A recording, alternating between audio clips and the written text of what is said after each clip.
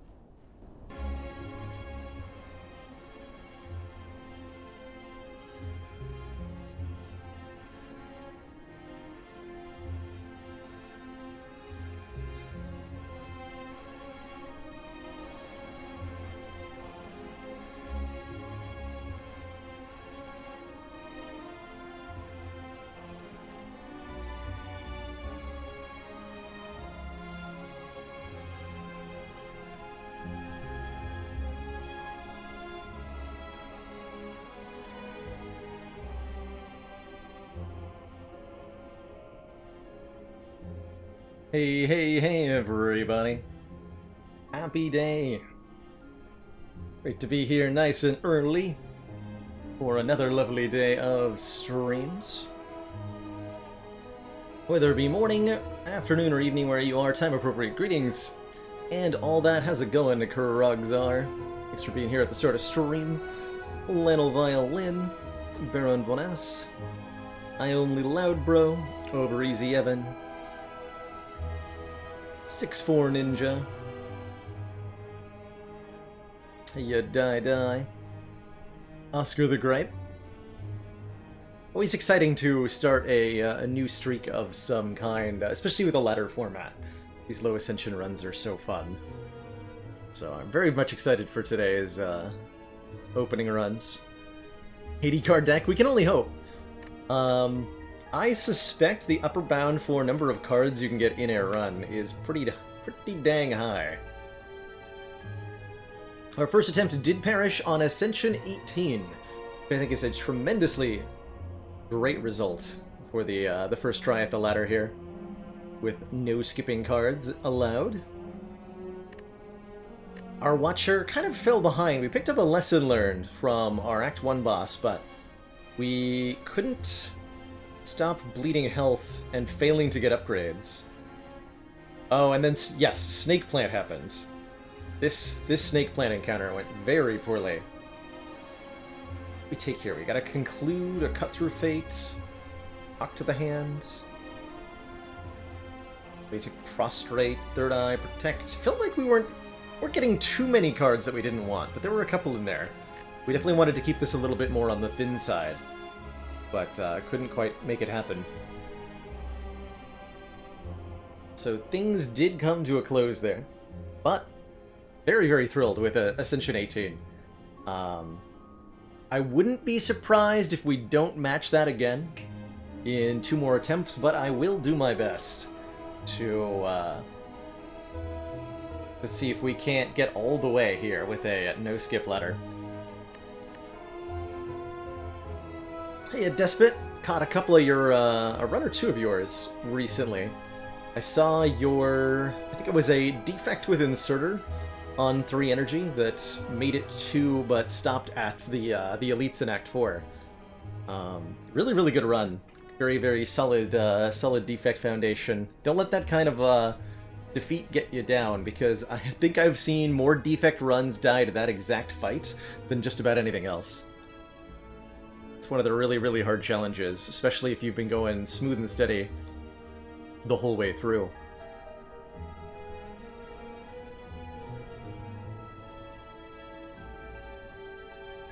Sad. What does a sad Spire noise sound like? Yeah, Southern Touch. Hello, Storm. Having your AC break in the New York heat is not fun. Oof. Here's hoping you get it fixed right quick. I definitely struggle when I can't have my air conditioning. Do not sleep well in the heat either. My favorite character based only on aesthetics. Ooh. Take a look at some cards here. My initial answer is, I think, the defect. I love the vivid blues of his card art and the sharp angles of his design. It's just got a really cool character design with the kind of weird flat head connected with cables and that orb body. I think it's such a cool cool thing. And then probably Ironclad second, because you gotta love the style of our boy in red with his demon form eccentrics. Accents? Not eccentrics. Accentuations. Something like that. This is going over easy, Evan. Just get an infinite gold combo with Courier for infinite cards. Oh, that's right, yes, you can get infinite cards. If you get an infinite wish combo going, which is possible still with Prismatic Shard. Never had it happen before, but if I ever get the chance, I will probably take advantage of it. So we failed on Watcher, which means if I rotate characters, this one will be starting with Ironclad, and then our A20 run will be Watcher. I'm okay with that. There's some consideration to be made for starting the ladder on the same character every time to try to maximize our chances, but I like simply rotating the character order here. With that said, let's play an Ascension 1 Ironclad run with no skipping allowed. So no card rewards may be skipped. To reiterate the rules of the no skip ladder, we play a run on Ascension 1, try to beat the heart. If we win, we go up to the next Ascension and try to get all the way up to and defeat Ascension 20. We may not skip cards from card rewards, so every time we're offered a pick between cards, we must take one. But this does not apply to like shops or events. I'm not compelled to take a card from an event, like Bites or Apparitions, and I'm not compelled to add cards at shops. The Singing Bowl has its own little exception, which is that the Singing Bowl we can use once per act to skip a card to gain 2 max health, but not more than that.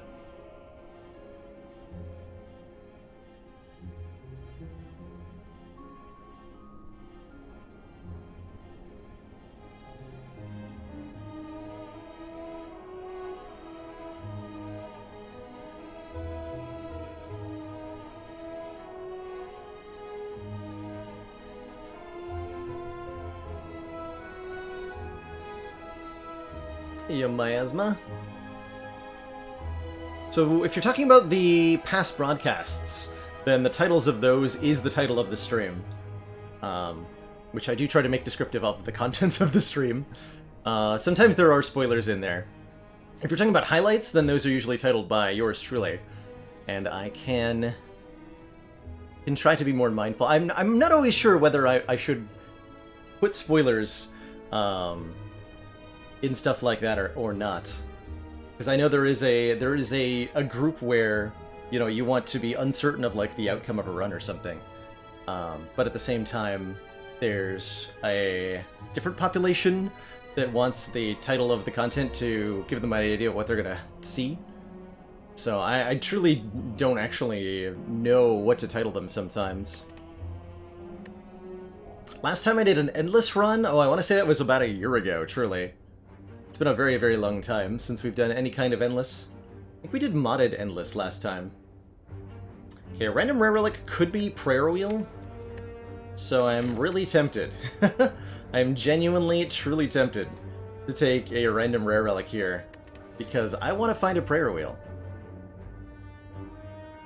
Let's do it. Let's do it. Wing Boots. Let us ignore paths when choosing the next room to travel to up to 3 times. That's pretty cool, too. That lets us get an extra elite out of our act if we want one.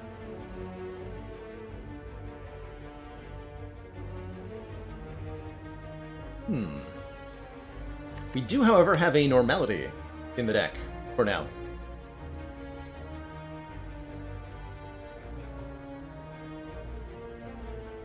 Oh, those miasma, yes. So what you saw the highlights that I clipped for our reruns of the what's it called? The boss swap ladder, which happened a couple of months ago. I'm planning on using that as our viewing content for the reruns on these next couple of Saturdays. So that's what you saw. Those will be aired, or re-aired more accurately, this upcoming Saturday and next Saturday on the channel.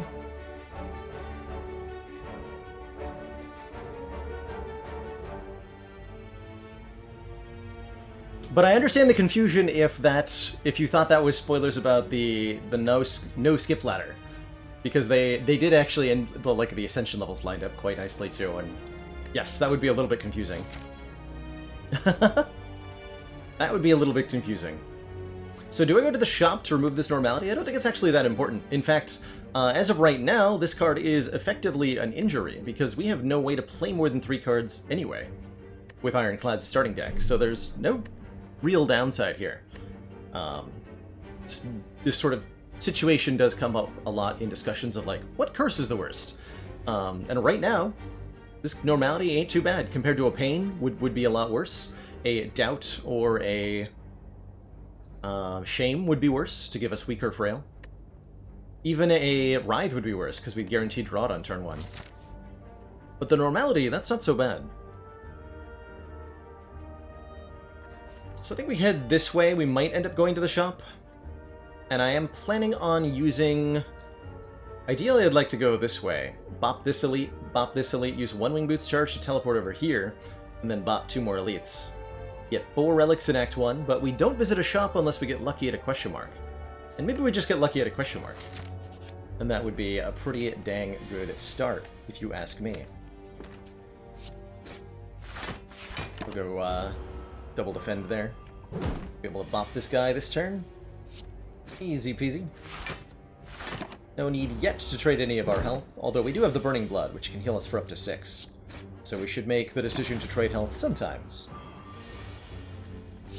Not that we apparently need to. 9% shop chance? Not a whole lot, but it might happen. Ooh, that's a good start. Heart of Iron for 6 Metallicize. And good old Ironclad commons. None of these are bad. Pummel Strike for more draw, Headbutt for more putting something back on top of the deck, and Anger for more being angry. Rarg. Like the Pummel Strike. Helps us not worry so much about the normality at the moment. There are draws where the normality hurts us with the Anger, but really not that much. We'd have to draw normality and 3 1-cost cards and the Anger. Exactly. If we draw, like, Bash, or if we don't draw the Anger with the normality, or some other combination of factors happens. And I don't expect to have this normality that long either, so I wouldn't let it impinge me from taking an anger. We are fighting Guardian, though, and that does make me not want an anger so much compared to the other two. I think I want the Pummel Strike more than I want... Actually, no, excuse me. Maybe I want Headbutt, because we're doing this no-skip, and so our discard pile is going to be enormous. And so a card that gets something back from the discard pile is going to be something we're going to be happy to have in the future. Let's use that logic. We're currently at full health. I'm just going to take the Golden Idol and take the 20 damage. And we'll let Burning Blood, since we're in Ascension 1, we're probably not going to take that much damage in fights. Just take the current health damage and get away with extra money for the rest of the run. I also don't think I'm going to go to the shop. Sure, we can remove normality there. But honestly, I'm not actually worried about this normality for a while yet. Aha! So we have the opportunity to remove it for free here, which we could take. Could also transform a card or upgrade a card, and I think these are pretty valid options, the transform and the upgrade. But this is probably just get this normality out of my deck for free and not worry about it anymore. That seems good to me. Goodbye. You transform the normality, that's right. Trying to save our health here so that we can Burning Blood. Well, let's see. Do 12 damage here, down to 17. We can't kill it in one turn, so Headbutt to defend. So the Jawworm will attack me. For a whole 10 damage.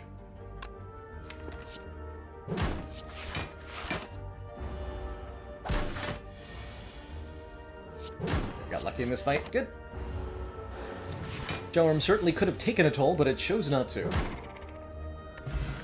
I pick up a Fire Potion, and I guess I'll take another common attack, this time the Pummel Strike. Pummel Strike and Headbutt pair pretty well together. But also take Havoc to pair with the Headbutt. Havoc plays the top card of our draw pile and exhausts it.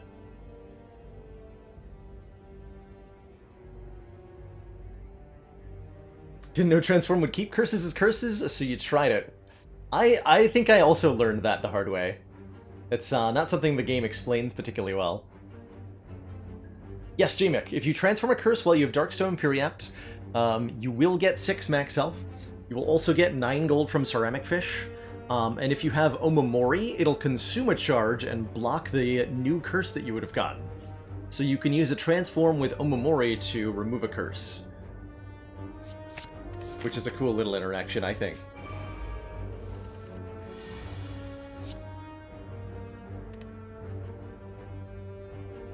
I mean, I could Fire Potion to save a few hit points here, but there's no real reason to do that. Let's strike the back one. This is just 1 more point of damage. Got 2 9 damage attacks. We should draw 1. 11 plus 6 is less than 9 plus 9. Let's go Pummel Strike, Headbutt the Pummel Strike, and then we have Kill next turn. Our hit points are going up. This is why we took the 20 damage for the Golden Idol. We're now at 68, so we've only effectively taken 12 to get that. Ooh, Feel No Pain, Evolve, and Sword Boomerang. Interesting. Feel No Pain is not very useful right now, but will probably be useful later. Was there a run that I forgot that I couldn't skip? I don't think I've accidentally skipped a card yet, but it might happen. It might happen.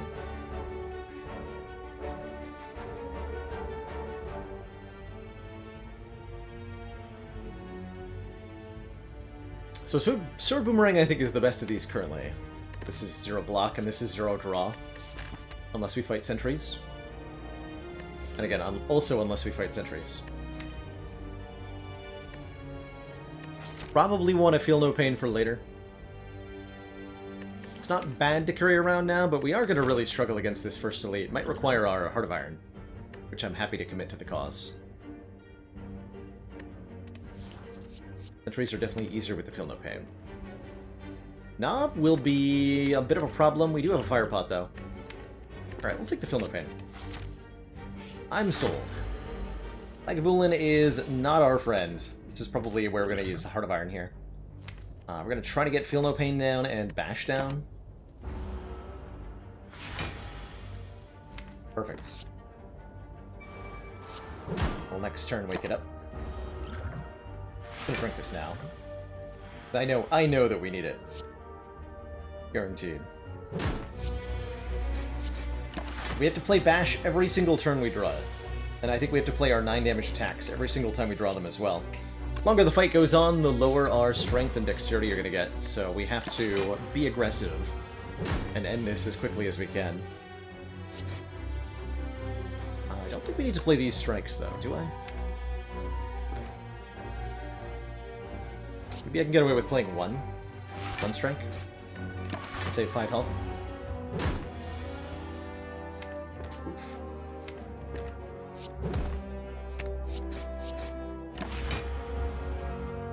Did I need to play both of them? 7 plus 12? I had to play them both to get lethal here. Yes, I did. So because I didn't play a strike earlier and take 5 damage, we have to go 1 additional turn here. Although if I Pummel Strike, defend, that would be less than 5 damage. Come out ahead. We can also use the Fire Potion to avoid this hit.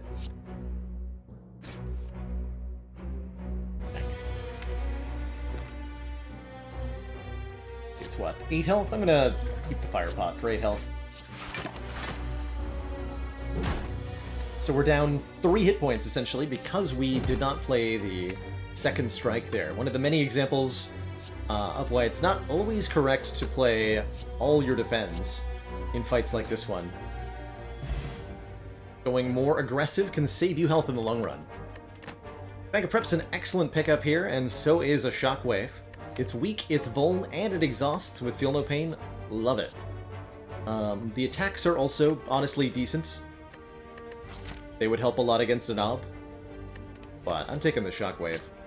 And I'm probably upgrading the Shockwave?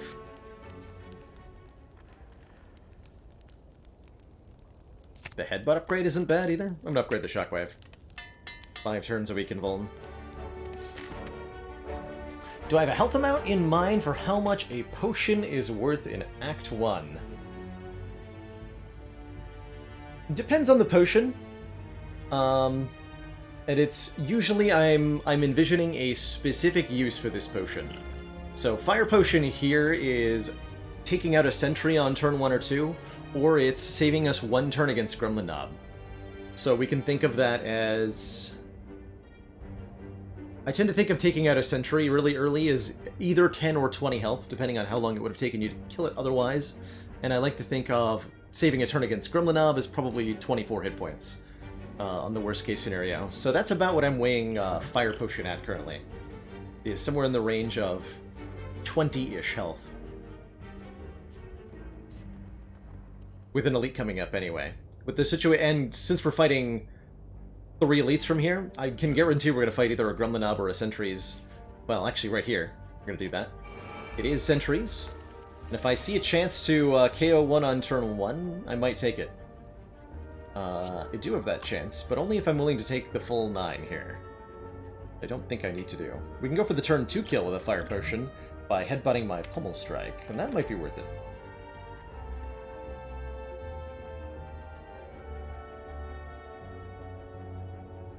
Nine plus 9 plus something else. Go for the 42 health one then. Block, and we'll use the Fire Pot to kill it next turn. Does get 2 more days added, but with a Feel No Pain, that's not a bad thing.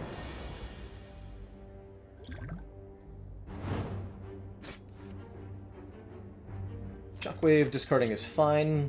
Gonna go ahead and play Feel No Pain. Takes 4 damage now, but I'm sure it'll save more than 4 health for the rest of the fight.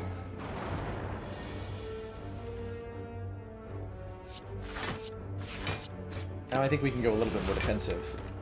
The only turns we'll take damage are turns where we fail to draw statuses, because we drew too many attacks, and that's its own reward.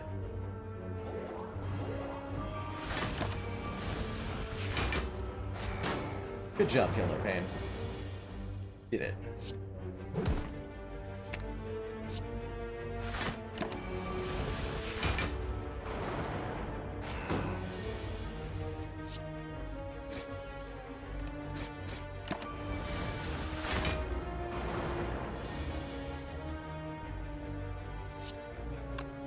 plus 13.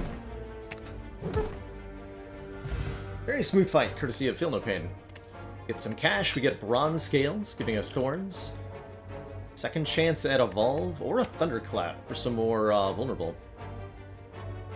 Thunderclap with Shockwave Plus feels a little redundant, right?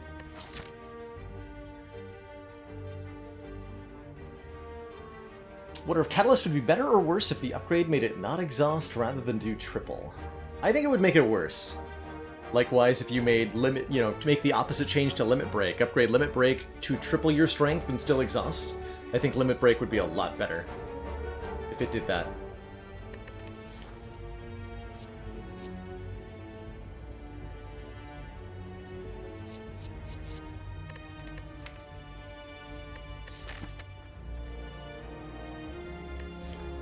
I don't think this Evolve is going to be very good. Even if we do get status cards added to the deck, they're going to be such a small proportion of the total deck size. By making a large deck, by not skipping cards, you give yourself a natural resistance to stuff like statuses and curses.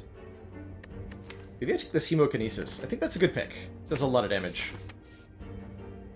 Teleport to this chest. We take this chest. We're going to fight these two elites. Truthfully, these two chests, I believe, are identical. So it doesn't matter where we go. It'll be the same relic either time, but it's nice to pretend that one of these is different than the other. Omamori blocks our next two curses. I like it. I will definitely be taking more event rooms in the future, and we still have 2 charges of Wing Boots in future X, so...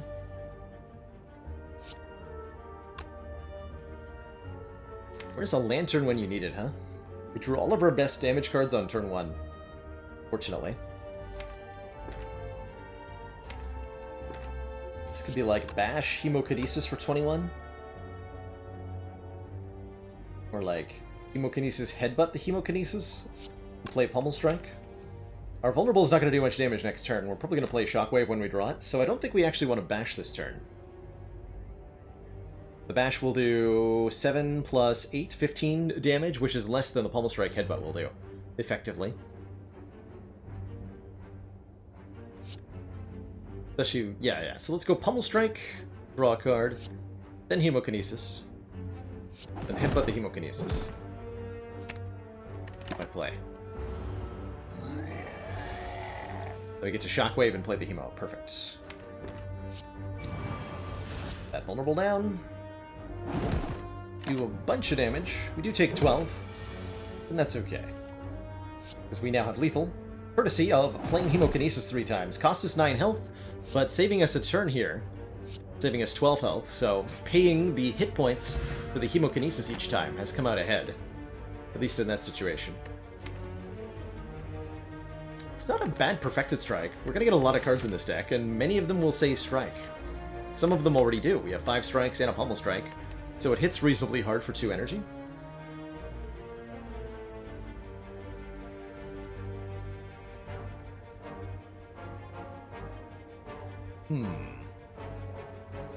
Definitely don't want a Heavy Blade. Yeah, let's take the Perfected Strike. And keep going this way. Slime. See, in this situation, I don't think we need the damage from the Hemokinesis, so I'm not going to play it. I might be wrong about that. But am I?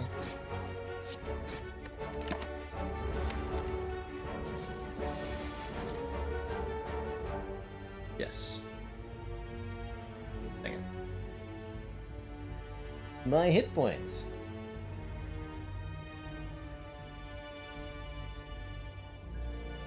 Imaginary Friend and I Only Loudbrow teaming up with the dreaded Dad Joke Chempact combo. Dear Lord, such power. Today's chem is ethylene. Ethylene is one of the most commonly synthesized chemicals on Earth. It's a simple hydrocarbon with the formula C2H4. Commander, so 2 carbons. One of our most valued supporters. as continued support of the XCOM project. Two carbon atoms which are double bonded to each other, which makes ethylene an alkene, hence the "ene" ending of the name. Ethylene is a product of both natural gas and petroleum, as well as a chemical naturally produced by many types of plants.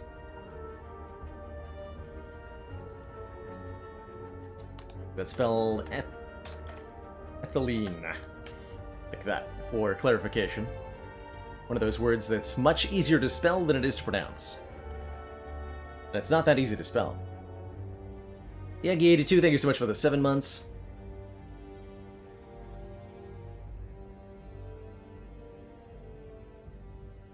As for you, imaginary friend, what's the most flexible food? Yoga hurts. And one more TED joke for Debug. You know, I like to leave candy, I like to leave candy in my pocket, just in case I need some later. I consider it a long-term investment. Aren't Legos made of ethylene? They might well be made of polyethylene. Which, where's my chem facts? So ethylene, chem fact number 2 about ethylene. The primary use of ethylene in industry is as a sort of chemical building block. Because it's a simple hydrocarbon with a double bond, it's a great chemical to use as part of the synthesis for more complicated, larger molecules. You can easily string it together to make polyethylene, which is a widely used plastic polymer, and it can also be used to make other simple molecules like ethylene glycol, used in antifreeze.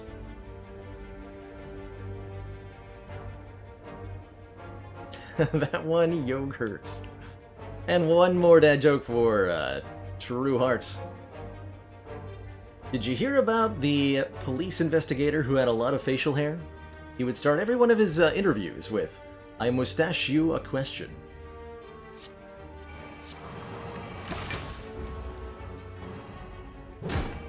"31-minute heart kill. Nice, Mount Warbuckle. That's a speedy run.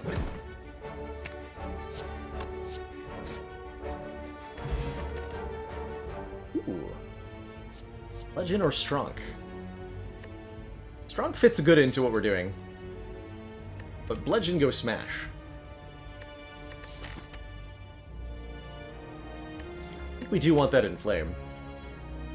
Gonna make all these 1 energy attacks look quite a bit better. Legend's super tempting, though. Go ahead and upgrade that. Yeah, with the Blood Potion, we're fine without resting. Shame it's not Bludgeon Strike. True story. Wouldn't that be nice? Alright, Sentries Mark II this time. With less block in my hand. We're not gonna not play Feel No Pain. Or if it's ever right to play Hemo here. Save 10 next turn. Possibly.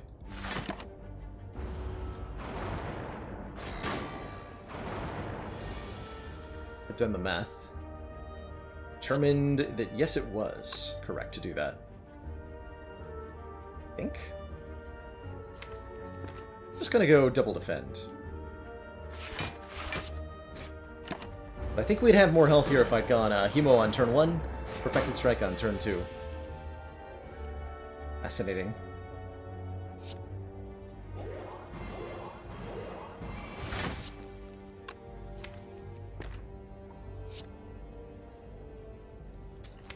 We need a hit to kill no matter what.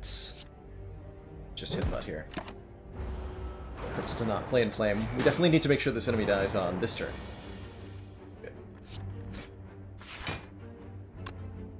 And I will take 1 to do a little bit more damage here. We still have our Blood Potion, so we're totally fine here.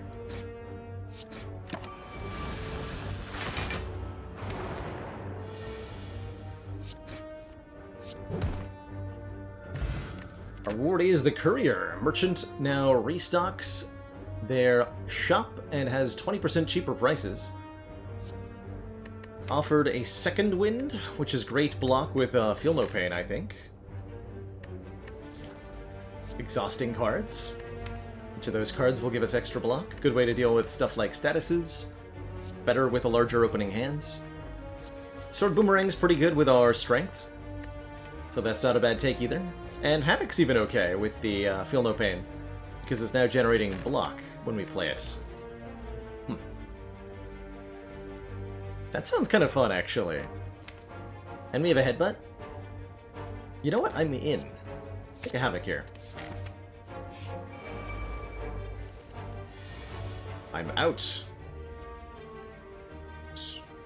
Actually not that bad as far as Gremlin layout goes.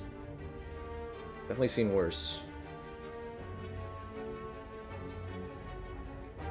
So it looks like we're taking 3 damage here, no matter what I do. And Hemokinesis to kill the Sneaky Gremlin and then double defend. That takes 3, or I can Perfected Strike the Sneaky Gremlin and then regular defend. That still takes 3 damage. So either way, we're taking 3. And the Sneaky Gremlin dies. Is there any, like, Inflame play? Shaman Flame Strike doesn't kill the Sneaky Gremlin.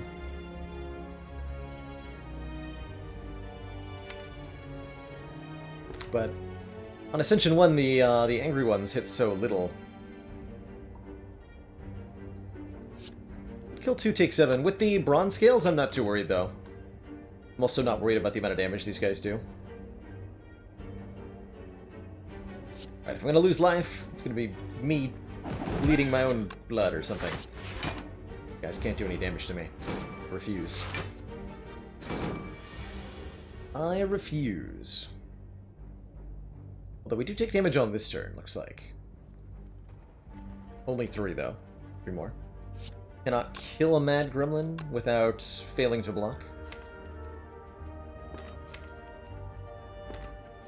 Let's put the Perfected Strike back, because that'll one-hit KO this guy now. That should be all the damage we're going to take. Which means with Burning Blood, we'll come out neutral.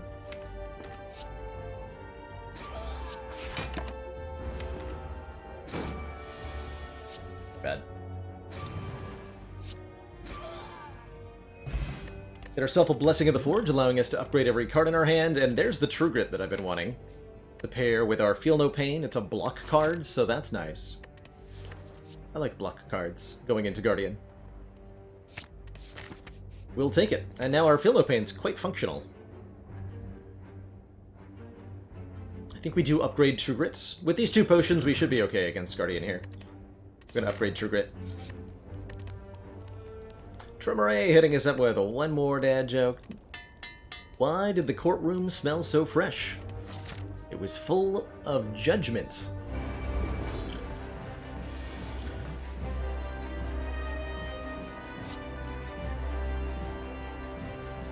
Definitely get Inflame on turn 1.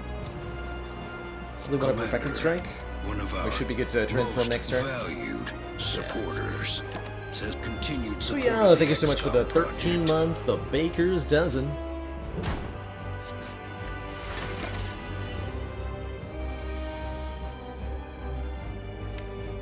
Guaranteed hit Shockwave with Havoc, nice.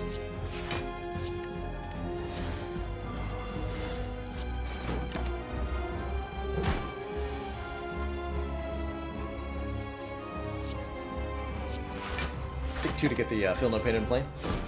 We do heal the full after this fight.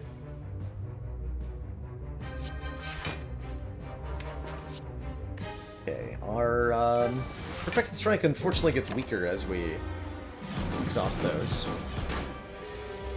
But the thinner the deck gets, the better it'll become. Probably.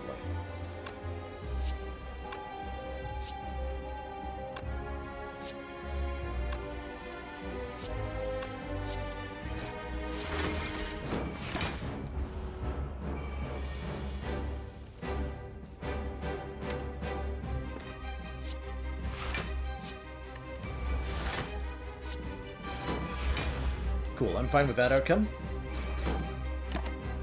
Losing the Perfected Strike as the deck thins out seems fine to me. We could Blessing of the Forge to save some health here, but I think we're gonna win.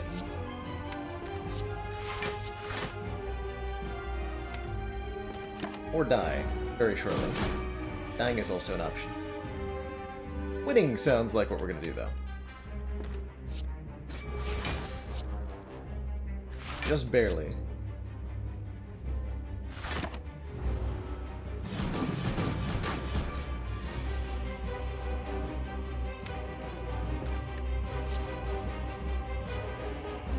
This is 18.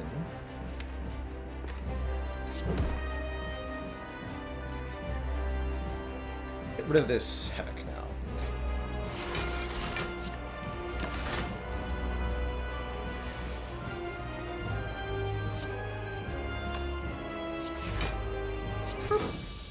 Good fight. Now we're back to full. Immolate, Double Tap, and Offering are our rewards, and they're all pretty good. Immolate pairs really well with our Shockwave Plus, would like let us take out triple slavers in one go. Offering just makes us a lot faster. Drawing a lot of cards, getting a lot more energy. Makes it easier, especially with the Feel No Pain. Good block generator too.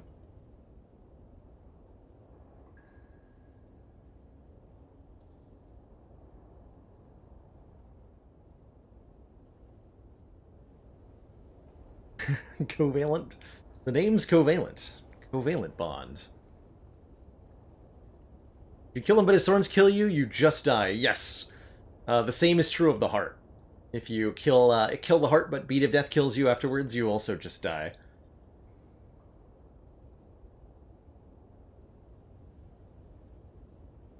So do we want this Immolate? If we take the Immolate, we want to make sure that we path into many, many elites, which will be easy to do because we have wing boots.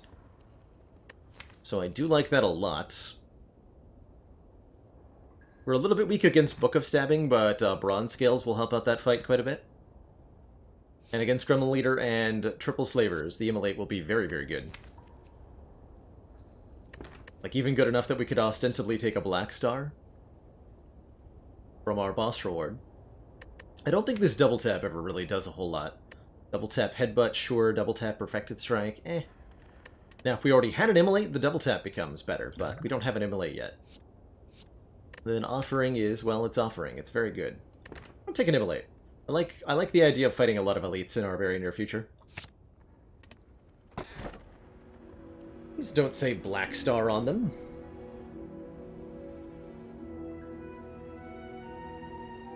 So Slaver's Collar would give us extra energy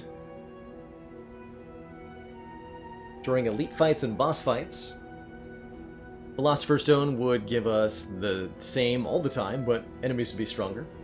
Or the old Tiny House, giving us a bunch of stuff. Potion, 50 gold. Actually, sorry, 63 gold with Golden Idol. 5 max health, a card, and a random upgrade.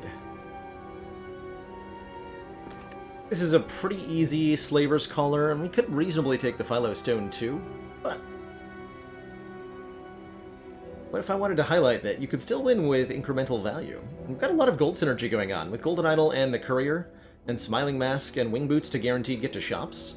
I think we can put a lot of use out of that money. So I'm going to take Tiny House on purpose here. Not because I think it's the best, but because I want to show off what it can do here.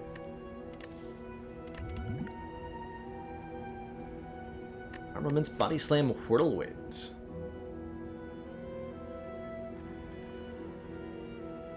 I reasonably dig an Armaments. I don't think I like Body Slam that much. First enemy we fight would be birds. That would be okay because of the Bronze Scales. And the Shockwave Plus would be okay against birds. Either way. Pretty happy with how this Tiny House turned out. I think I'm going to take an Armaments. Take an Armaments. Don't have quite enough energy to make that Whirlwind particularly interesting. Gotta find a way to beat ourselves a champ at the end of the act.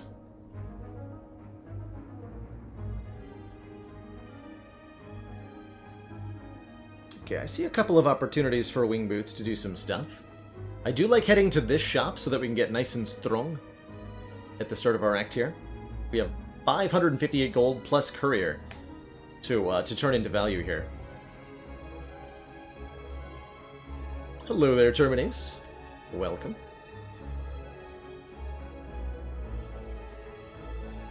Although if I go to this shop, I don't get to go to this elite. So actually we want to go to this store. Excuse me. This store, Fire, Elite, Fire, Chest, Elite, and then jump here to another Fire and another Elite.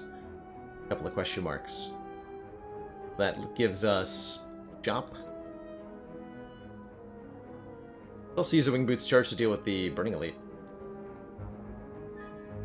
Then jump over here. and then jump over here. Otherwise, I'm saving 1 Wing Boots charge for next act. Save 1 Wing Boots charge for next act.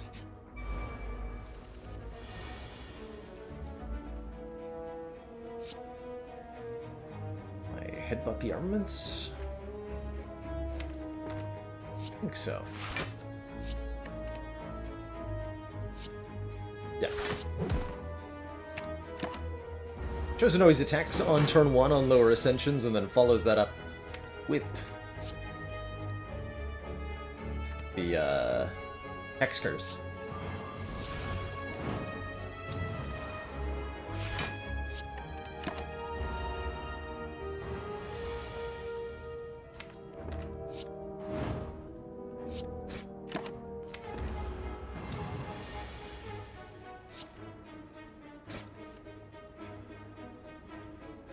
So we can reasonably full block here.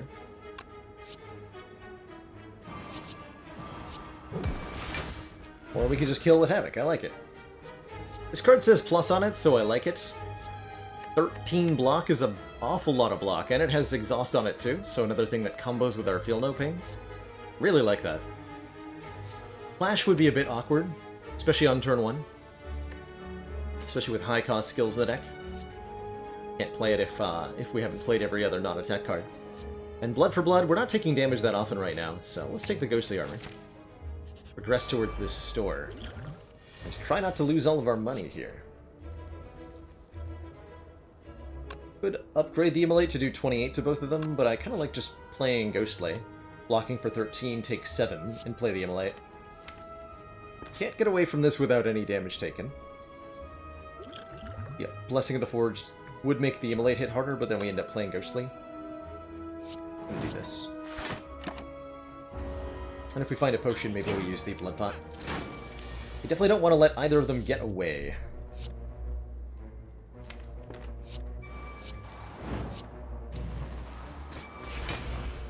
Fine. 5 more.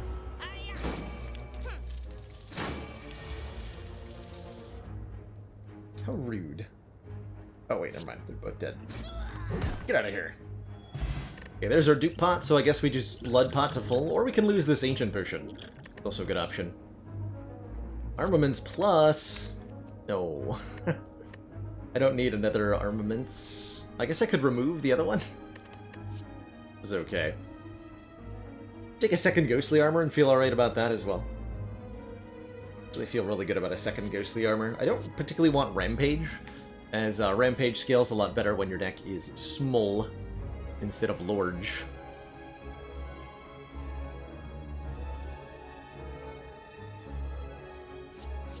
Let's take a Ghostly, and I'll say the Blood Pot for now. Highlander Ladder, no duplicate cards. Ooh. That's a cool one. Oh my, this shop is quite something.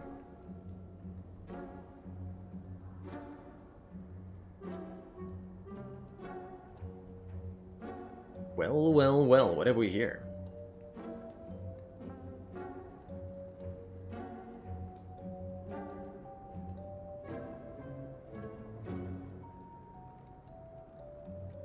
Boat thingy for turn 1 block, a very cheap shrug, a third Ghostly Armor.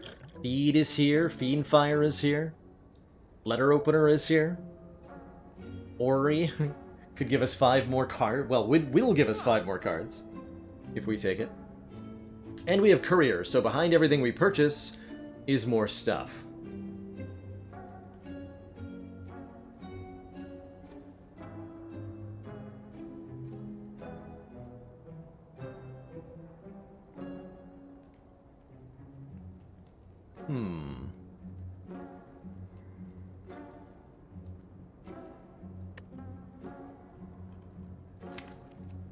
Being not that good in a 40-card deck is true. I think it would be hard to land sometimes.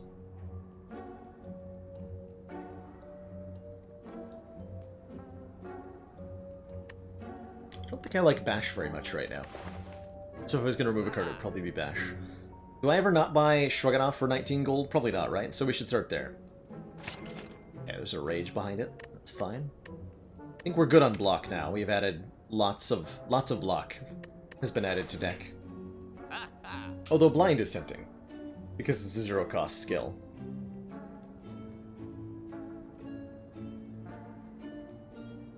Yeah, I think we're gonna buy this. I think we're gonna buy this Ori. Let's do it. What's in the box? Offering? Yes. Demon form? Also yes. Rare cards for days. Battle trance? Oh my god. A second Feel No Pain? What? And one of these. Okay. So maybe I didn't want to buy Shrug. But yes to basically everything else here. Do I actually want this demon form? Probably. Yes. Although Warcry is pretty good too, actually. Especially with Havoc in the deck. But I think we want some damage scaling. We're fighting Champ, right? Yeah, we need a way to beat Champ, and this will beat Champ.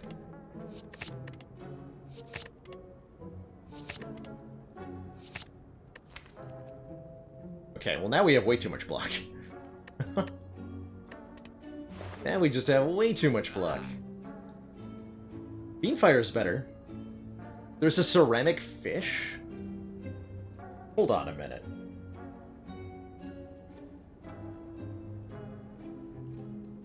I should have bought that before. Guess it was optimal to exit the Ori reward, look at the relic that was underneath, buy the ceramic fish, and then take the cards from Ori. But I'm going to forgive myself for missing that line, because that's ridiculous. That is ridiculous, right? We just missed 45 gold. I'm still going to buy it, because I think we're going to get a lot of cards added to this deck. Oh, and we can do double boat thingy? I'm in. I'm a boat now. No self-forming clay, only boat. Only boat. Excellent. Choo-choo. I am a boat.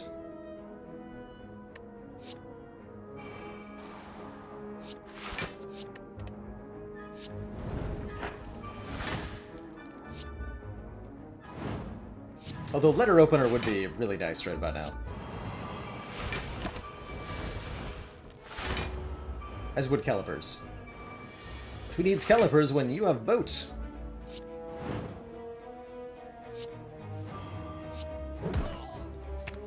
Recall.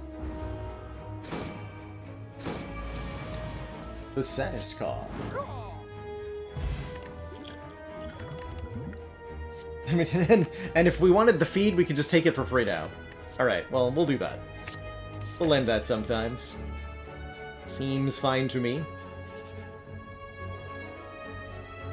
Choose one of 20 cards or heal 28. Well, we're at full health, so we take a second Battle Trance. It's pretty tempting. All sorts of flavors of strike cards here, too. Or a second Inflame.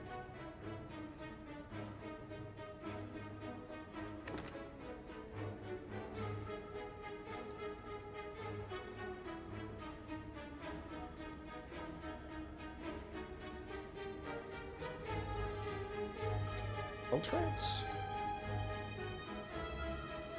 Actually, not a bad Reckless Charge. Unironically, not a bad Reckless Charge. Confusing. Confusing statement. I am allowed to have chosen to heal for 0 there. I'm gonna take this Battle Trance. Could have, but did not. Okay, now that we have two Battle Trances, I'm gonna upgrade our armaments. For sure Z's here. They call them the Three Slavers. Or I guess called them the Three Slavers, more accurately.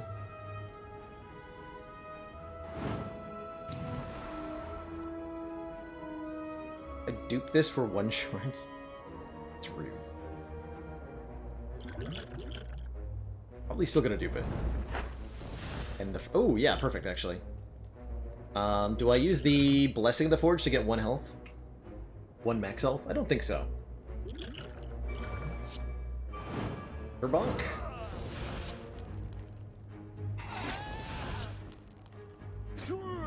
Good fight. English Narwhal heading us up with another chem fact. We're learning about ethylene today. Did you know that ethylene serves as a ripening signal for many kinds of fruit? Ethylene is a gas at room temperature, and the presence of this gas signals to plant cells that they should ripen faster. Many fruits, such as apples and pears, will ripen faster if they're exposed to air containing a higher than normal level of ethylene. Other fruits, like bananas, will also emit this gas as they ripen. A simple trick you can use to make fruit ripen faster is to put them in a bag with some bananas. As the bag accumulates ethylene, the fruit will ripen more quickly and can be ready to eat more fastly. That's definitely the word there. More fastly, yes. If you want them to ripen slower, store them in a cool environment that's well ventilated, so that ethylene gas doesn't build up.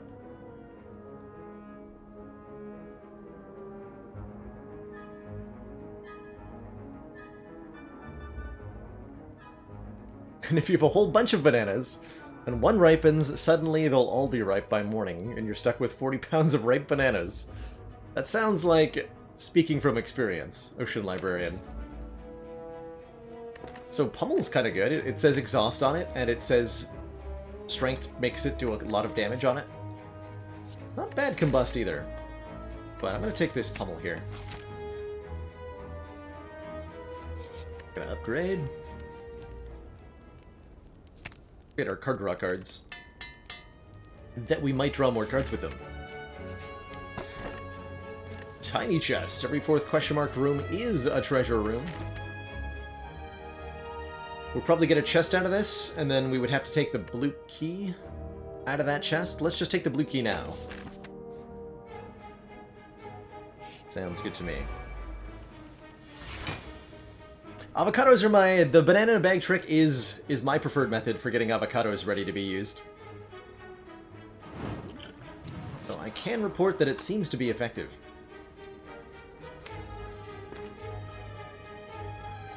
Considering upgrading Palm Strike just so it kills.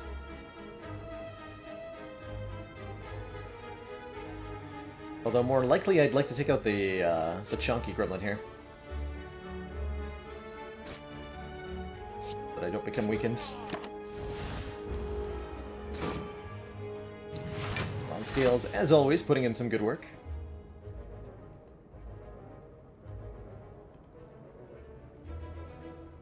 Might be attack potion time, just make sure we kill the sneaky. I think so. Alternately, would Blessing of the Forge get there? Because that would also upgrade my feed, which would be appreciated. Strike Plus would deal 12, 18. Yeah, that'll be enough. So let's do this.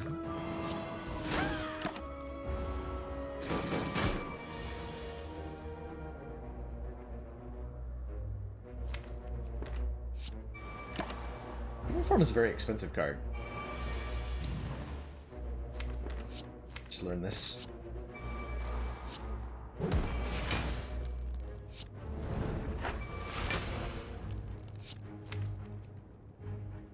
Yeah, I don't think feed will be enough next turn. We'll have, what, 7 strength, which will do 9, 13 times 4. The Gremlin Leader. Not gonna be quite enough. Yeah, and we'll be weakened, right?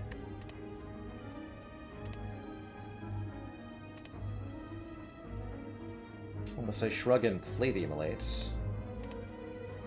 I should do. One here.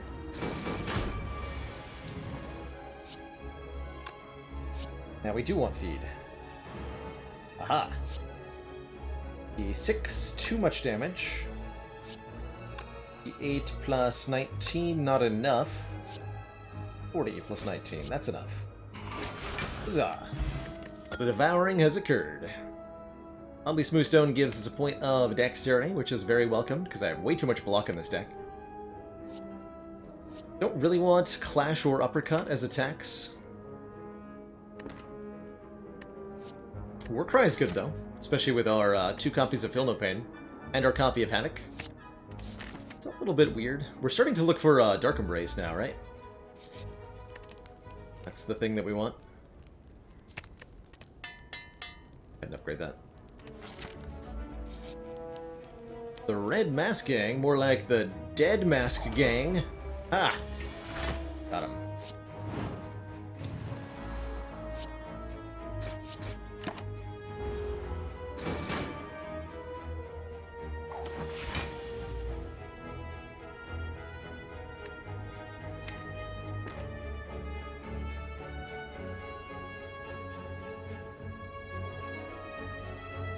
I want to headbutt Havoc. This will exactly kill Romeo? Nice. Yes, I do want to play Havoc, headbutt then.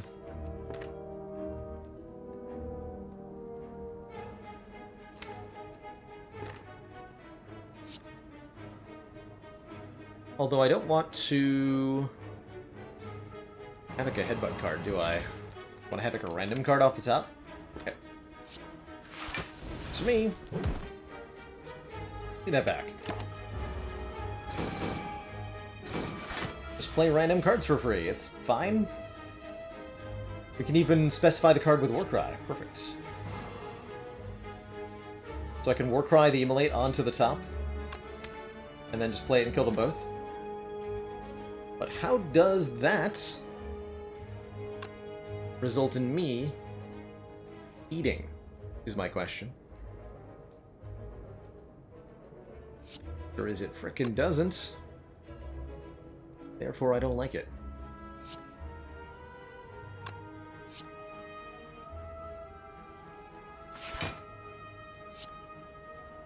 Five. So Pummel Hemo would kill. If I want to do this. Yes. Alright, well... Shouldn't have done that either. We'll just leave with our shame. And our fairy in a bottle. Second headbutt feels alright here. Carnage Plus might be good too. I'm gonna take the second headbutt. Alright, triple slavers. We just fought your little brothers, basically. Kind of interesting. Okay, we got Havoc. So let's feel no pain. Warcry the Shockwave into the top card position and play it for free. Love that combo. Havoc doing some really good work in this fight. In this deck, excuse me. Some really good work, indeed.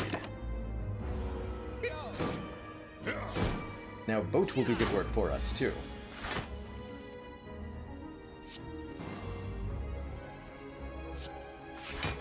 Herblam.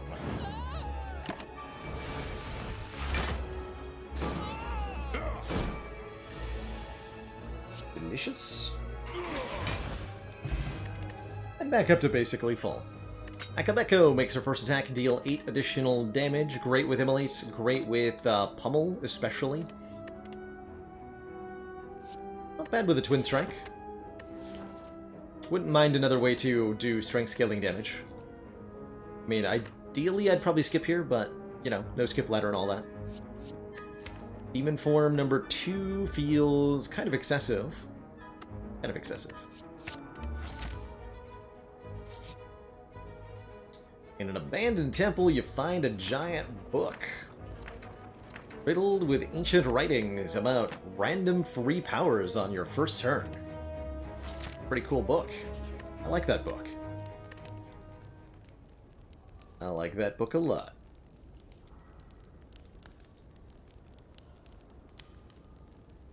So many good upgrade options now.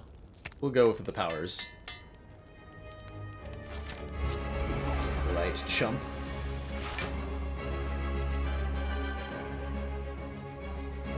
Hope you're ready for a brutalizing.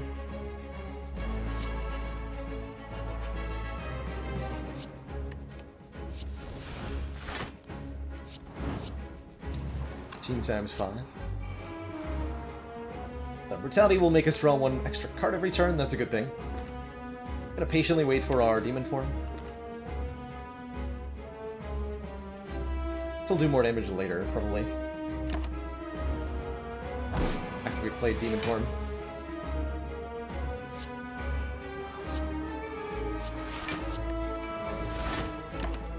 Double Alchemy.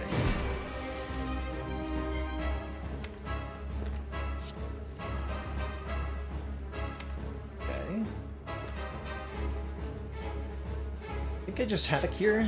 Play whatever's on top. We might hit Feed, and that'd be sad, but we're trying to hit Demon Form.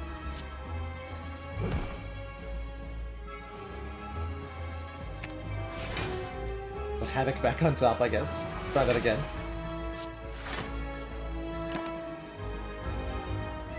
No attack this turn, so it's a good turn to draw Demon Form. We did not draw Demon Form, though. This makes me sad.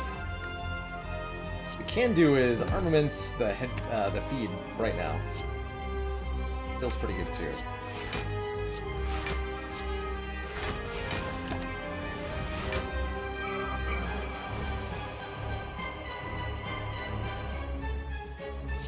Ouch.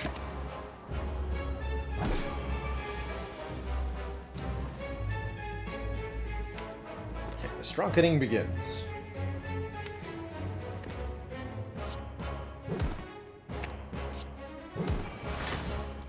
Figure that's probably all the Vuln we're going to need for the whole fight. Just want to thin it out a bit and get Champ closer to half health here.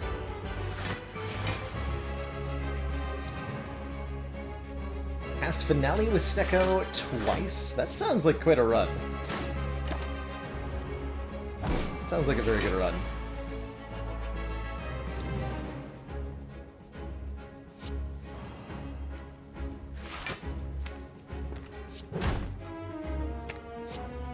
And I think this next turn is where we want to do as much damage as possible. Ideally with Pummel. Yes, perfect. 19 times 5, good stuff.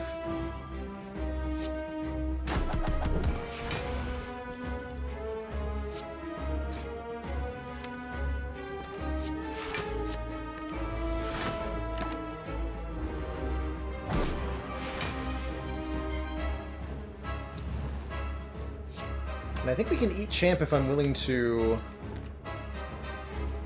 Offering here. Ooh, can I?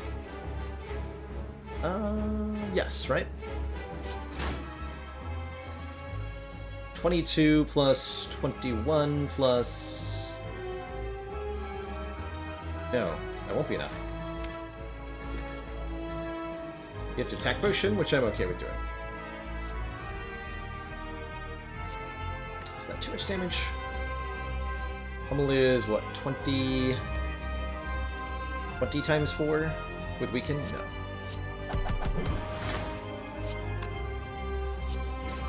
GG. The Crunchy. Crunchy Champ. Yeah, this deck is begging for corruption. Lots of skills. They would all become free and exhaust when played. I think Offering is fine too.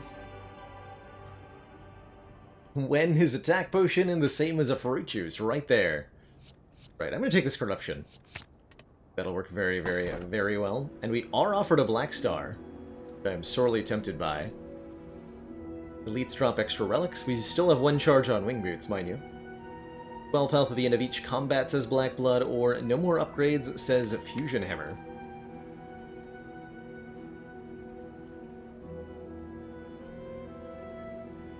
I like the idea of doing this on 3 energy. The Tiny House into Black Star, kind of an unusual combination of boss relics, but on this Ascension should work out pretty well. We're back up to a huge amount of cash, too. Our next shop is going to be loaded, and we are in a very good position to take 999 gold. Take that Black Star. Our Fighting Time Eater. There's an early shop. I don't know that I want to go to one that's that early on. We do want to hit as many elites as is reasonably possible with 1 Wing Boots charge, which looks like it's going to be 3. Not very many. 1, 2, 3. Jump after the Burning Elite into one of these 2. Jumping before doesn't really get us anywhere. I want to go to this Elite, which means very few events are going to be offered. Unless I choose to jump to the Burning Elite, in which case we only get 2 elites, but we get several events that could be 999 gold. And that would be very valuable. Be very, very valuable.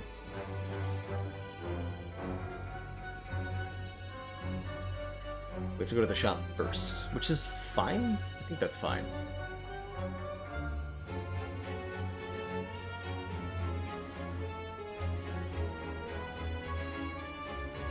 Okay, let's just go for more question marks. I want to try to get the Mind Bloom with the Omamori combo. It may work, it may not work. We shall see.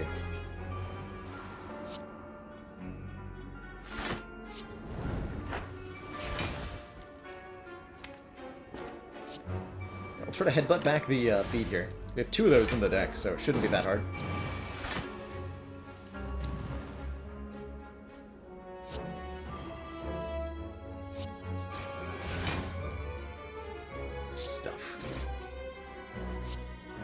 Or do too much damage, though.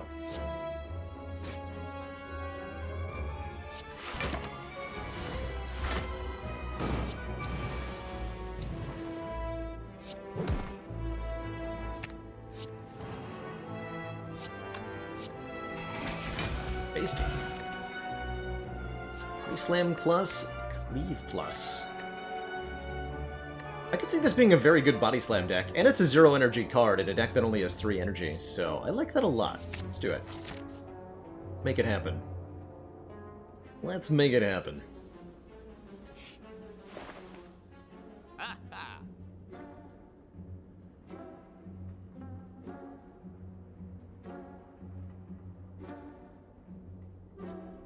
Interesting.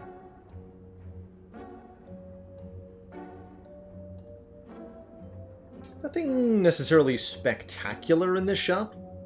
A few things I like, though. Art of War is pretty good in conjunction with Demon Form and Corruption. If we're playing one of these 3-cost powers, it's pretty much the only thing we're playing on the turn. And there are many turns where we simply don't draw any attacks. So we'll occasionally get extra energy out of this. The Impervious is a pretty good block card. Kind of like Metamorphosis, giving us 0-cost attacks in the draw pile. And being a card that exhausts. Could be good for the later part of fights, once Demon Form is down. I like removing a card, it's only 50 gold, thanks to Smiling Mask. Probably would remove Bash. Although having a renewable way to apply Vulnerable is kind of important. Let's start with the Art of War. There's a pen nib behind it. That's pretty good, we'll buy that too. Every 10th attack gets doubled in damage, and I think I go either Metamorphosis card remove or Impervious card remove. Body Slam makes me want to say Impervious card remove.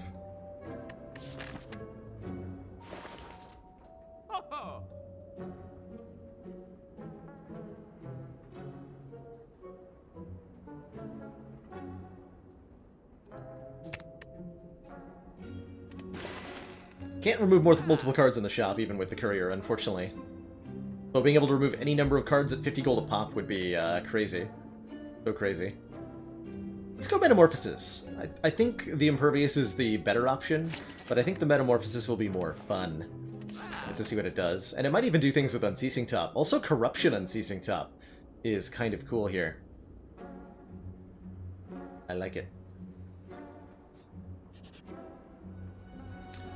Gain 333 gold, lose the Golden Idol. I like it. We get to spend all of that money. No prob. Thanks, Moai Head. And we get to spin the wheel, hopefully gaining another 300 gold. Come on, Gremlin. I know you got it in you. Yes! Money! So rich. So rich. You win some gold! Yay. And now, one more. Come on, Mind Bloom. Aw. Not even one Mind Bloom. For shame. For shame. I've had so much money. So no chance, unfortunately, now at 989 gold, as beyond floor 40, Mind Bloom will offer you the full heal instead.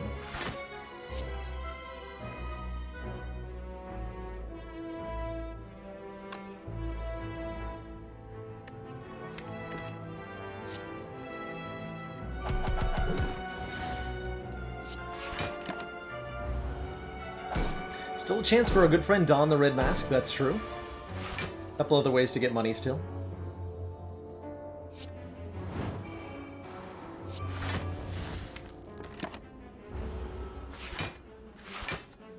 Art of War giving us extra energy on this turn. Good stuff. Oh, it's really good stuff.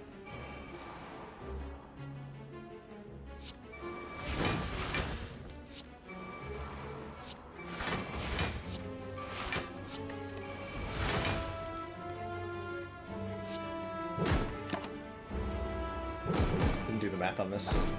Ah! Points.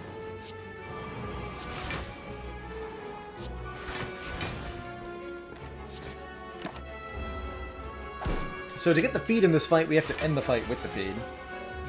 Not so easy to do.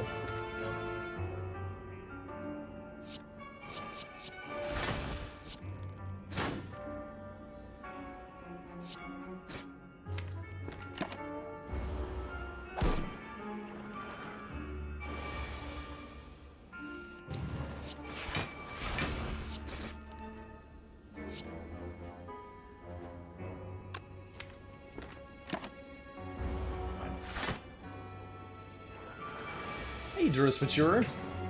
Thanks. I'd like to think we set a pretty good first attempt. Okay, it looks like we got the feed here, but it requires me to play Hemokinesis. I am okay with doing 2 damage to myself.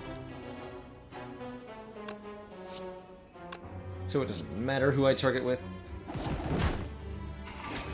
Delicious. Leave Plus is alright. Give us a little bit of AoE. I don't need a third Ghostly Armor, I don't think. Big drop pot over skill pot. Okay, so we're gonna jump after this elite.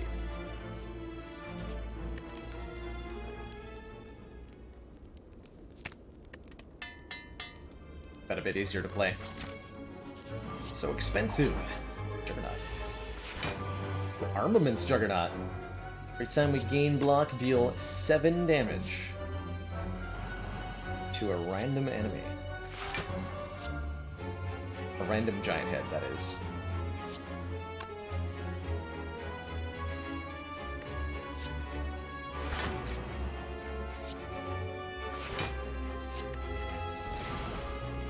Pen Nib Body Slam currently does 138. Like that.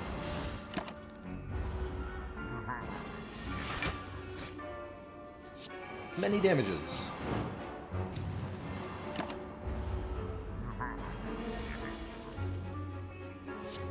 Our corruption.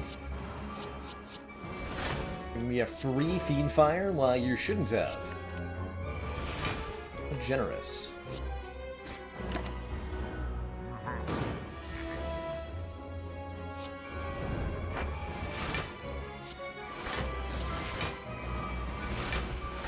They're all exhausting anyway, so I'm just going to play them.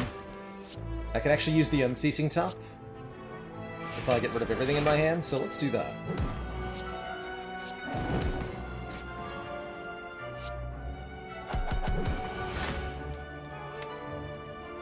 Okay, let's try to... We're not going to be able to feed, are we? I can use Headbutt and Swift Potion to feed? That'll work. But only if I draw them together. Which I did not.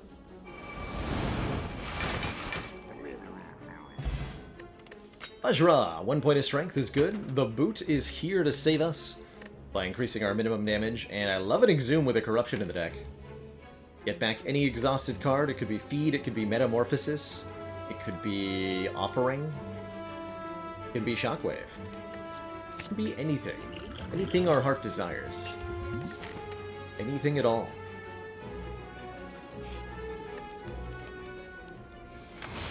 Hey, Tom. Lantern for extra energy on turn 1 feels alright.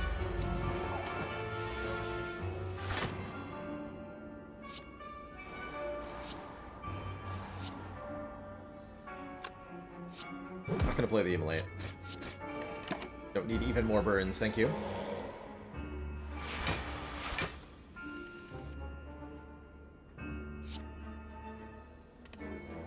Ghost Hammer is okay. I'm just gonna go with Demon Form. I'll actually block with the Feel No Pain.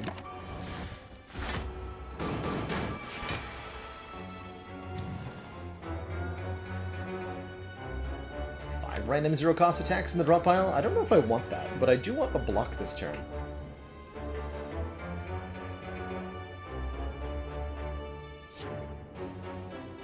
You want to block this turn. Go with 3. Is there an okay 3?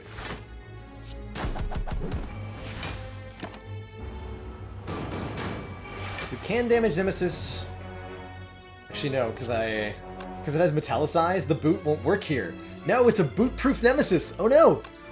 Oh no! What do we do? This Nemesis cannot be booted.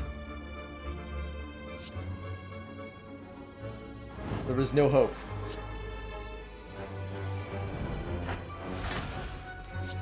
There is no hope. Look. Boot-proof. Disaster.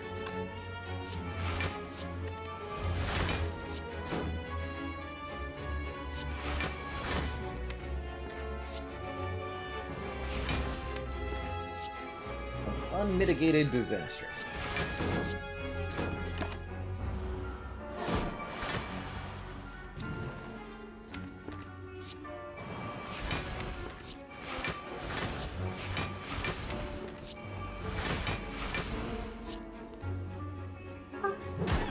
Unmitigated. Molten Egg upgrades any future attacks we would add to the deck. Lizard Tail's nice, healing us to half health one time. And I'm down for one more Inflame, maybe. Although another Shrug. There's no such thing as too many Shrugs when you have Corruption in the deck.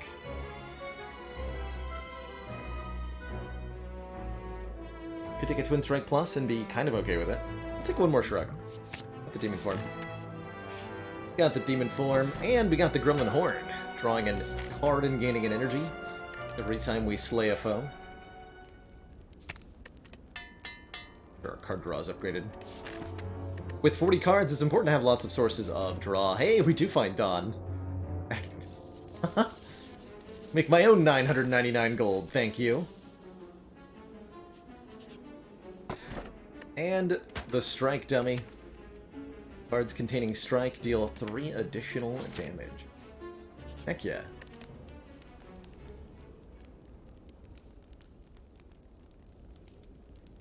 Get our other Feel No Pain upgraded.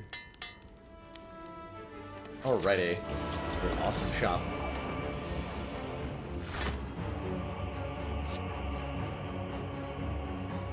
All size seems okay. We've got Headbutt and Havoc. Let us Battle Trance. Do I Corruption on turn 1 against Time Eater? I think so. Yes, I think so.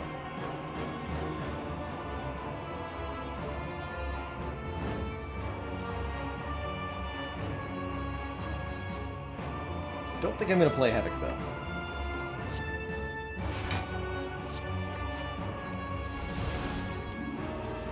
Or Bash. Gonna end the turn here.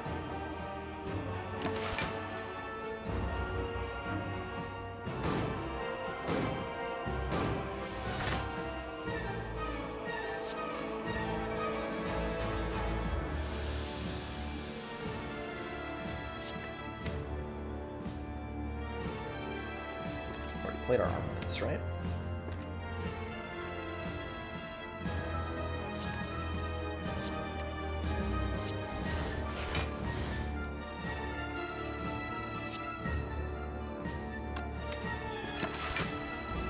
Gonna save our card plays. The more cards we play, the angrier the Time Eater will become. So we want to make sure that when we do play cards, they have a lot of impacts.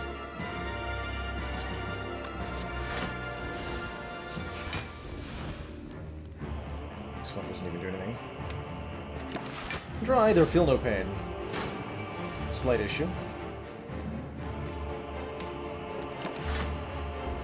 Bit of a yikes turn.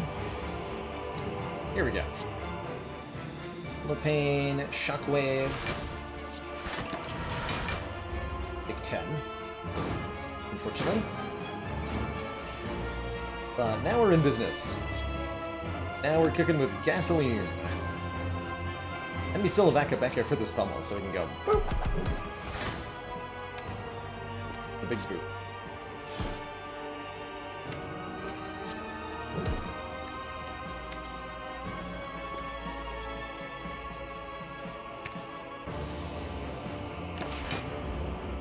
May have a kill next turn, even.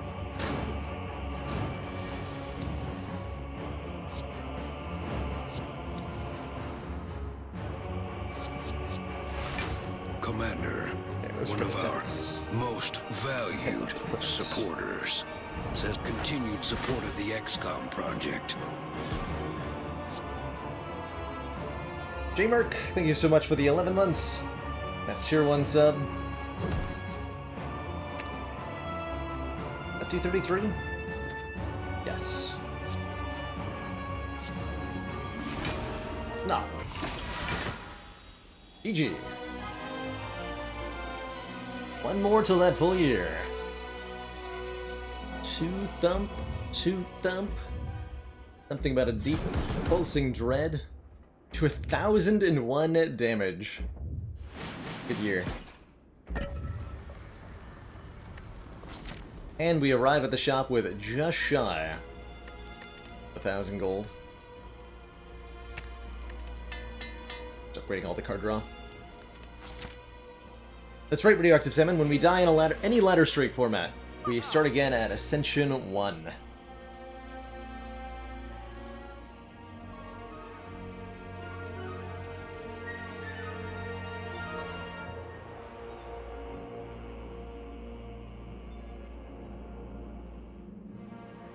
I'm trying to figure out how many cards I can reasonably add to this without completely ruining the deck. Secret Weapon's pretty good. I don't know if I can do 10 cards.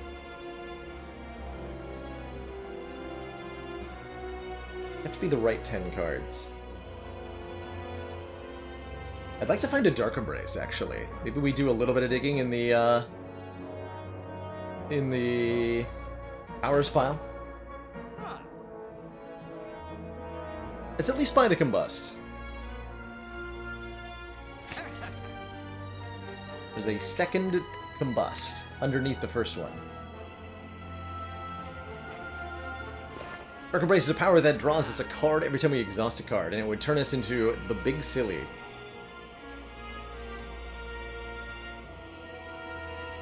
It's Combusts all the way down. I'm gonna buy one more.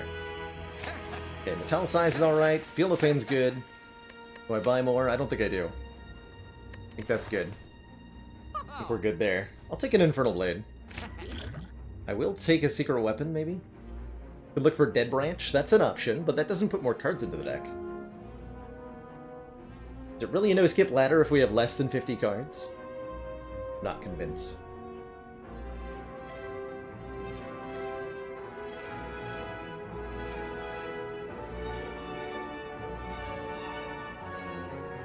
So more paint would be 2 random skill upgrades. Bag of Marbles is 1 Volt on turn 1. That's pretty good. It'll apply to the elites because of Red Mask. I do like that. Let's buy that. Tori, whenever we would receive 5 or less unblocked attack damage, reduce it to 1. That's pretty important. I'll buy that too. But I do want to get up to 50 cards, so let's make that happen as well. Take the Flex, take the Warcry. And I'll take a Silver Soul Plus. Alright, 50 cards in the deck. Perfect. All that good. All that good.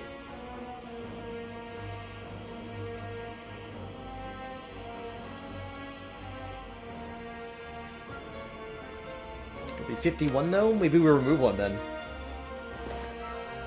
Let's call it an even 50.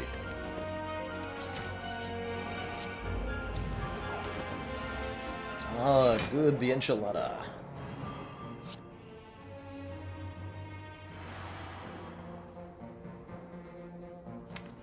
Excellent.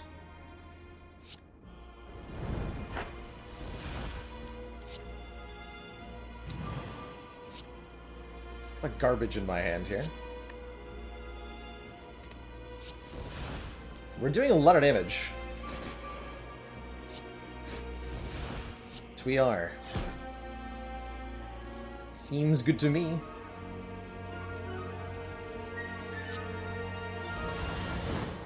What if we should have killed the Spire first?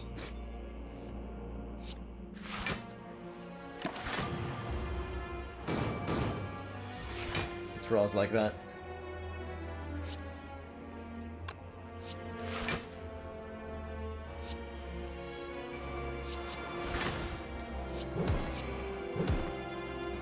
Blam, no prob.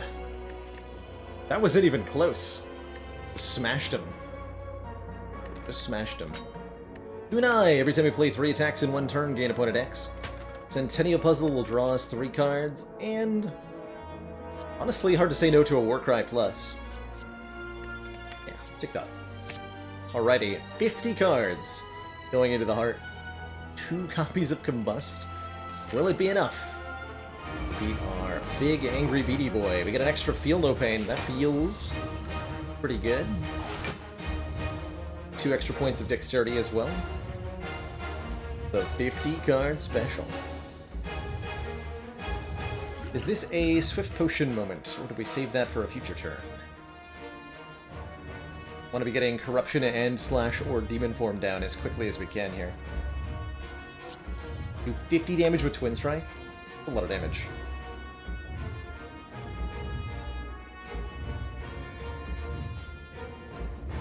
We save the Swift Pot for a future turn.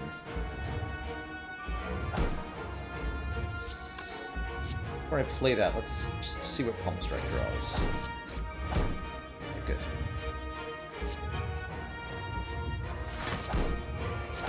Played Body Slam before Feel No Pain. Just a couple points of damage. Or actually, just 1. Not a big deal. Not a big deal. I did buy that Tori, right? Yes, I did. Okay. Good.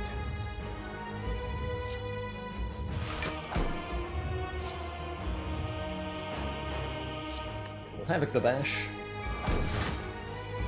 Be gone, Bash.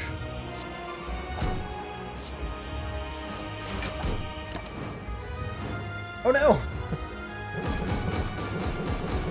Centennial Puzzle, you traitor! My demon form! No! Now we're being fertilized a little bit. A little bit. Gonna miss Inflame as well if I choose to play Shockwave.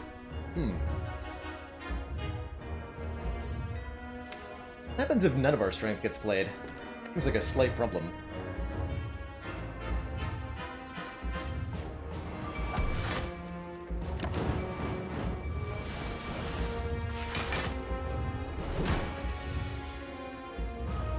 Only a slight one. Actually, don't mind Exhuming Shockwave. This fight might go on for a while. Sense up. Is Swift Potion time? I don't think so.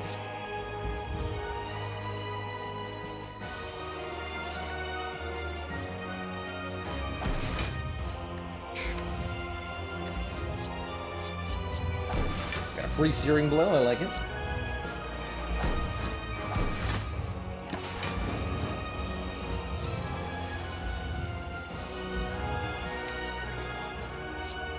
Time to find that Corruption.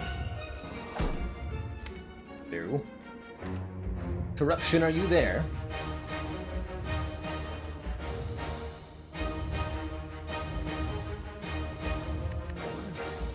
Really not worth playing the Offering this turn? The Golio hitting us up with a Chem Pact. I see you there. So our last chemical fact about ethylene gas today is that the hormonal effects on plants of ethylene were first identified in 1901. By the Russian chemist Dmitry Neljabov.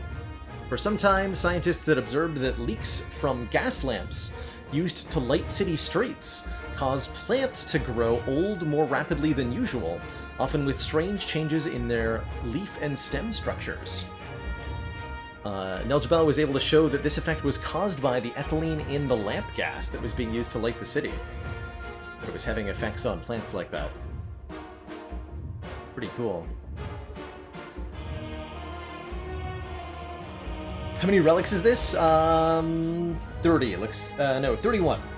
So it's 25 relics for a full first screen. And then anything above that, 31. It's a lot of relics. Which Russian chemist? I might not be saying his name correctly. I'll put it in chat here. Because I don't know that I can pronounce this correctly. There you go. That fellow.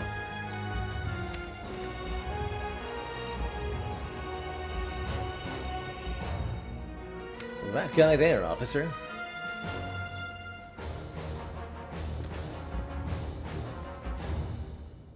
That might also be a misspelling based on the source I used. If it's spelled incorrectly, my deepest apologies.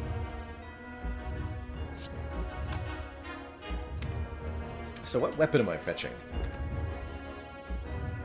Excellent work, Commander. Right, Locke, thank you so much for the 3 months. Pleased to see our continued support of this project has been worthwhile. Your wife would like to know how Lizard Tail and Fairy in a Bottle interact when you die. You will always use the Fairy in a Bottle first, and then the Lizard Tail second, which is probably how you want it, because it'll free up a potion slot when the Fairy goes. But Fairy takes priority, and then Lizard Tail afterwards. They don't activate at the same time. One, and then you have to die again for the second one. Let's see what's in here. Second thunderclap. Okay, artifact is gone. That's good. Good stuff. And we can headbutt our demon form to finally play it, potentially. Although I might have to not play it because of corruption, so that's a slight problem. In that case, I'm going to headbutt a Havoc.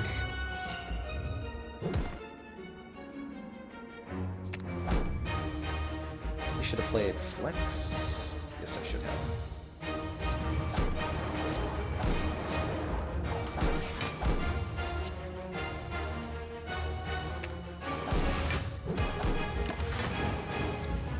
A little bit of toast.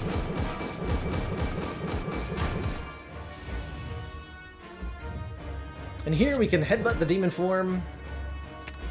Havoc the demon form in play. Ouch. And I think I'm going to draw cards to try to get corruption down, too.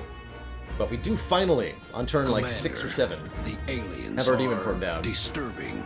At long last. Finally happens.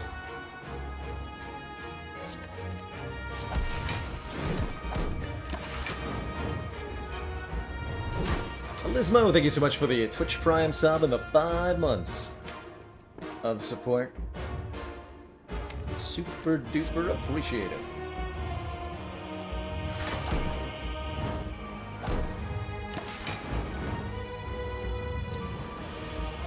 Okay, corruption is in play at long last. Well, that's an awkward turn. I'm gonna get rid of Hemokinesis here, so I don't have to play it. Oh no, the headbutts are gonna cycle each other, aren't they? Shoot. So if I play Armaments, True Grit, Headbutt, Headbutt, then the headbutt puts the headbutt back on top, and then when I draw the headbutt off on Ceasing Top, I'll put the headbutt back on top.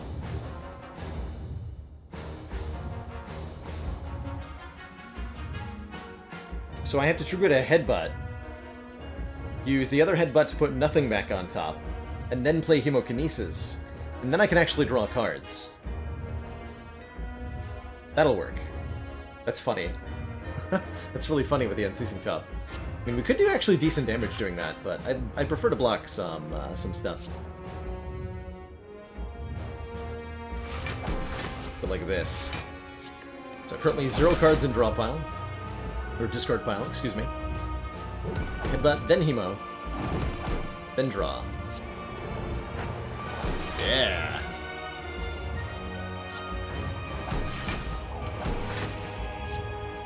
The stinky cards. Now we've actually done the damage cap and full blocked, so... I stop taking my turn? No, we increment Pendiv at least. And get a Kunai proc, perfect.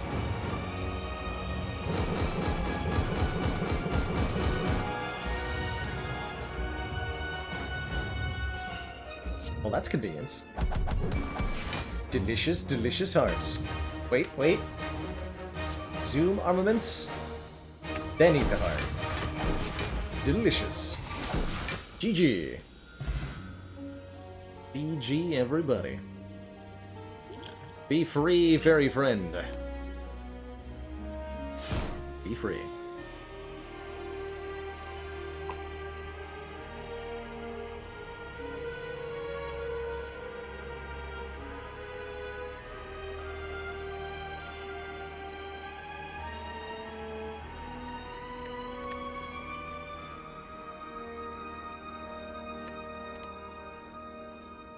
Good ending unlocked.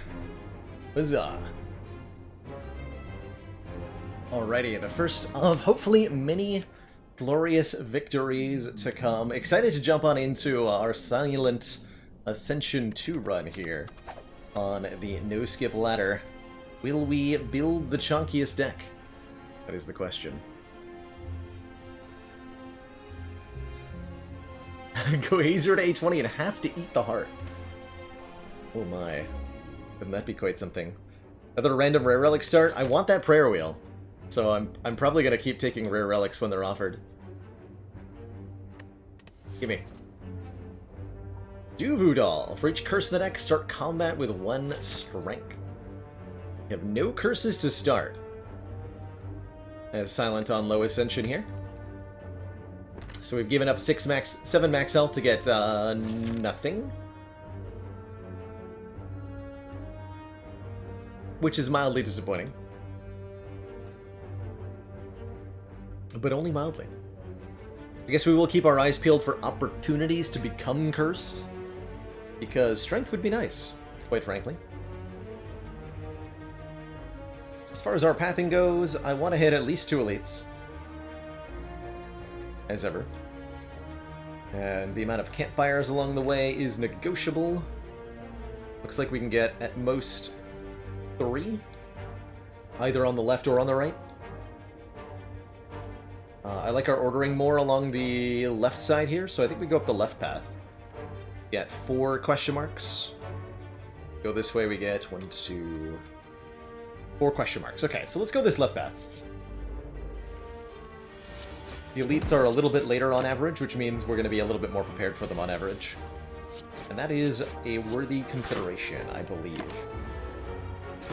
Silent, as ever, is looking to pick up damage cards as a priority, because that starting deck is full of block, not so much full of damage, and it leads to some awkward situations against early encounters, like, oh, I don't know, this one. Ouch. My face. It's a rough drawer there, I don't think. I might have been able to take 5 earlier in the fight to prevent this, but, oof. Oof and all that.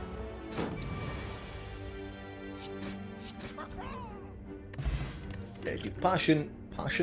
Duke Potion is kind, as is a Skewer with the Duke Potion. 7 damage X times. Good upgrade card. Good strength scaling card with Duvu Doll.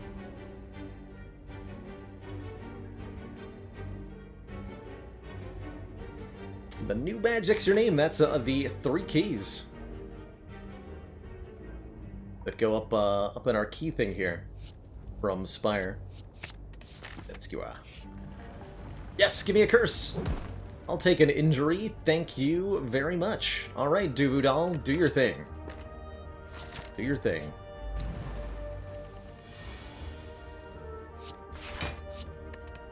We now start combat with 1 point of Strongitude. Hopefully we'll stay like that the whole run.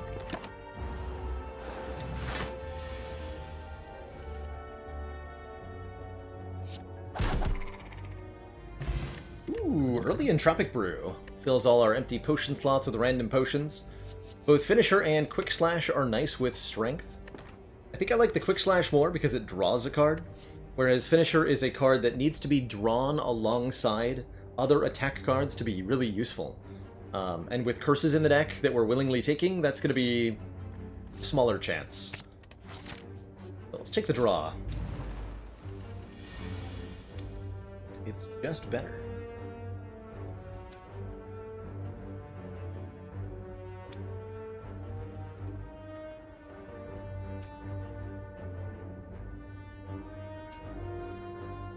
So I can take as little as 1.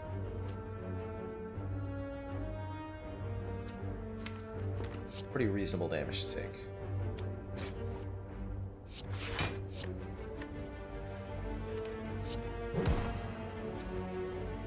We take 2, this takes 1. 1. Keep the potion. Could have used our Duke Potion to save the 1 health, but why?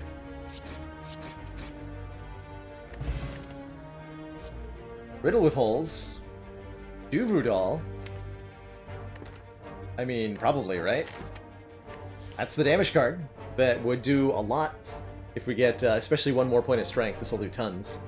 Flechettes could be good too, as this also scales multiple times with strength, since it hits multiple times. Get a full block if we use Neutralize on the small slime. Oh yeah, to kill it! And then defended for the remaining block. Good catch, Kavista. Could have saved that one hit point there. Again with the curses, I think the Riddle with Holes is going to end up being the better take. And with 3 attacks added, I'm down to transform one of our strikes into something that isn't a strike. An all-out attack is definitely better than a strike. Doing 11 damage to all enemies and then discarding a card at random. Very good against, oh, I don't know, the triple sentries. Just as a hypothesis. You know what? I'm going to say let's use a potion here. We got plenty. A dupe potion on the auto attack would be a bit of a game changer here. So why don't I go ahead and do that? 11. I actually could have killed the middle guy, right? 22 plus 14 plus 4. Yes, I could have. Gonna take the 1.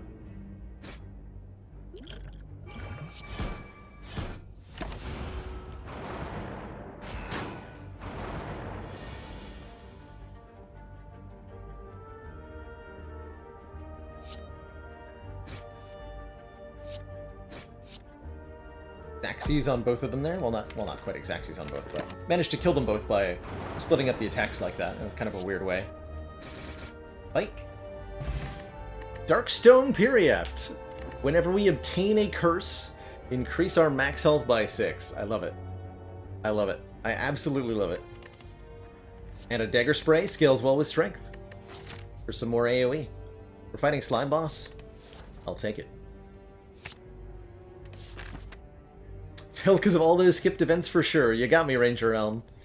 Guilty as charged. What's up our Neutralize?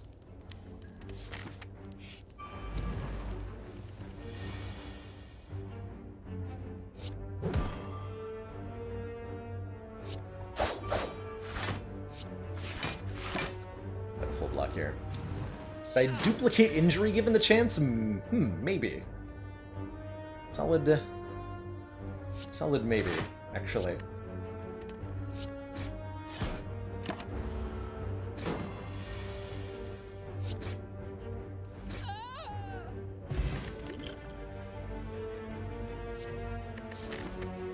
Did I ever skewer number 2?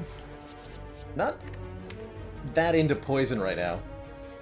Actually really like skewer number 2. Take it. Keep our eyes peeled for something like a Chemex. Bag of marbles. Definitely leading us in the direction of physical damage. Making all of our foes vulnerable on turn 1. Let's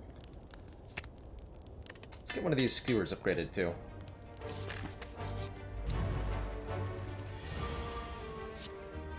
Yeah, exactly. So we can do this. Alright, so our turn 1s are going to be great now. Cloak and Dagger's okay. Caltrops also not bad. This is a way to deal damage to hearts specifically. But I think we need more block. I'll take that Cloak and Dagger. Oh my. The damages. So Skewer Plus is actually better than Riddle with Holes for 2 energy. 48 damage.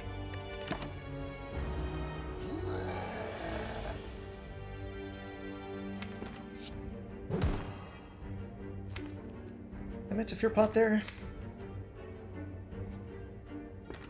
Put him to 24.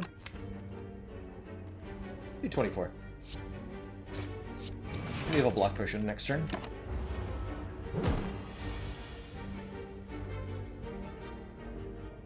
And 21. 22, actually 22. Just use this now then. Seneko Skull makes me regret not taking poison cards, although a Envenom would be pretty cool. Nightmare lets us make additional copies of something. But what would that something be? I have nothing good to copy right now. Accuracy is pretty stinky with only one Cloak and Dagger for shivs. Slice is okay. Slice is okay. Special copies of Injury, but that won't actually give me any strength. As amusing as it is. And I think it'll be hard to draw alongside whatever we need. I'm gonna take the Slice over the Nightmare.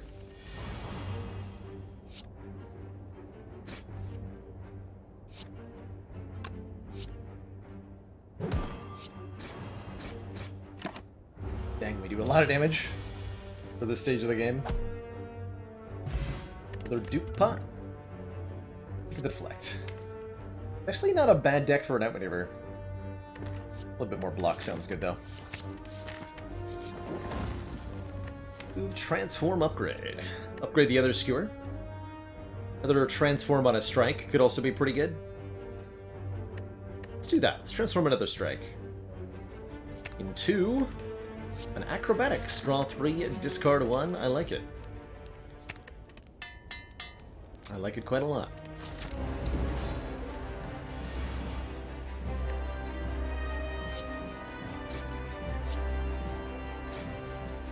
Necronomicon? One can only dream. Such glory.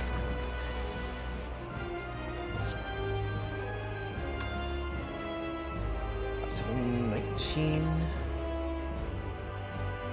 557, perfect.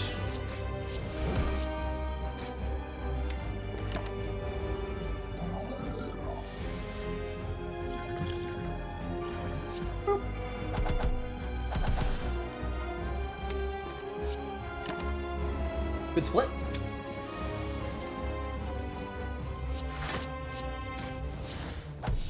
GG.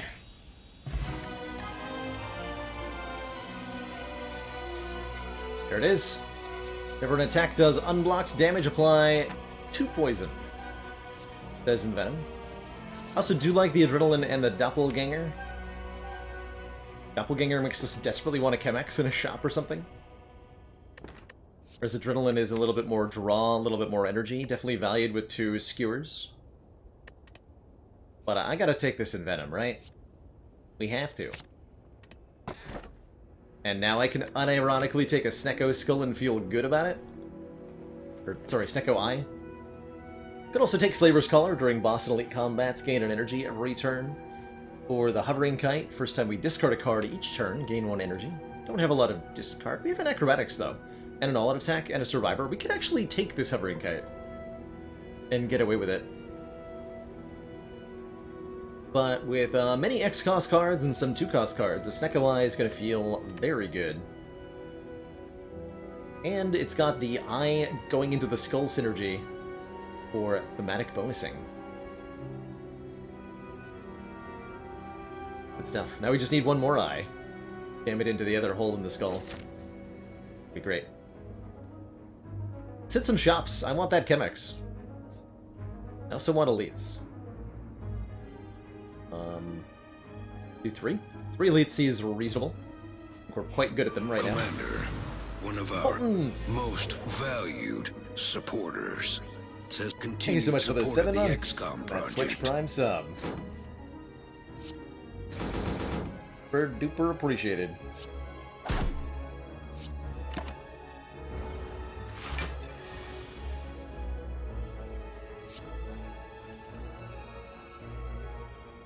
Put my block cards.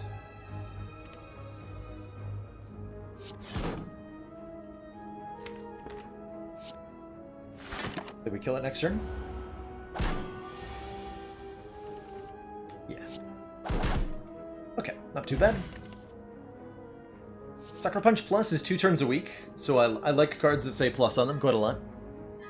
As a general rule. Dagger's okay, Heel Hook's not very good. Would like more weekend in the deck. Right, shop, what do you got?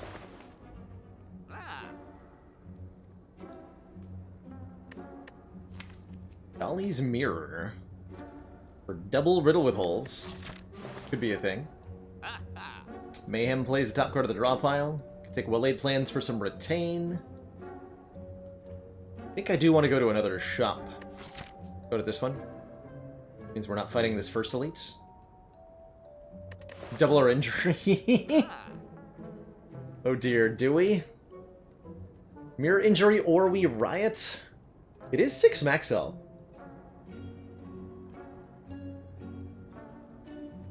Alright, you know what? I actually like that play quite a lot. Gives us a point of strength. Gives us 6 max health.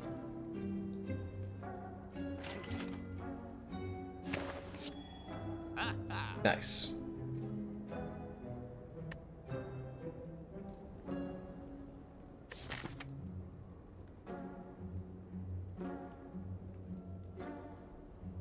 I actually don't think I'm going to this shop. The Covenant has been sealed. We have duped our own curse.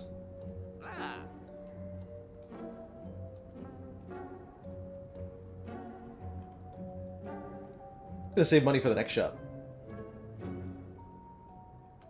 Like buying a Vajra and a strawberry and a curse. We did still add a curse, don't forget. Do I remove a card? I think I do. Not a curse, though. Just a strike? Actually, Slice is worse than strike now. Damn it, Slice. Alright, Slice, you're gone. Goodbye.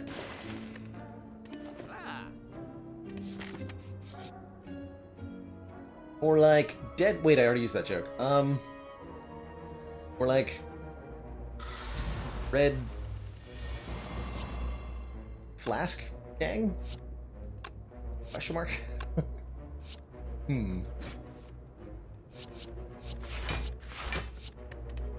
What's my jokes? No bear. Or like Red Mask Slain. I like that. A good one. Good one. 12 plus 6 would be exactly enough, so we can do boop and boop. Got him. Get ourselves the Red Mask, giving 1 week to all enemies on turn 1. Dash with Snecko Eye feels really good. 10 block, 10 damage, 10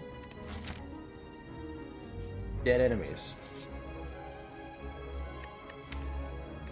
Fights. Not today. Don't want to lose 21 max health. Our current health is nice, after all. Oh, there we go. Got him. Poison Sab's alright. Second Dagger Spray is pretty good too. Take another Dagger Spray. More strength scaling AoE. You're not triple slavers. Disappointing. Excellent work, Commander. This council is pleased to see our continued support of this project has been worthwhile. The Nash could be good. I don't think Metamorphosis will get a lot of value. Fire Flame! Thank you so much for the 2 months and that tier 1 sub. 5 to do 18 and 2 poison. Probably worth it. Book of Stabbing is very much a fight you need to win quickly or not at all.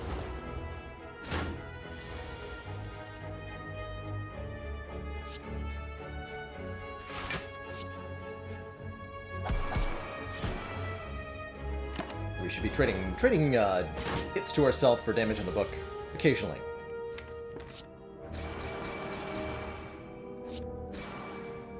Get riddled, sir.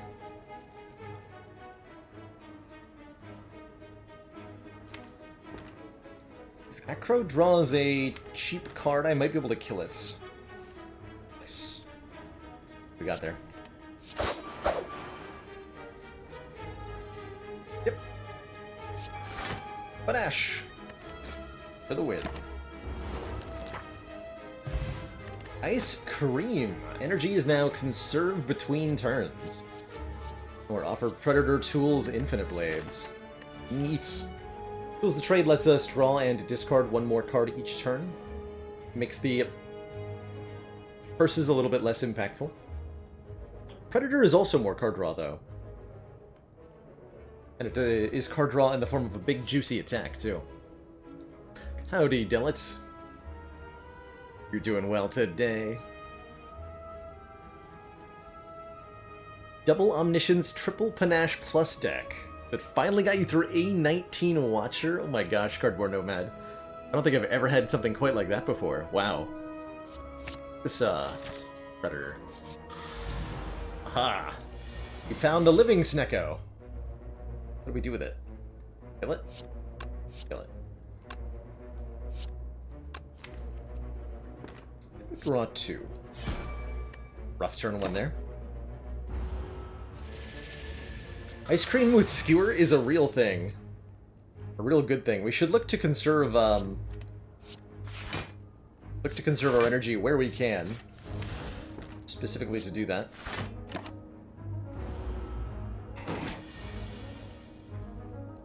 I think.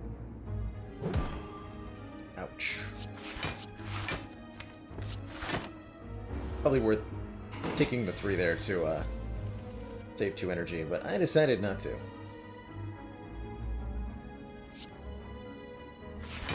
Take 2 here.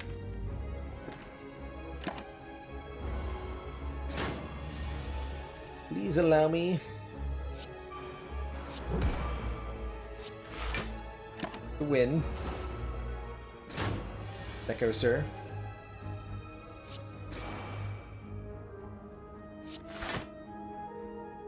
Here's Snecko. Please stop murdering me. Sincerely, Balor.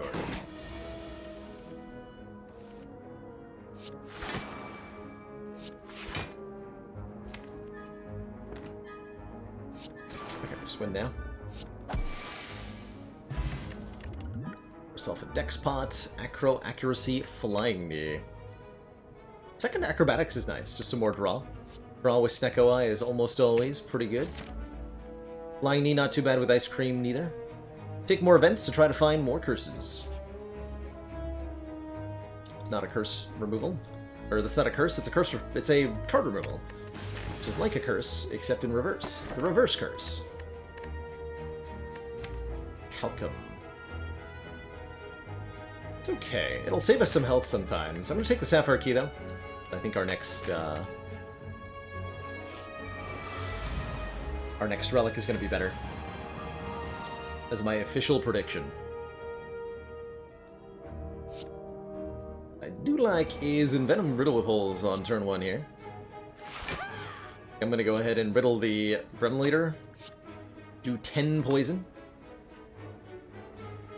Yeah. A lot of poison. Does leave the angry Gremlin alive, but...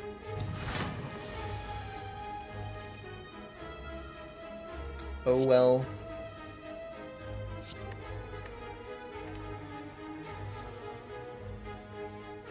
Oh well, he says. Hey, your Red Winds. Doing well today. Gnome saying, yes, we did in fact mirror an injury because we had Duvu Doll and a Darkstone Periette. And we're looking for more curses, too. If we can get our hands on them. A reasonably good Dex potion. And a reasonably good block potion.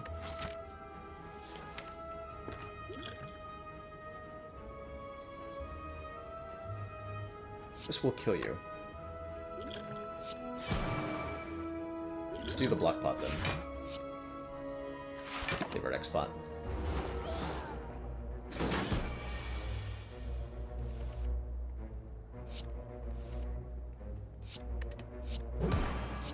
The value.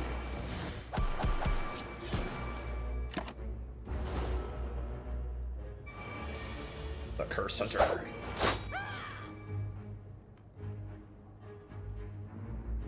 Right, you run. Meat on the bone. If health is at or below half after combat, heal 12. Love it. Skewer number 3. MX, please.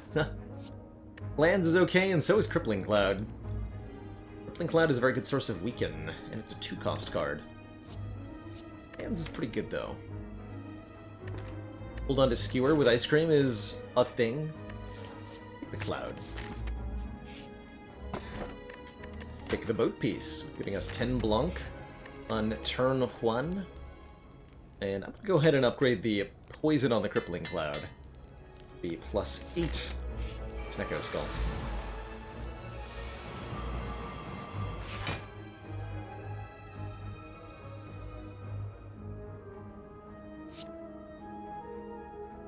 Seven times 5 plus 16, that's a kill.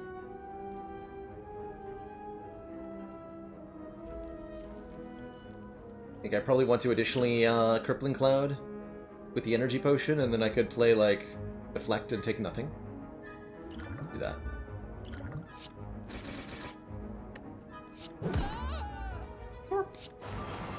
Got him.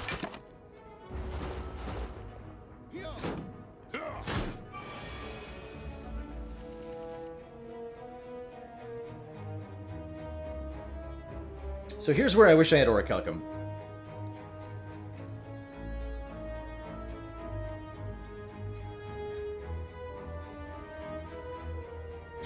Let's see, if I Envenom the 32 plus another 6, which is 40... Sorry, 32 plus 6, 38. 30 plus 7 is 45? Yes, so we can play Envenom here. Just take the 5.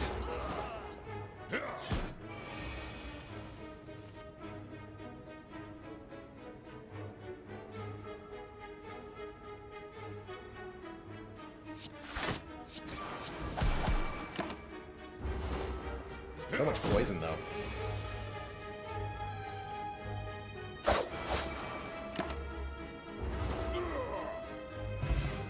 We heal ourselves, and draw 2 more cards on turn 1 with the Bag of Preparation, and get our first Piercing Whale, which I like better than Dodge and Roll or Unload. We have no decks.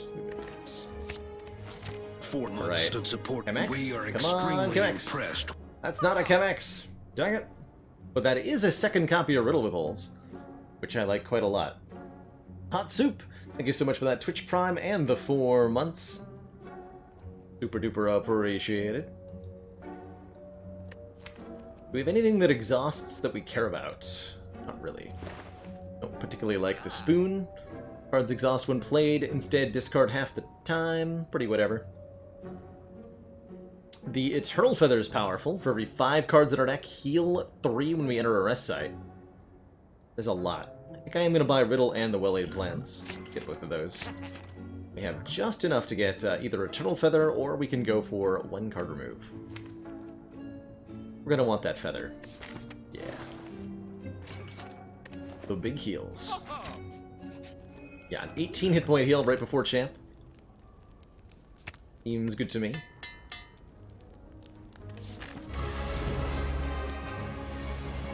So our ability to block isn't that high.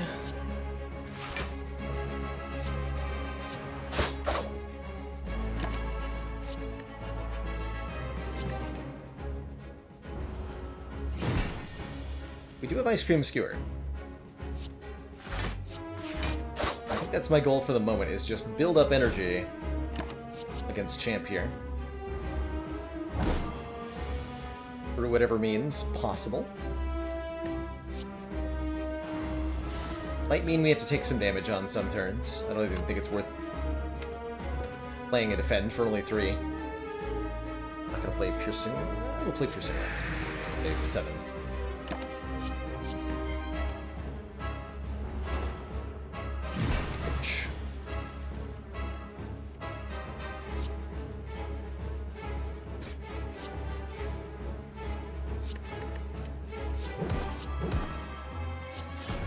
Batman weak.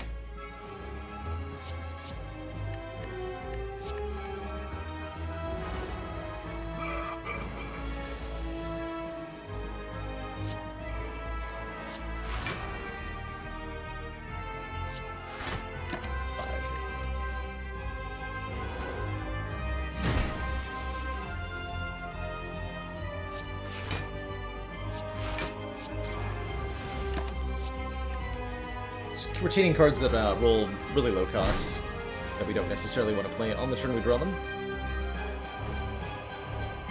Ouch. Yeah, I do wish we'd had the Orichalcum right now. He's saving me a lot of hit points.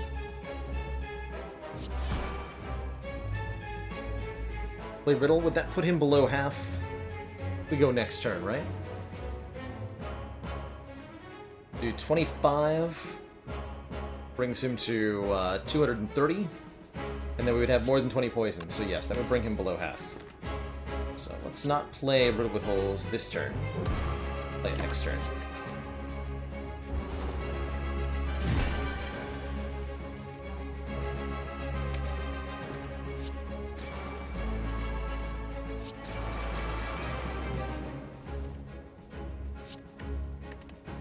Commence the boppening.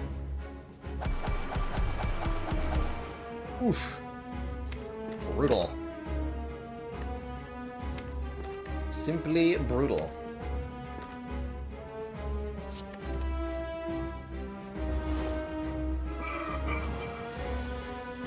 Poor guy didn't even get to metallicize one time. GG.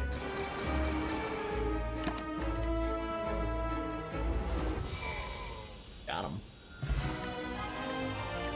Flex Potion's pretty good. We still hold out for that Chemex. Actually, Doppelganger Ice Cream is interesting.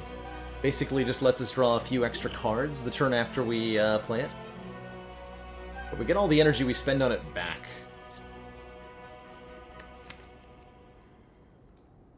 I'm down. And if we find a Chemex, it's +2. Infinite energy loop. Brilliant. Tools, kind of whatever. 1000 Cut's not bad, but I'd have to upgrade it to be 2... Apple instead. Whenever you open a non-boss chest, obtain a curse. Brilliant! I'd love to do that. Could also take the tiny house again, or an astrolabe to transform and upgrade 3 cards, but I would like some curses, please. Give me that.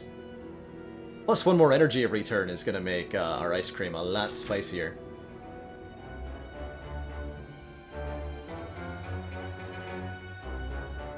Already bested our Burning Elite, right?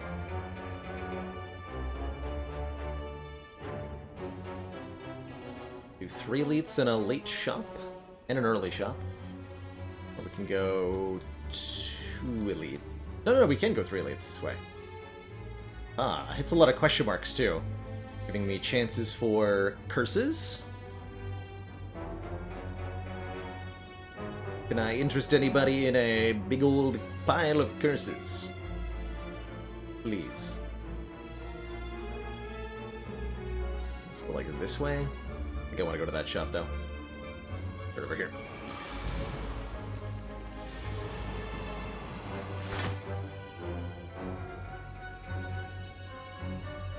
My hand is full. Oh yeah, the backup was only 1 card. Disaster.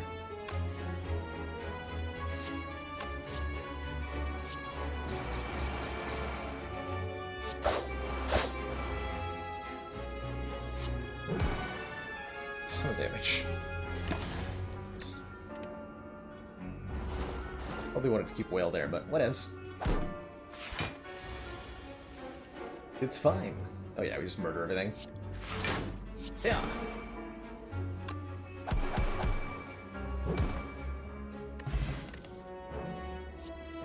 More dagger sprays seem fine to me. Deadly Poison Bane are decent as well. But nothing particularly special about that pick, I don't think.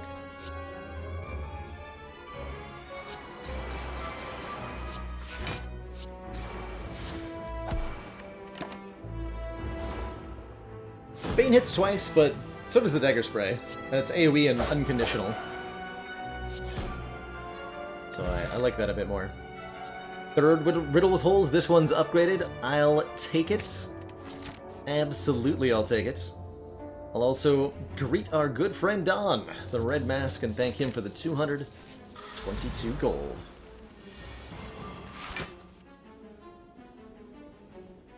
If you block a curse with Omamori, then the Periapt does nothing, unfortunately. Just a big stinky.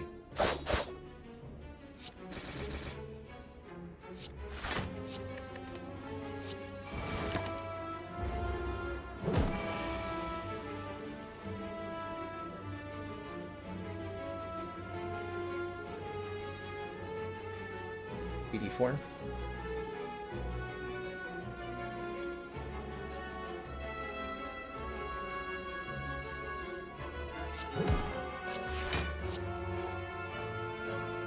Can't full block. Rude.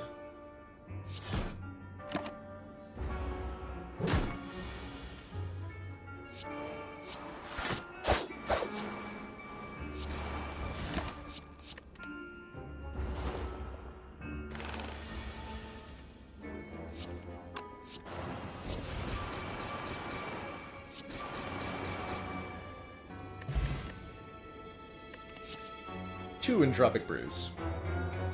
How about the Storm of Steel, I wonder? Discard our whole hand and turn it into shids? It's kind of good, right? Kind of? Kind of good.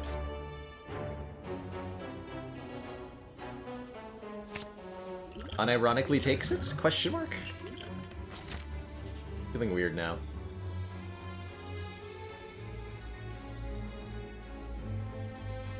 Sure, let's make it 3. I do have to take all of them. This is the no-skip ladder, no skipping allowed. Transmutation. Come on, Chemex. I get to look at them all, though. Hand of Greed looks okay. And the Bomb. These are all good Snecko cards. Sure. Actually like Transmutation. Gives you a bunch of random colorless cards, but they have the potential to be very good.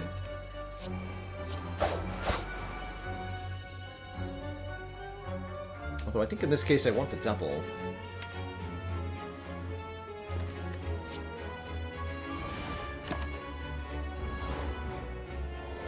Is this signature OP with the Envenom? I tend not to think so. Is this a use a potion kind of situation? It might be. We have Eternal Feather and 37 cards. Actually, we're just gonna go back up to full health. Everything's fine. Everything is okay.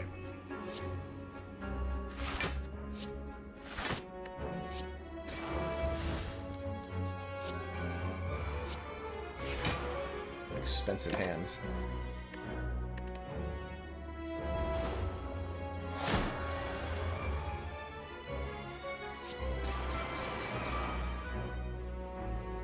Only one cost?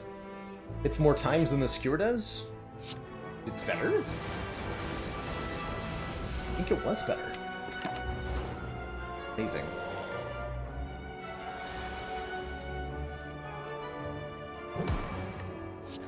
Excellent work, Commander. This council is pleased to see our continued support of this project has been worthwhile. Cody, thank you so much for the 3 months. That Twitch Prime sub. Love to see those long-standing supports. Stuff. Pershka, our next 2 non-boss chests contain 2 relics each. If we're really lucky, we'll get a chest here or here. That'd be something. And a bullet time. Cannot draw additional cards this turn, reduce the cost of all cards in hand to 0. Good energy saver with Ice Cream, just great with Snecko Eye in general. Although the Dodge and Roll Plus is also good. We are currently not doing the whole, like, blocking against Heart thing very well. But just about everything else we're doing pretty adequately. I'm gonna upgrade Transmutation. Creates upgraded cards instead. I think that's actually a good thing to do here.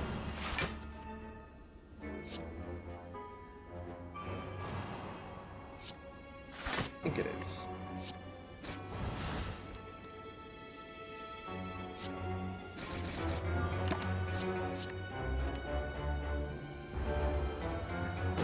Blocking's for nerds, exactly. Who needs to block when you are a boat?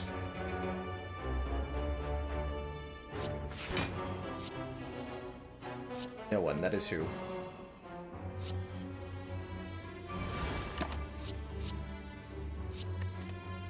No one.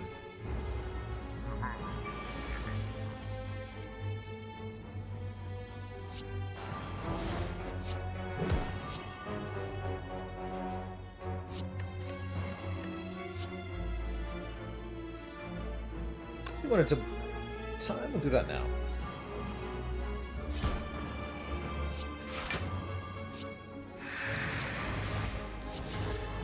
Apotheosis. Upgrade. Everything.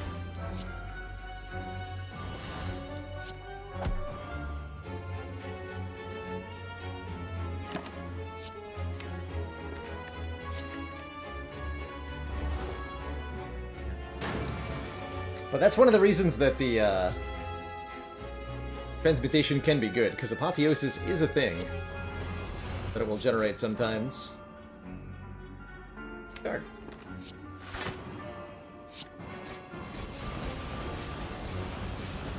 $140 damage Storm of Steel, not too bad. Now the big attacks are mildly terrifying. Can I get there with a flex pot this turn? That might be able to. Could deal 28 times 5. Not gonna be enough on its own. Defend Survivor is pretty much a full block, though. It's 33 times 5. Still not enough.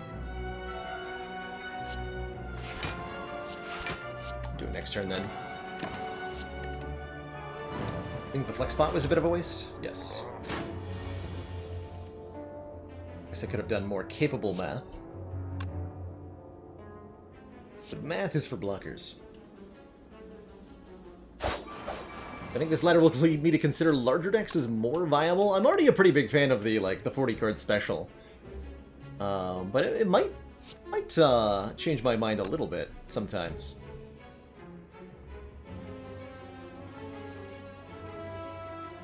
Just go for the full block again. Wait one more turn. One more turn.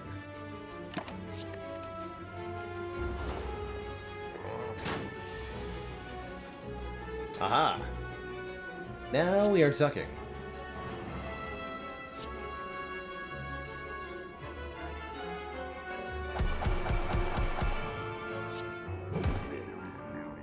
Ching! The red and needle gives us 4 plated armor each combat. I'm taking the leg sweep because we need more block desperately. Desperately, I say. Give me a curse. Get ourselves a pain. Not my favorite curse, but the potion belt with 2 entropic brews is definitely good. As is the Gremlin Horn.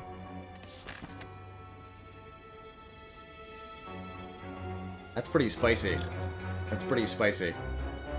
9 random potions. Let us take more events, because I want more curses still.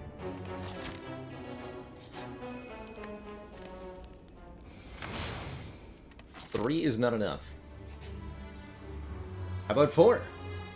Become cursed with Ride. Heal 19 health. I'm in. But now I have 81 max health. Doing a bit better here. It's 15. All enemies twice. Which would cause me to take 16 damage.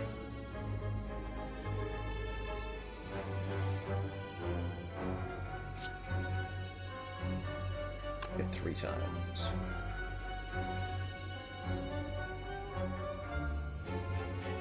Look at a Gremlin Horn proc. Let's do this. Pain! Uh-oh.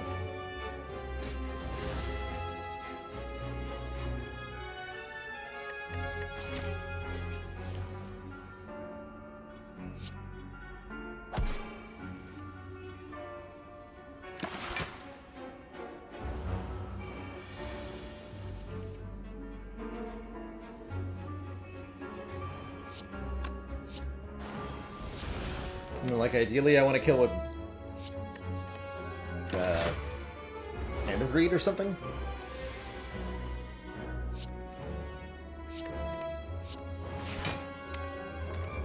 Seems vaguely possible.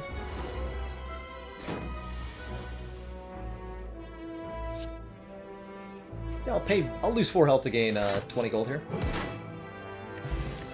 completely reasonable. Second Crippling Cloud, this one's already upgraded. I'm in.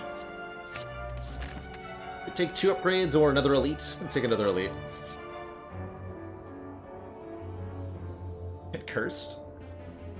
Could upgrade all cards, which would prevent us from healing. I think that's kind of bad with the Eternal Feather. Or we can fight a boss, get a rare relic.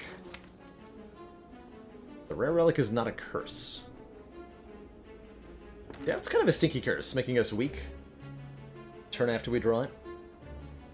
Somebody said something about 5 curses, right? We needed a full 5? Make it a full 5. I think the rare relic is better.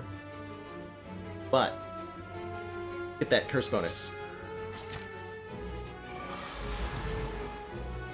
5 points of strength now. Many, many points of strength.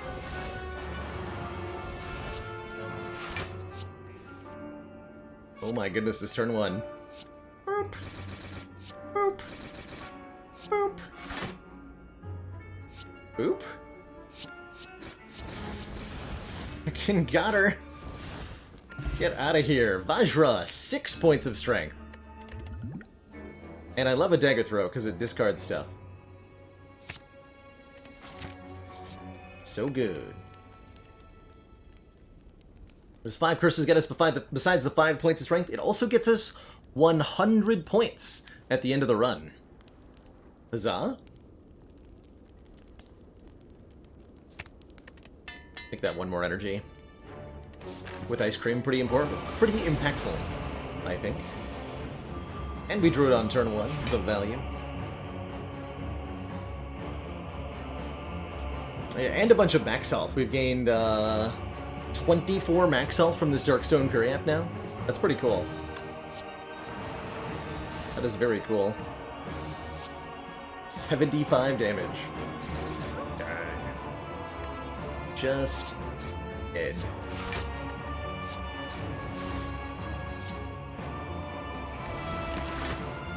So 3 curses already discarded. We have a good future ahead of us. Bright and strong future. Full of money.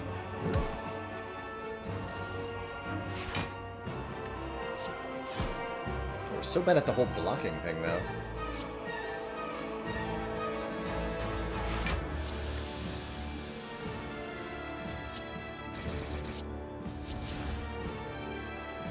Fine plus is nice. This is nice. We'll leave the card draw cards for later.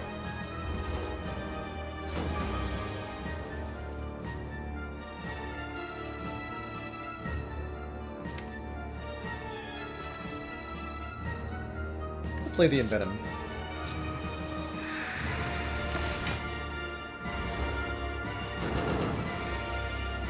We do need that ultimately.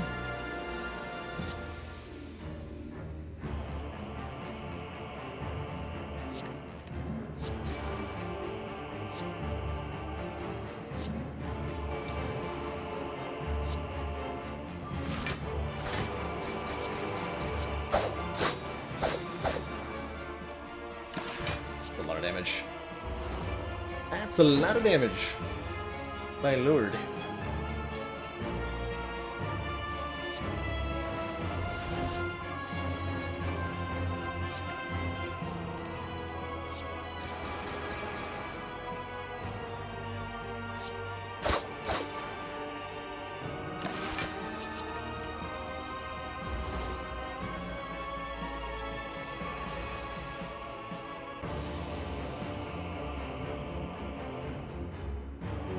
Got here. I don't think we quite have a kill. We can do a ton of damage this turn. Probably 10 cards in hand, no pain. Can't do Skewer and then Storm of Steel, unfortunately. Neutralize blocks for 10.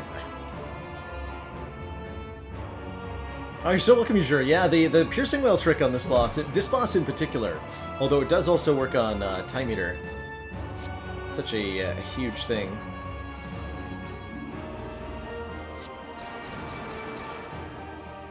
Can I go Riddle and then Master and then Bullet Time?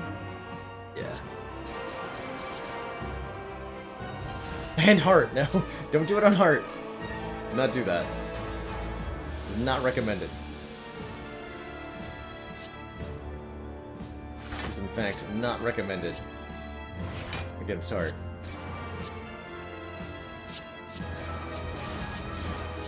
Yeah. Alright, we take some damage, but that bird is hurting. Big time.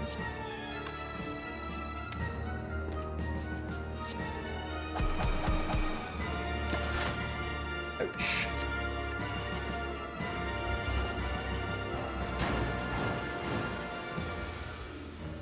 Yes, Hand of Greed for Exaxes. Couldn't have asked for something better than that. GG. Two thump, a deep pulsing dread can be felt throughout the room. Is this the heart of the Spire?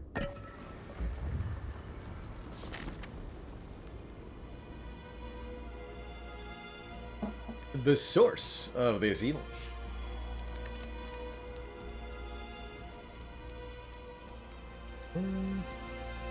So none of our energy upgrades do anything. Bullet Time and Envenom are useless with the Snecko Eye. Can upgrade Bomb. Can upgrade Storm of Steel. I like the Leg Sweep upgrade, actually, because our block is definitely our weakest thing. Yeah. One more turn a week. Our survival strategy for Heart is have 87 health, I think. Oh my god. A membership card value. 50% discount on all products. Actually an amazing blue candle, because it lets us get rid of all these curses through for the second cycle. These potions are decent. There's no reason not to buy all of them. There's no reason not to buy everything in the shop, actually. Says continued support of the XCOM project. Wait. Fine. Take a Dark Shackles, remove a strike. First Dane of Baylor's Dozen. Thank you so much for the 13 months. Cozy chair to you as well. I'm allowed to not buy cards, but I am going to buy cards. This one for sure. How about that one? Psycho Skull? Sure.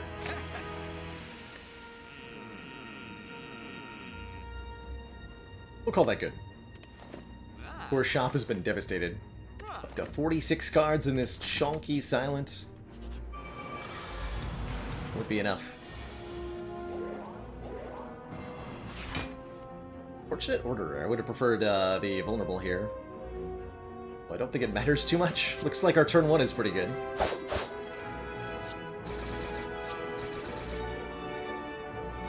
Got him.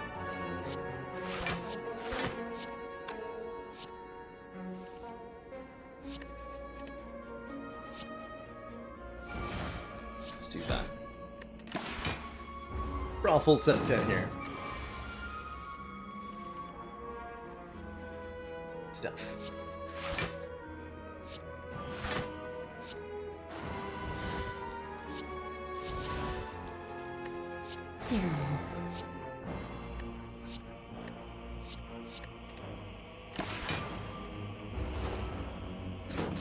So we get to use all these potions on Heart? Pretty exciting.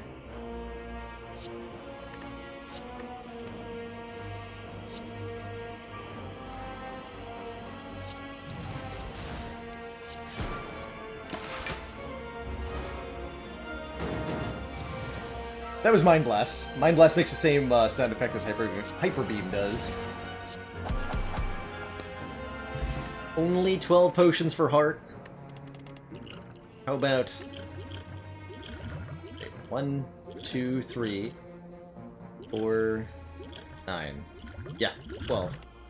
Only 12. Choke Doppelganger? Whatever plus actually not bad here either with Ice Cream. Choke's kind of funny. Do that much damage. Take a second double.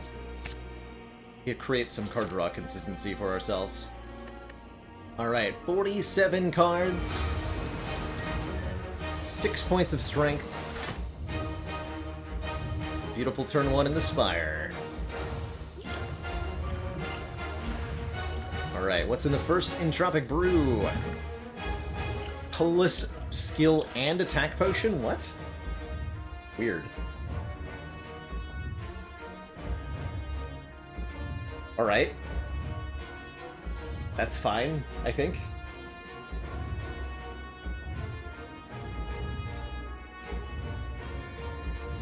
What are we gonna do on our turn 1 here?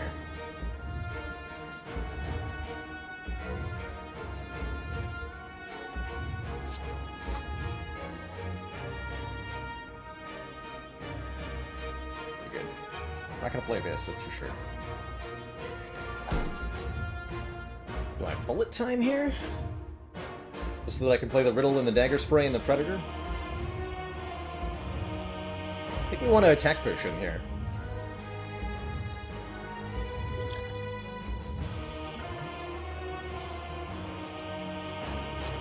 Eviscerate hits very hard.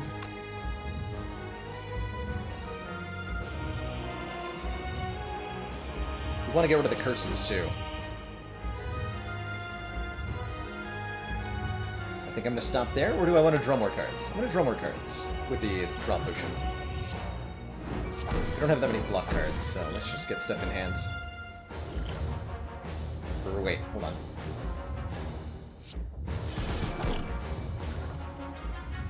Almost ordered wrong there.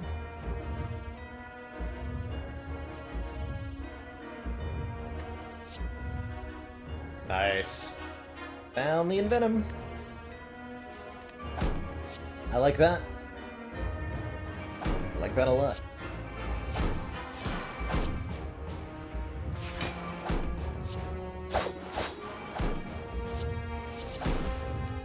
Magnetism. Sort of our turn, add a random colorless card to our hand. I love that against Heart.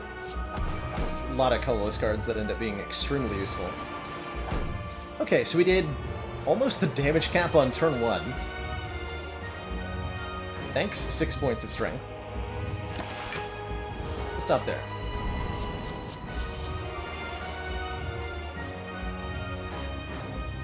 Helpful. Ish.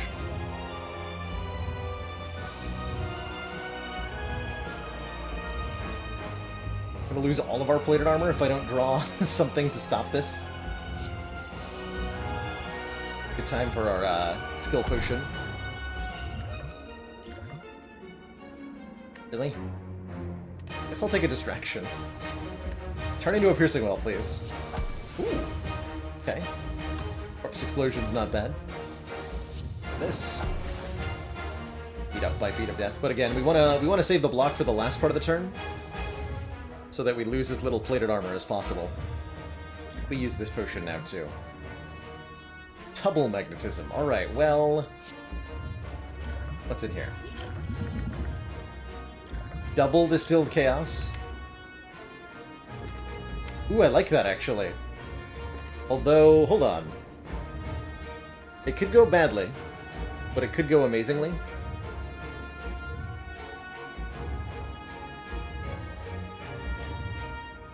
Definitely gonna use the poison pot. Use the block pot. Let's play a few cards before I start playing Distilled Chaoses. Because yeah, Storm of Steel is in the draw pile.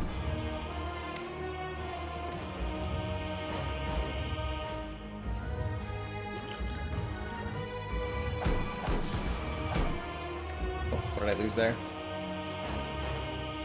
Oh no. Oh, we hit it! We were asking for that, but we also hit the Dark Shackles, so it works out. Shiv Nerd. Exactly no damage taken. Beautiful.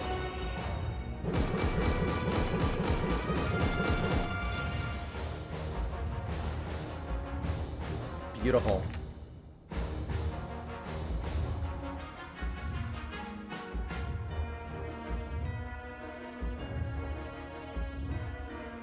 Just to weigh in on the backseating conversation, backseating is definitely something that differs from person to person in how they feel about it and how they respond to it.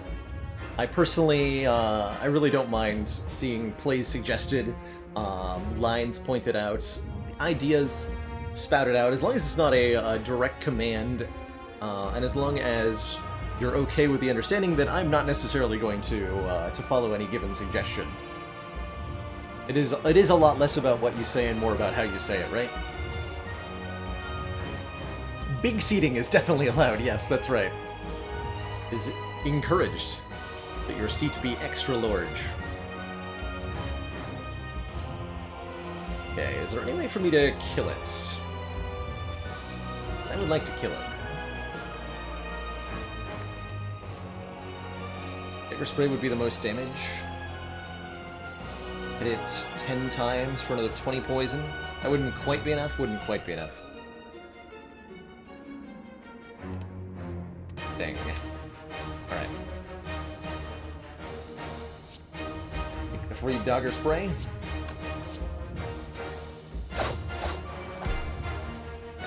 wouldn't be damage cap anyway, right? Let's do the damage. Actually, we can just hold on to that. Drawing is not really going to help me. Alright, we'll just take the hit. Not that bad a hit, even.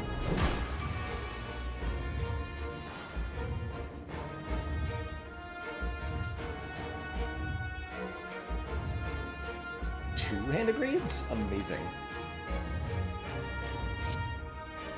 So, you should not play Dark Shackles on the Heart when it's on its buff turn. This is too much, right? That's too much damage.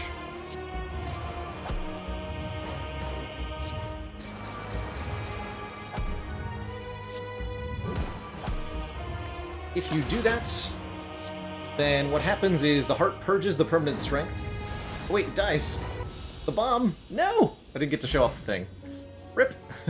Good job, bomb. Good job. Good job, bomb. GG. The bomb. Why shouldn't one? Well, we'll never find out now. Knowledge will be lost to time. GG. Everybody.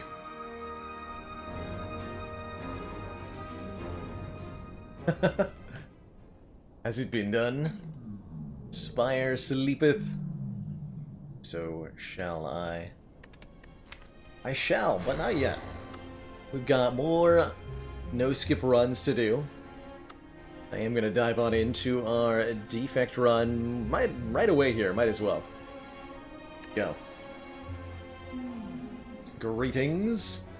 Give me the rare relic. I've been asking for the prayer wheel all day.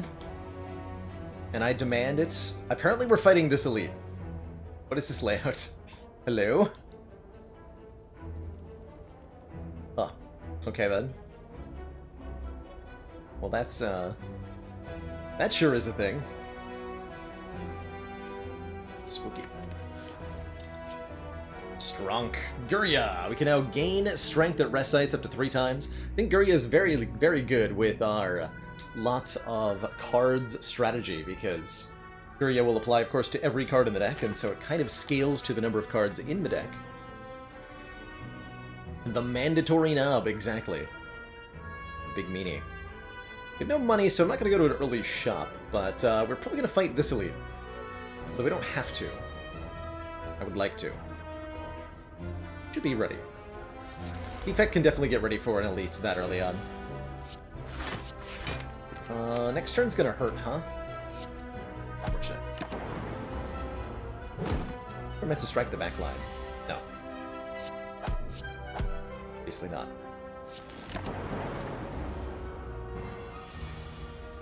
I've set the Spire out for repairs. I mean, is as they say. No claw. Is flaw. Take that first pick claw, and I will happily transform a strike, I think? Although with the Gurya, the strikes are decent. Yeah, we'll transform another card. Don't have any particularly good upgrades. I mean, we could upgrade Zap, I suppose. But I'm generally not a fan, and I'd much rather add a random card than not. So, give me A Melter. Much, much better than the strike we had. Remove all block and deal 10 damage. It's good stuff. And it's immediately useful in this fight, potentially.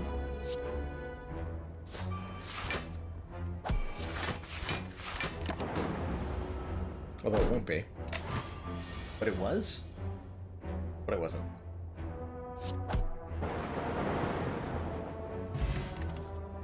Hey, Ball Lightning and Cold Snap, both very, very good picks. They're both attacks, so they'll scale with the Gurya, and they both channel an orb. I think I like the Cold Snap a bit more. Going to be doing really good damage with our attacks in this run, so having defense in the orb slots feels reasonable. Do that. Take a Cold Snap. Feeling really, really good about this first elite now. We've added some really good cards, and we've gotten rid of a strike already. Take an event. Golden Idol sounds great. I'll lose 6 max. That's reasonable. Puts us to a nice total of health. And definitely good to have. We lose a little bit of health to our Jawworm friends.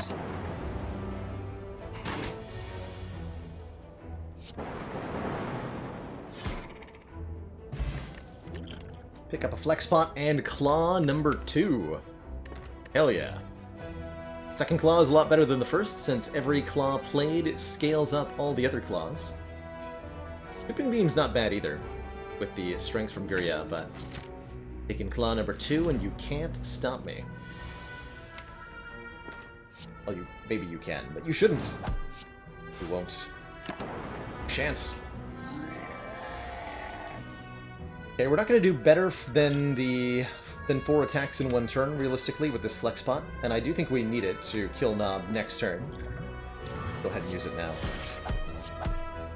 Yeah, it's for an easy kill. A Claw. We score ourselves a Preserved Insect, so future elites have less health. I like that a lot. I also like Equilibrium a lot. 13 block and retain. Really pairs really well with the Defect's low-cost stuff. The most claws I've ever taken, oh gosh, like 6? Somewhere in the 6 to 8 range, I think. White Noise not bad either, but the retain there. And what am I doing? We're gonna lift! We must become strong. 4 claws is the perfect number. That's not a statement I would disagree with. I think 4 claws is a really good number a lot of the time. A good number a lot of the time. I don't need to play this now, but I'm going to scale the claw without waking up Lagavulin. But I'll probably wake up next turn. It'll do 4 more damage then? Okay. Try to wake it up next turn. Yeah. Perfect. Wakey wakey. Melter removes the block. Double claw. Cold snap. Snap. Sayonara. Cool.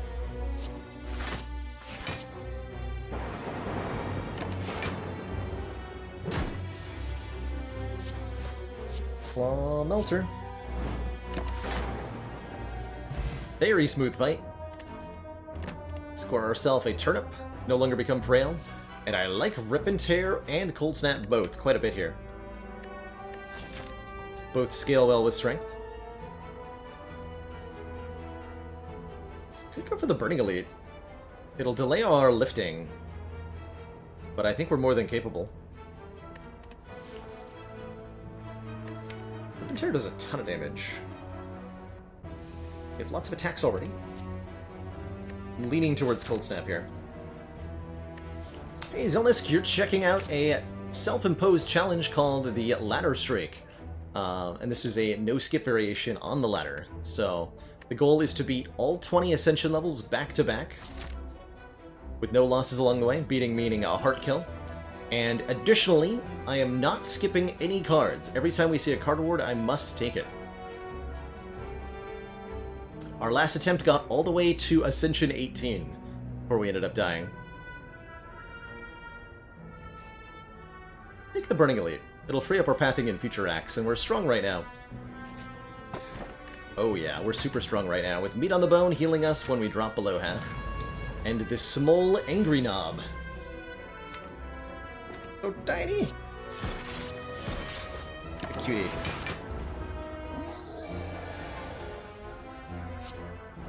What a big cutie. Okay, we have guaranteed lethal next turn, and then we block.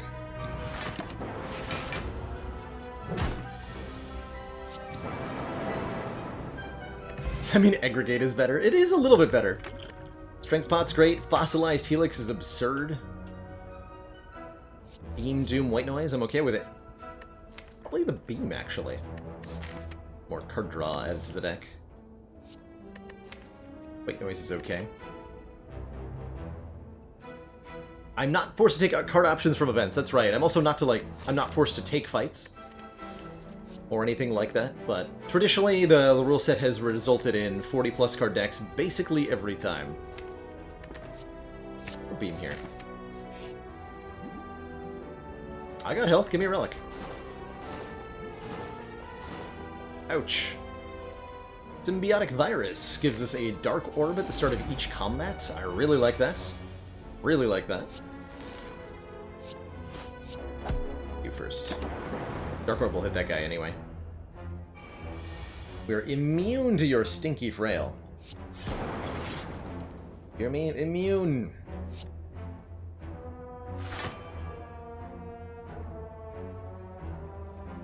Wait, I math wrong. No. Okay, we gotta use the static trick. You gotta build up the static lightning by rubbing your mouse cursor over the enemy, build up all that static electricity, and then once enough charge has been built up, bam! Oh no! No! The strats, they have failed me. Disaster. Disaster. Focus. Alternately, Beam Cell is real good. Vulnerable sources. Yeah. Vulnerable sources. And this is why we took Sweeping Beam. This right here. Kill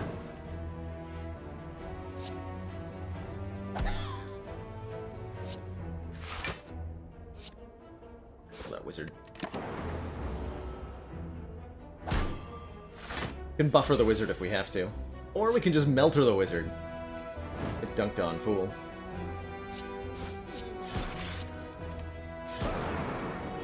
Could have taken a little bit of damage for meat on the bone? Probably. And Pile Driver is more card draw, which I love. Alternately, Charge Battery is a block card, which is stinky. Stinky block cards.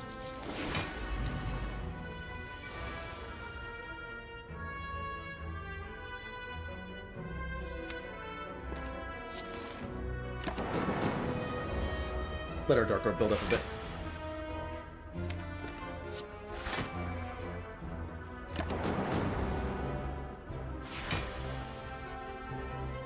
Time to wake up.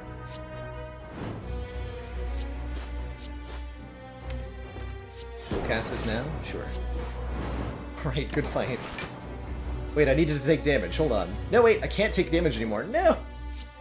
Alright, well, that's fine. Singing Bowl. We can only use this once per act, is the ruling for the no-skip ladder. Once per act, when adding a card into my deck, I can instead gain 2 max health. Although I like Skim quite a lot. Actually, Aggregate's almost decent. Almost decent. Draw 3 is nice. Hyper Beam, decent as well. But I'm trying to use these Frost Orbs for stuff. Skim.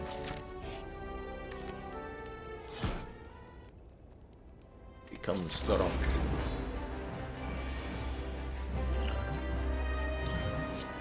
Give yourself a little bit of extra oomph in this fight. 4 points should be plenty.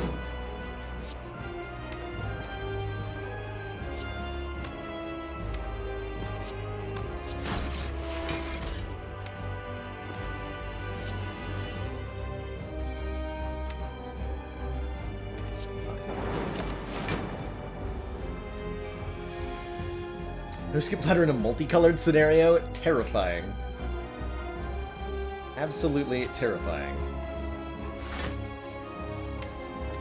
Is what that would be. We're using our buffer here.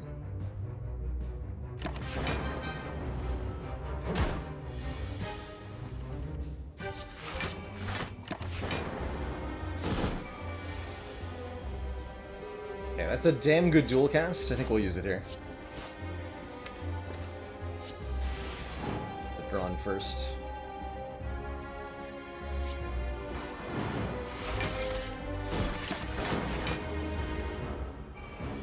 Ash in that Dark Orb.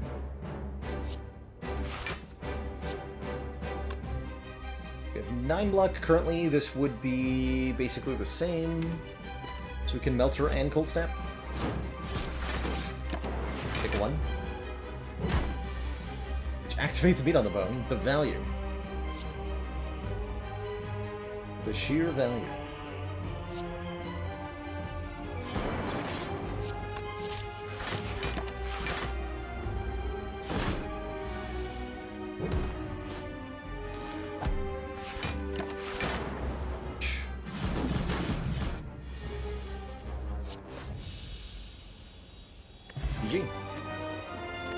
Second potion of capacity and either Thunderstrike, Machine Learning, or Echo Form. This feels like the kind of deck that actually really appreciates Machine Learning and additional card draw.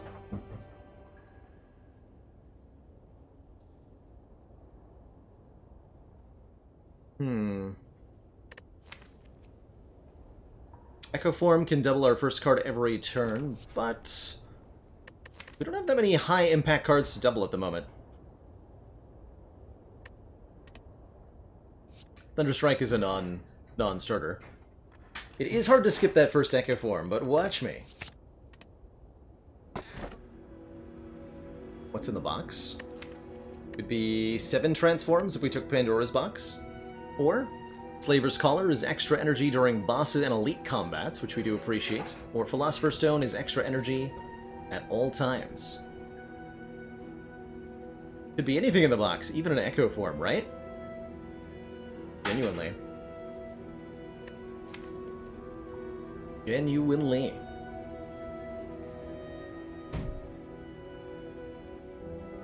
Deck does really appreciate more energy, because we have a lot of card draw. Between Skim, Compounder, and Machine Learning, we've added quite a bit of draw. Echo Form stack, yes! Sleepy Cactus. The second Echo Form makes you play your first 2 cards twice, rather than being the first card 3 times, or something like that. So you're duplicating additional cards.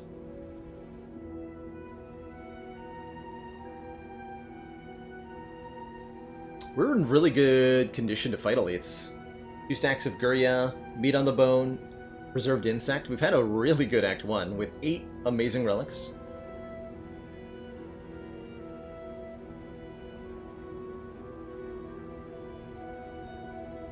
Totally reasonable Pandoras. It's a totally reasonable Slaver's Scholar. I think Pandoras will be more interesting, so let's take that. We got another Claw. We got a Rainbow. We got a Genetic Algorithm. I really like this, actually, especially with the Recycle. Exhaust a card, gain energy equal to its cost. More card generation from Hello World. And, of course, the 3rd Claw. Good stuff. Alright, we should be able to beat literally all the elites. It's like 3. Although campfires would be nice. If we fight all the elites, I don't really get any campfires. We can do this elite and then this fire. Go up in here. It's pretty reasonable. So I think we're going to this elite. Do I want to take a bunch of events? Maybe.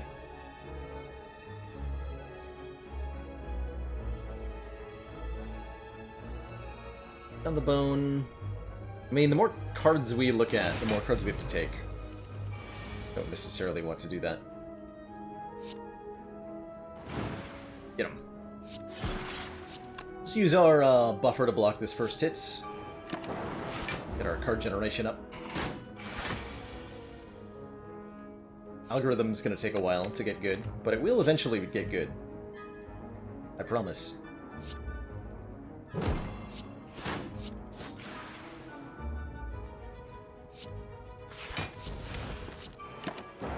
Bit of an ouch. Stack, why you shouldn't have. Surely you should not have.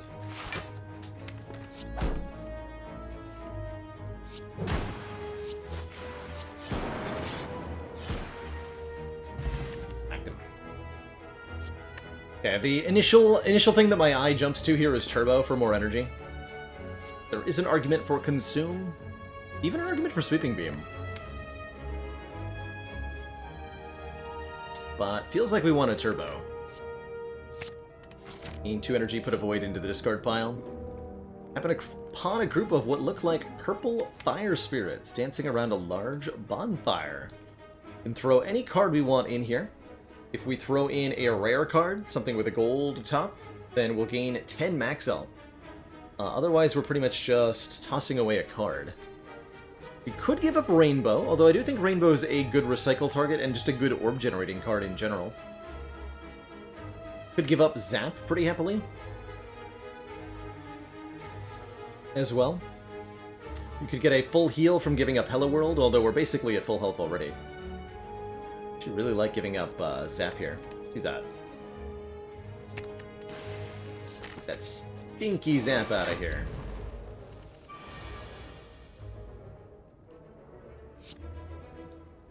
Got bad news for you, Spirit Guardian.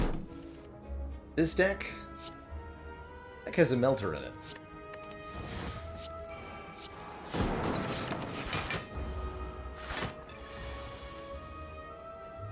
Somewhere. Okay, we're guaranteed to draw it next turn. Good.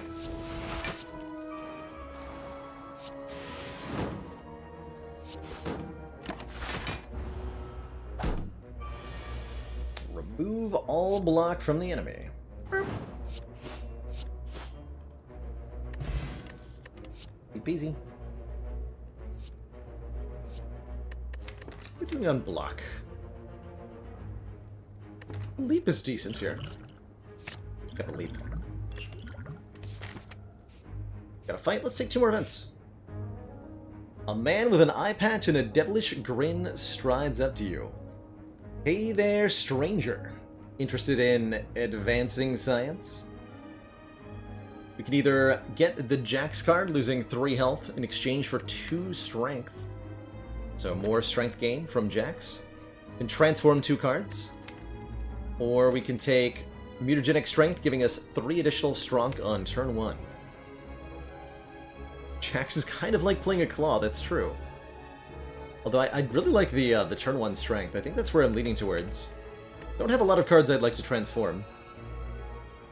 And the Jax, as noted, is a little bit messy with the buffer. Let's just take the free turn 1 Strongitude. Marvelous. You quaff the mysterious substance. Immediately you are invigorated. Heal your muscle fibers?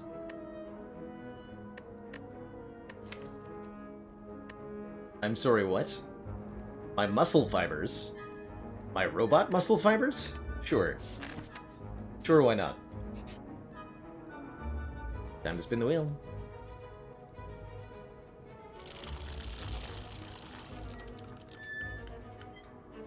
Alright, sure. Take a 9 hit point heal, I guess. Nice. And all that.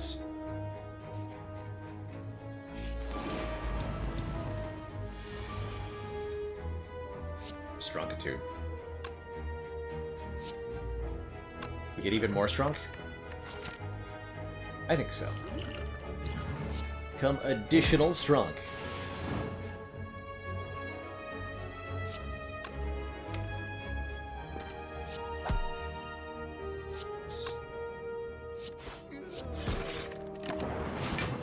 A devastating turn 1. Fight is already over.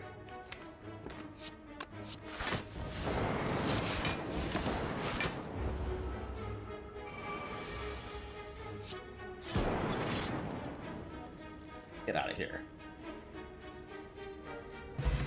Toxic Egg. Whenever we add a skill to the deck, it'll be upgraded. But I'm adding a claw to the deck, not a skill. Tragic. Truly tragic. Take another event. Fight anyway. Works for me. Oh, that turn 1. Is this a kill the Mystic on turn 1 kind of situation? I think it is.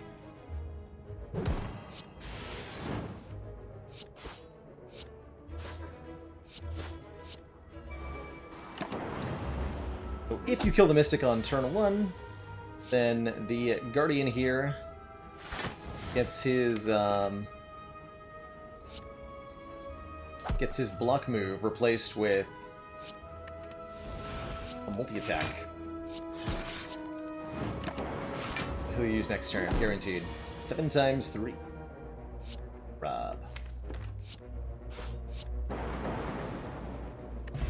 Easy fight. Hyper Beam, Turbo, Plus, or Streamline. Might be a reasonable spot to use the Singing Bowl for our Act 2. I'll take Hyper Beam. I would feel okay about it. Given how we crushed Gremlin Leader, though, it doesn't feel like we need it. Already have a Turbo. Don't want to Streamline. Okay, I'm going to take 2 max health, so we cannot use the Singing Bowl again this act. It's our once per.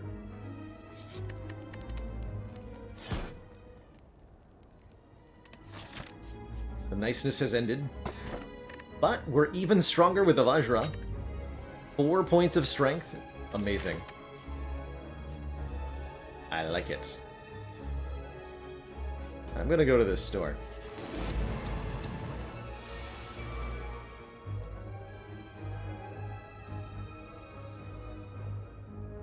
It's not a good turn 1.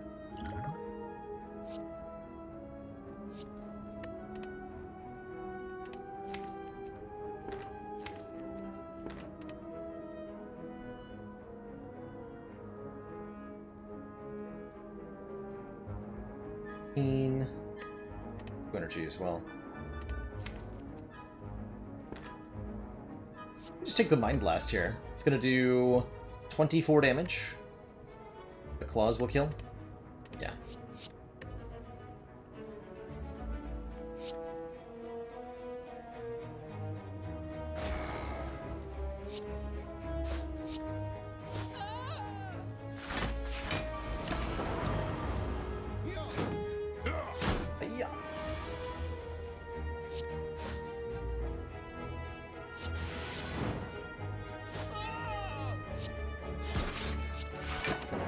Smooth fight.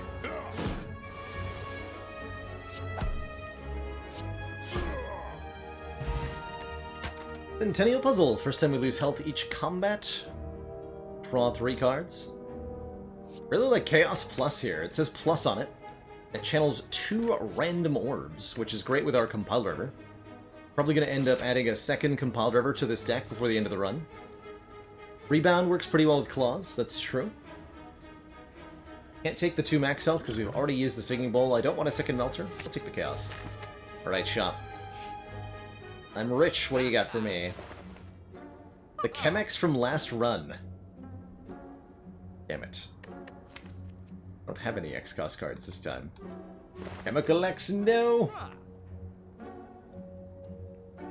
Could take a Frozen Egg so that powers we see are upgraded. That'd be pretty good. There's an upgraded algorithm here, which I think will become very good. There's another copy of Claw. That would bring us to 5. We did say 4 is the perfect number, but 5 is a bigger number than 4, and is therefore more perfect. Pretty sure that's how that works.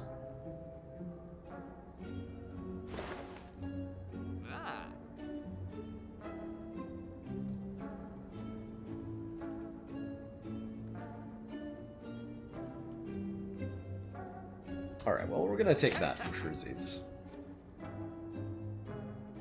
485 means I can't buy Algorithm and Egg and White Bee Statue.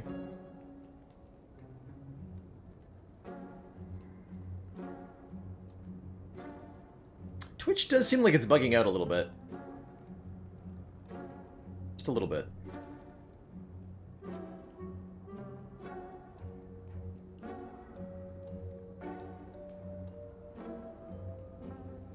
I'll take the Frozen Egg. Oh, I can't even buy the White Bee Statue, actually. Let's take this algorithm then. Do I want to remove a card? We could lose Melter.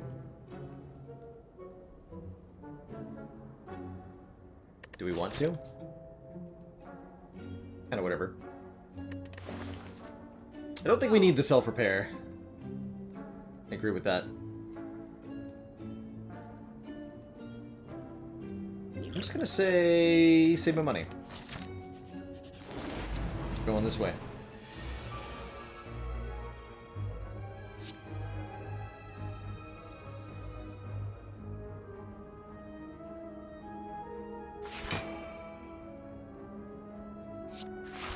Mild amounts of awkward.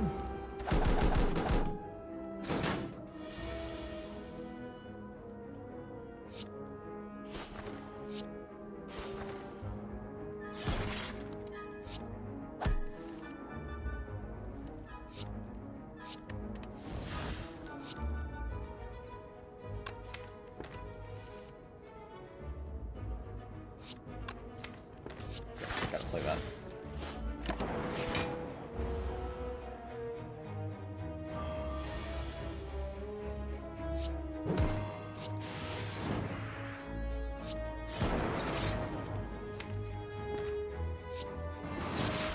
Okay, that should be enough damage to kill next turn. Right? Smooth fight. Love a go for the eyes here. Another zero-cost attack, and one that applies Weaken. Good stuff. Recursion's okay too. Scrape? It's actually a pretty decent scrape. Draw 3, discard anything that's not zero-cost. We have 1, 2, 3, 4, 5, 6, 7, 8.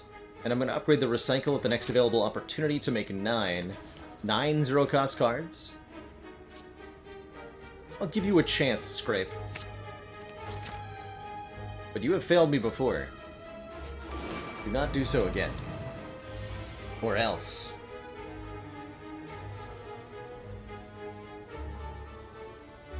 Or else.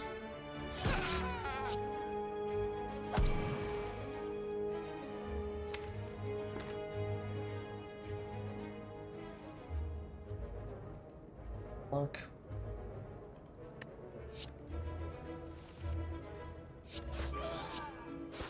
Take 6. Or 12. Ow. 12, 6, same difference.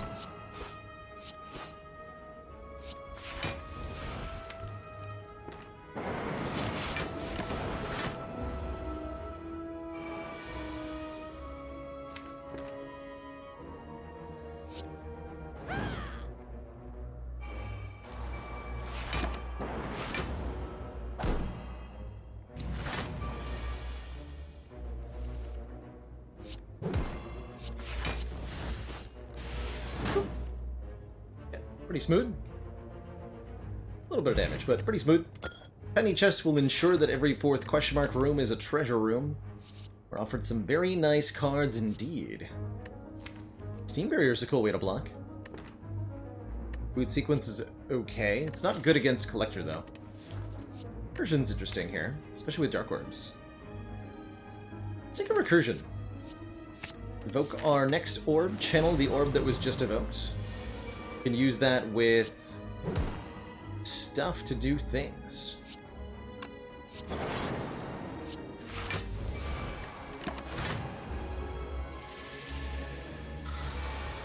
Use that with our Dark Orbs for some hot nonsense.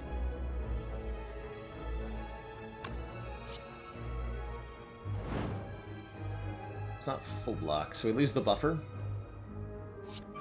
Might as well play it for 1 energy next turn, then. Sad way to lose our buffer.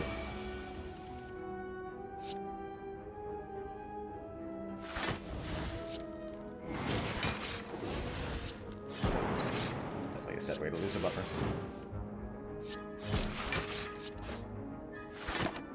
Great turn, though.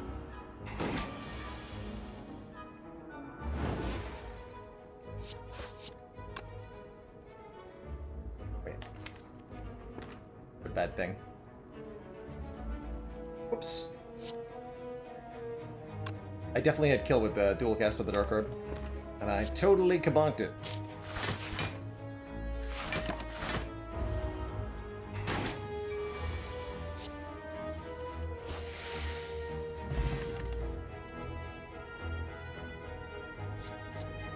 Leap Plus. Yes. Although maybe the Steam Barrier Plus is better. Let's try the zero cost card. Got the scrape after all. That's zero cost.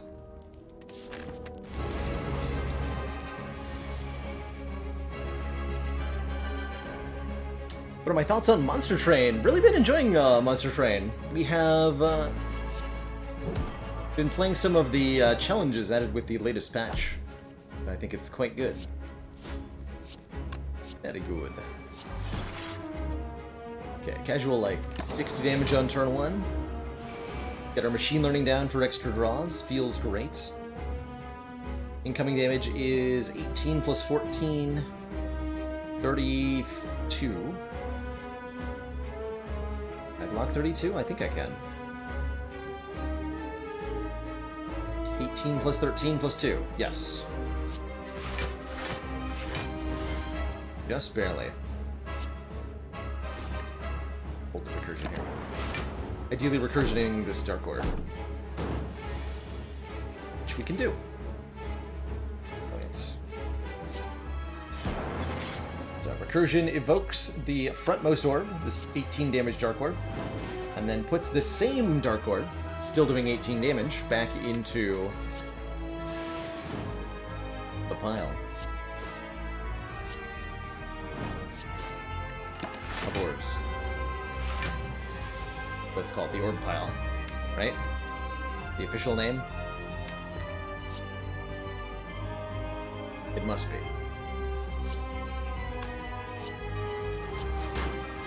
Oh, let's recycle our rainbow here. Let the scrape, see what happens. Sadness. Sadness happens? Very well. Neat.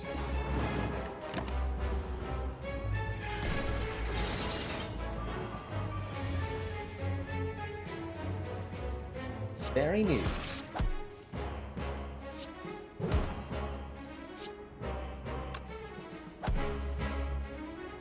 Stuff. The great draw pile. I like that draw pile.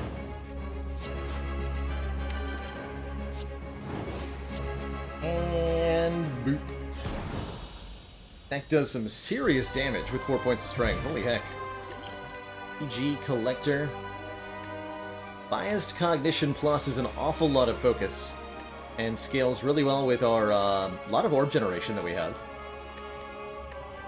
Rainbow Plus or Buffer Plus, also pretty good. 3 rare cards that say plus, right? The egg value. I'm down for Biased. Definitely down for Biased. With Buffer maybe being in second place and then Rainbow a distant third. Ooh. Well, it's probably not Velvet Choker, huh? In energy at the start of our turn, we cannot play more than 6 cards per turn. Kinda stinky. Take Frozen Core, replacing our starting Lightning Orb with the ability to gain a Frost Orb every time we end our turn with any empty orb slots. Or Empty Cage to just remove 2 cards from this deck. I don't think it's a particularly good Frozen Core, although it is nice with 2 potions of capacity. Could be good in the final couple of battles.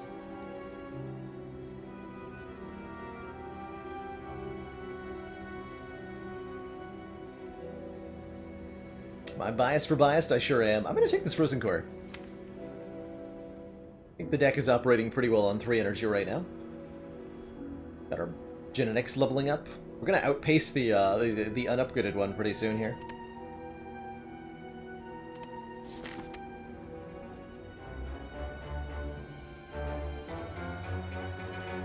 Runic Capacitor in the store could be pretty hype. We can fight 4 elites as well.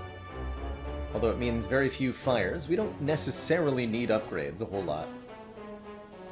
And the huge gold income and relic income from fighting 4 elites would be very excellent.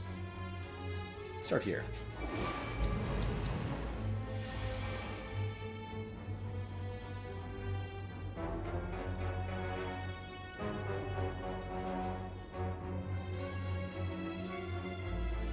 I think I'm playing Sweeping Beam here.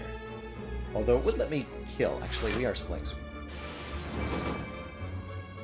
Not playing it again, though. So if we end our turn with an empty orb slot, we gain a Frost Orb. That's the rule. Pretty good rule.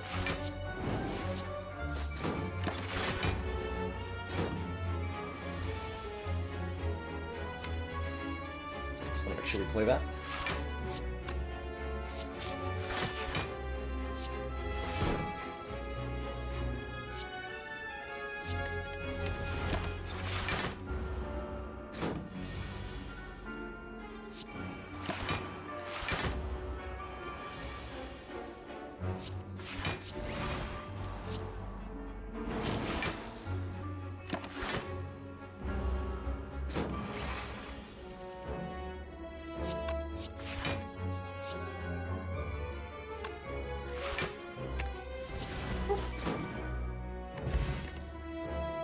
Battery plus FTL. Second chance at Go for the Eyes that we didn't take last time. Getting some weak into the deck would be a really important source of mitigation for hearts. Take that. Electrodynamics plus. Seems pretty okay. The rest of the shop doesn't seem that good, though. And it's on sale, right? Like, that's a tempting Electro. It's a really tempting Electro, especially with bias to the deck. Be very good against Repto, be very good against Donu Deka. Let's take it. Very good. Do I want any of this? I want fruit juice. Not convinced. Guess we should probably remove a card.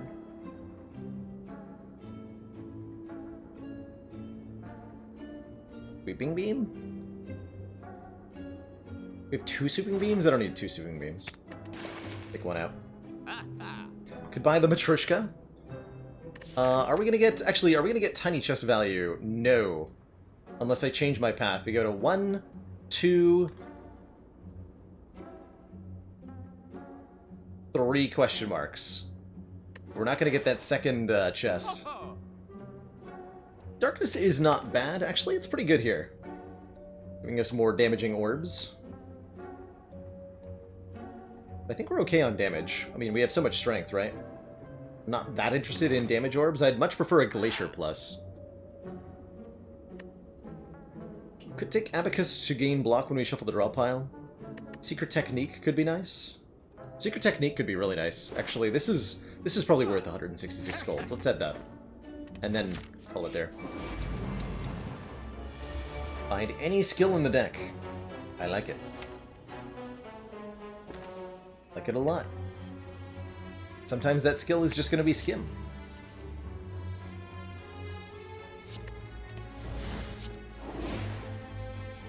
Excellent.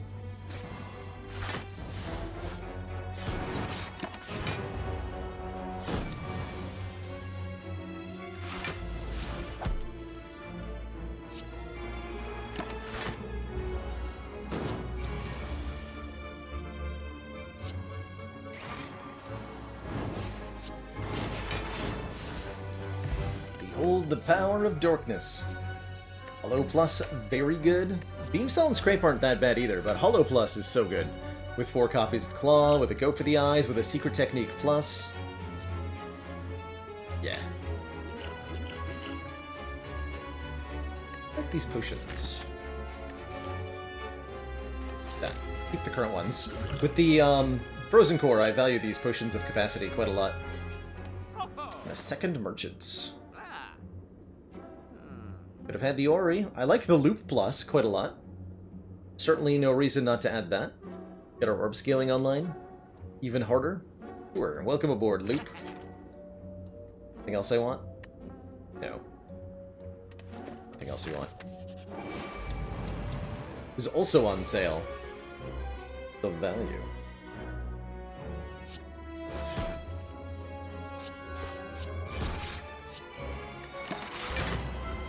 Stinky repulsors out of here.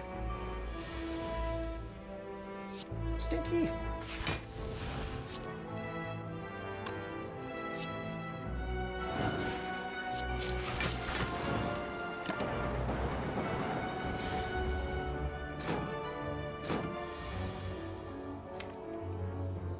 gotta find the genetic. Shouldn't be difficult at all.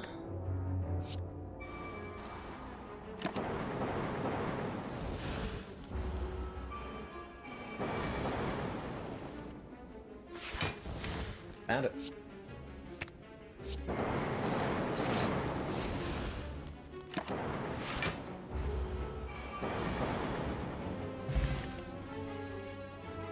Rip and Tear Plus does a lot of damage.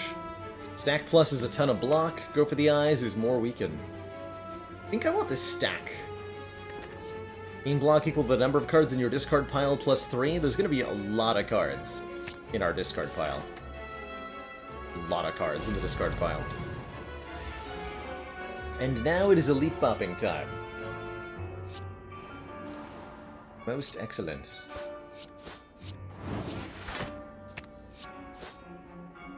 Recycle my stack.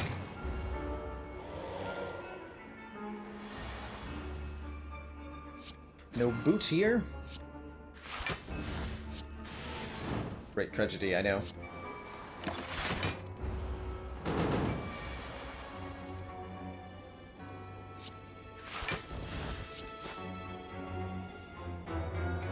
Pretty good turn to cash in our orb here. Chaos to do it.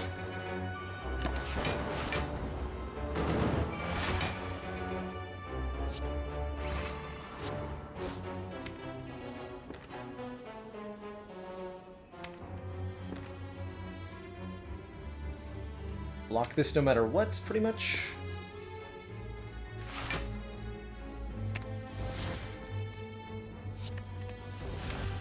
Let's see how good a job we can do.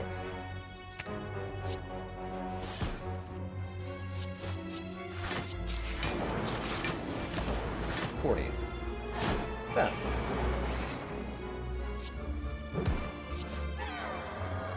Aw. Happy Flower, actual energy, I love it. Ooh. Enforced Body is a good block card. Better if you get more energy. But I'm gonna take it. 9 block X times. Heck yeah. Okay, I'll fight double orb walkers. I should be willing to use one or more potions here. But we'll score ourselves a rare relic. And quite a lot of money. We drew Bias Cog on turn 1, which I could duplicate reasonably and have a good time with. I can actually full block very easily. If I go double bias, loop, hold snap, let's do that.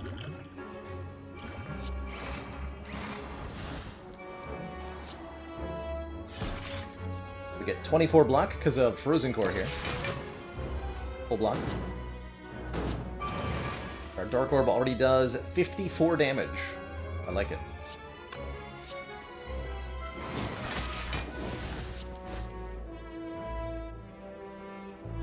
No reason to play any of this. Get him, Lightning Orb. Yes! Good job.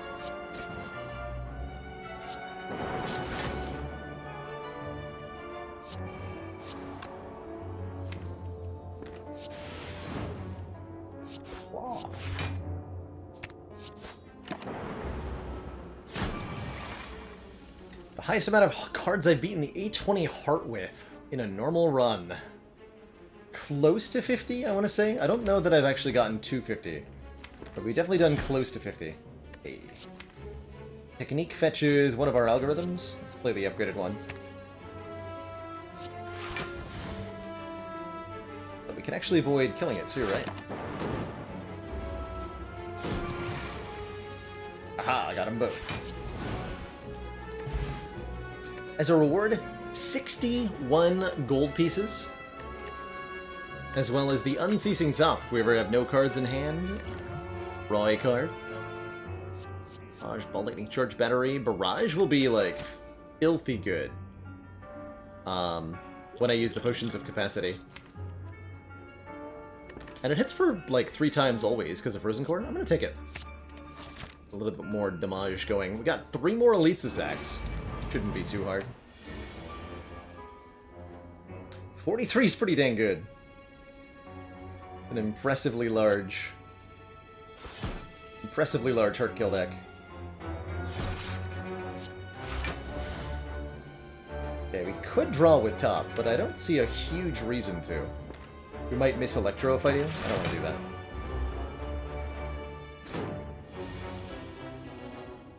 We did find Electro. I will play it. A secret techniquing for probably the other algorithm.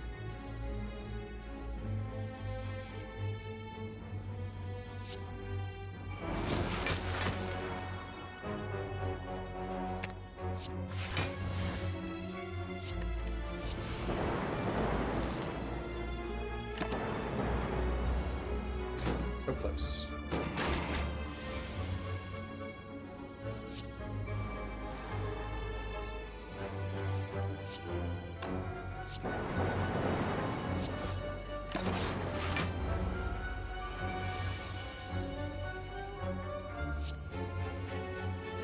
Okay.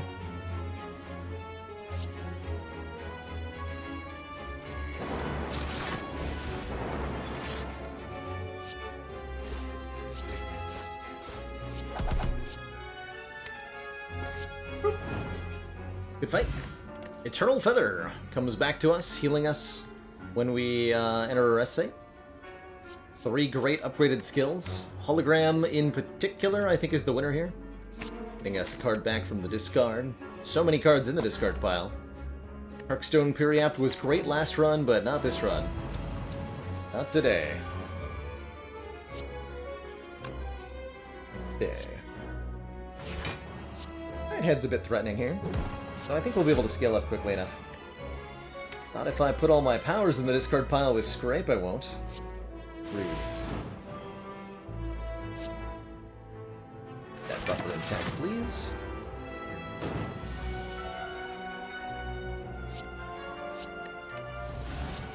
Time to use our Unceasing Top.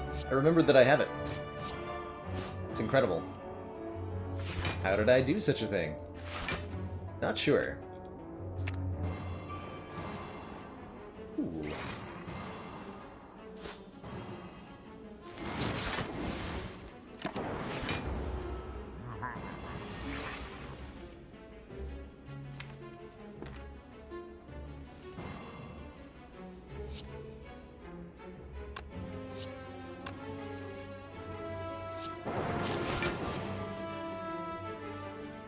I like that.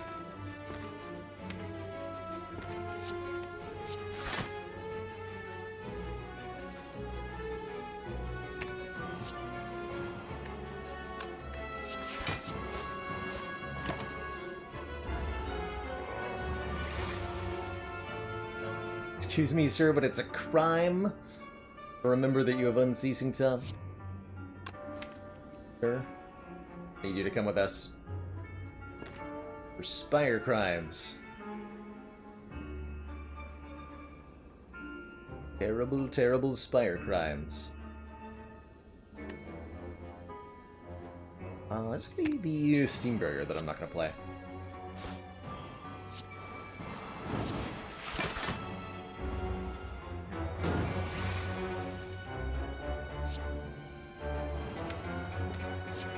These? Nice, we got all 3! The value. The sheer value. Incredible.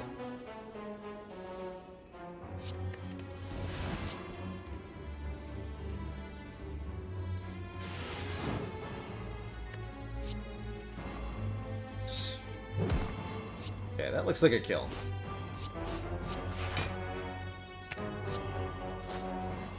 A claw. GG. Bronze Scales. 3 Thorns, and there's the Glacier Plus that I asked for earlier. I'll take it. 10 block and 2 Frost Orbs. Perfect. Absolutely perfect.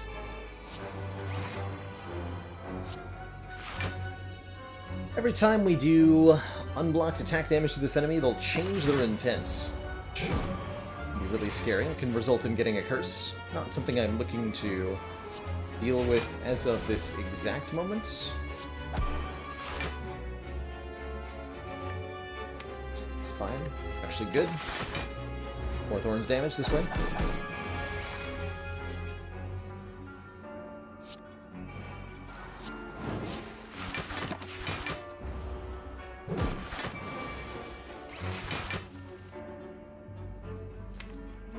still want to get the algorithms played, right? Play one.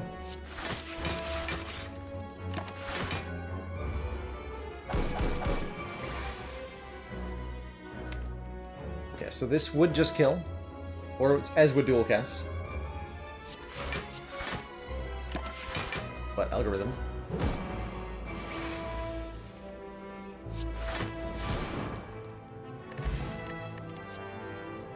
But algorithm.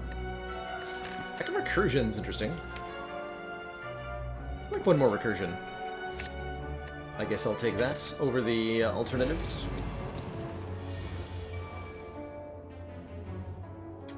Ha. Well, this doesn't block for much.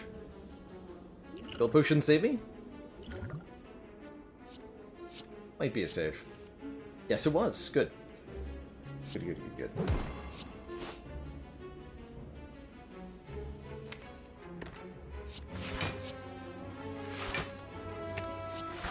"20, we're one short, but Frozen Core says no, we're not, which means we don't play Electro, because then we would be one short.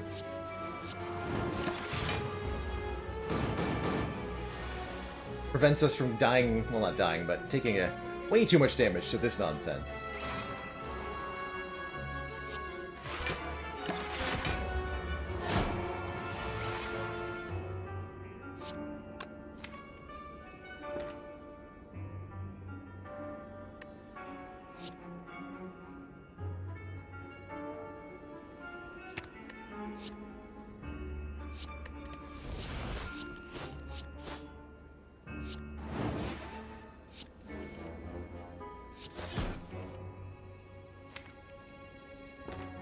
An algorithm. You know what? I don't care about algorithms in this fight. Whatever. Just die. Just die, please. Ooh, Fission Plus. Evoke all your orbs, gain an energy, and draw a card for each orb evoked. Very good with Frozen Core, as we'll replace the orbs quite easily. It accelerates the deck in a much-needed way when you have 40 cards. In a much-needed way. So my question is, do I take another campfire, or do I take an event here? We have not seen Mind Bloom yet. Have we? No, we have not. Don't think I would upgrade all. The 2 eggs have been perfect. But I would like to upgrade Go for the Eyes. I would like to upgrade Go for the Eyes next act. The Madnesses. With the Unceasing Top, it'd actually be okay. Take one more event. It was identical to the campfire anyway. Alright then. It's pretty funny. Thanks, I guess. Or something.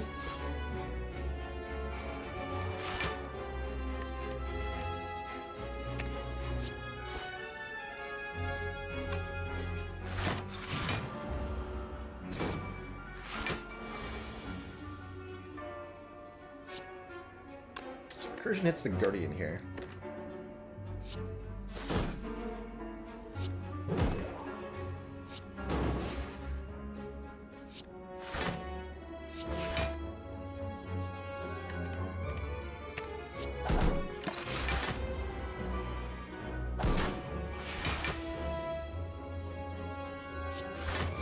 No Melter value today.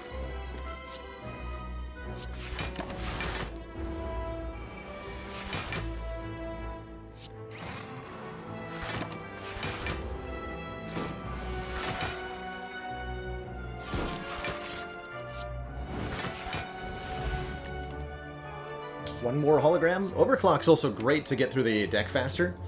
And the downside of Overclock, where it puts a burn into the discard pile, is pretty small when the deck is 40 cards. So I really like this Overclock. Let's take it.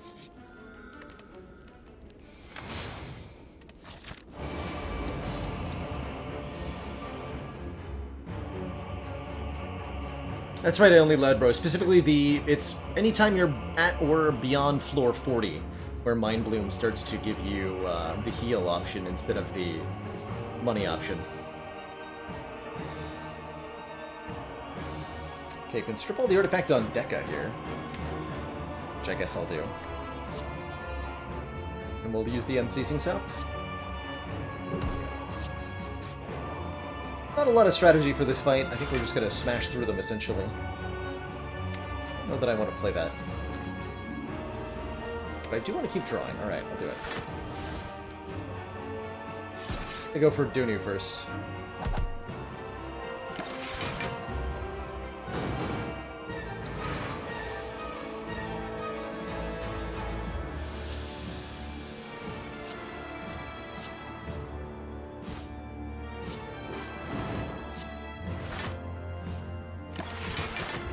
Do lose our buffer for 6 here, unfortunately. But here we go. Bias cog time. Secret technique to get recycle.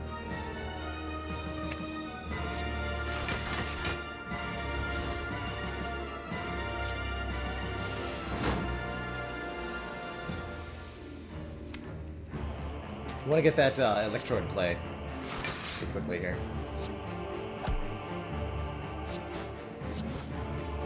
Cycle scrape.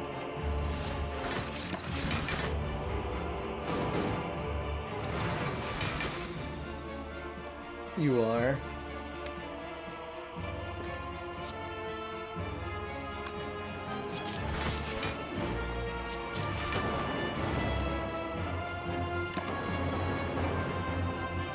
So I'll do tons of AoE damage every turn.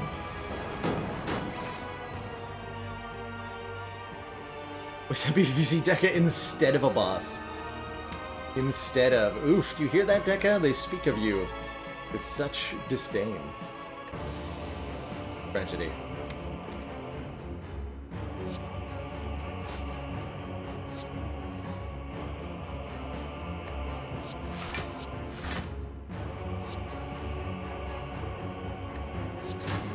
Beacon.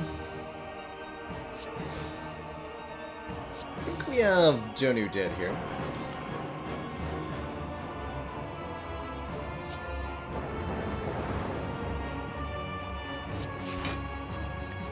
Yes, we do.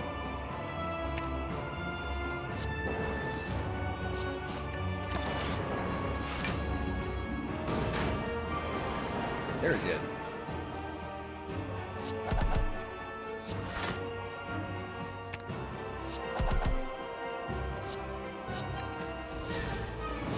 EG. Two thump, a deep pulsing dread can be felt throughout the room. Yeah, Donu Deca, they don't have a specific, like, mechanic that you can see them interacting with, like a Time Eater or Awakened one, but they definitely are a slowness check to your deck. Can you do damage quickly? Can you build up your block quickly? If you can't, they'll outscale you and you'll be hopelessly behind. I like the turbo upgrade and I like the skim upgrade. Go with the turbo. One more energy. Very good hologram target when upgraded too. Oh baby! Runic capacitor and regular capacitor, both here to give me all of the orb slots and third capacity potion. Excuse me. That's too much. That's too much. That's just too many orb slots. There's another Vajra? Is there? This is 0 strength Dubudal. We have no curses. No curses at all. You could get yet another claw. That'd be claw number 6. I think we have to. Only 22 gold. It's on sale. Give me that. The real question for me is Panache here. 14 damage to all enemies.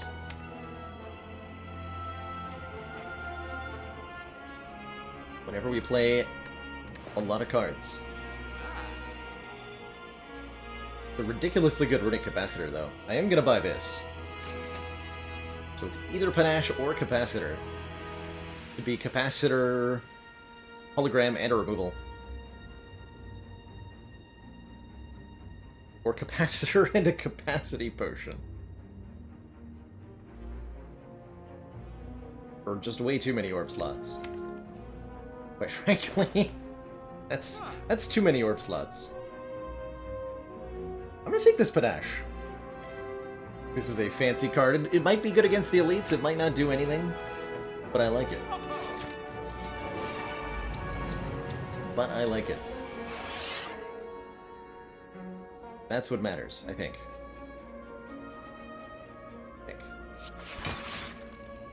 13 times 3, that's a lot of damage. Within you. Or we can get the machine learning down. Yeah, we'll choose to do instead.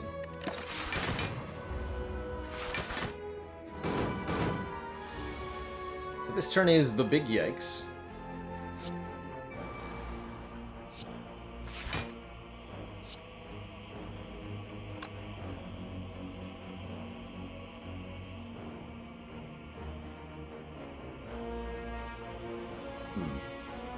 Indeed, the big yikes. Good capacity potion here. Play the rainbow. Oh, I think it's Equilibrium Claw stack. We hold on to the rainbow for next turn? Yeah. Do I even play the claw? Actually, probably don't, right? Currently blocking for 29. Plus 11 is exactly 40. Right? Exactly 40 means we block 1 with buffer? No, we do play the claw, because the 1 block's relevant. Okay. And then we exactly block the first 2 hits. Pretty important math to have done there. Here we go. Now is when we start to explode. In a good way. With this Fission Plus.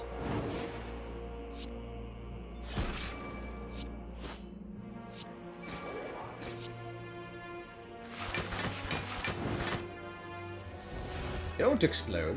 Why not? I like to explode. Go boom.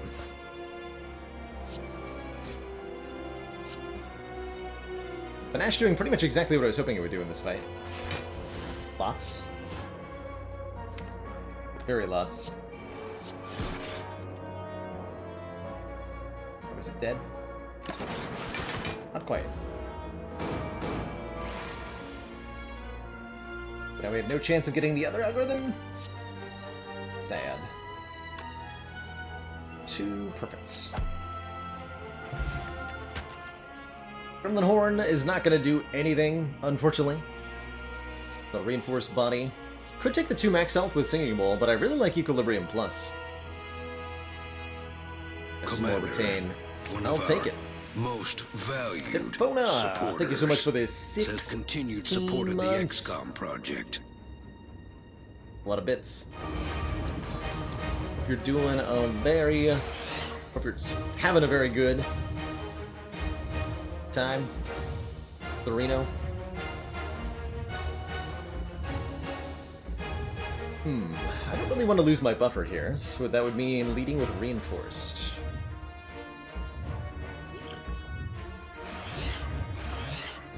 I have 10 orb slots now. Seems good. We're gonna get 1 Frost Orb per turn, courtesy of Frozen Coin. I would like to play Hello Worlds.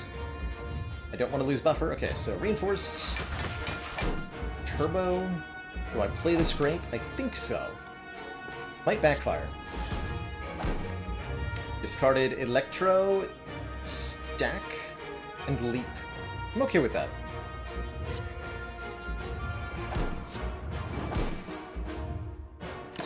Okay, not a great turn 1.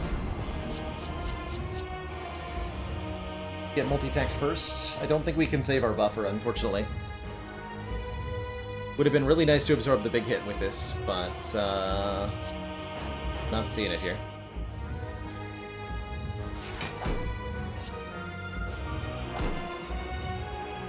Well, I'm not seeing it. That's a bit of a yikes. Recursion get looped down, that'll be 4 block next turn. We can just get an extra Frost Orb, that's 2 block next turn.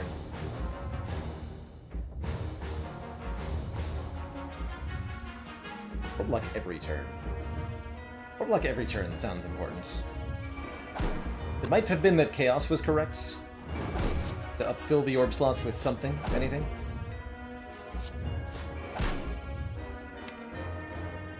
We need to draw something good. An algorithm, a bias cog, a go for the eyes to survive next turn.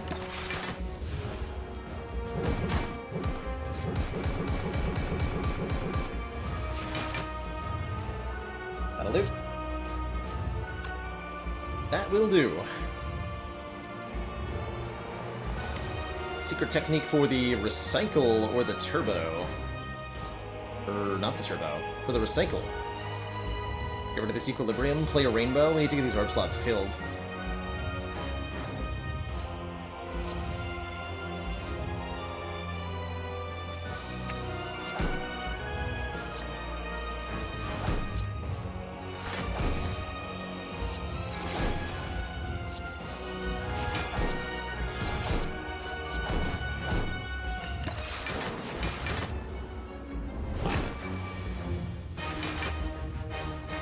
Okay, here's Bias Cog, and I think it's just in time.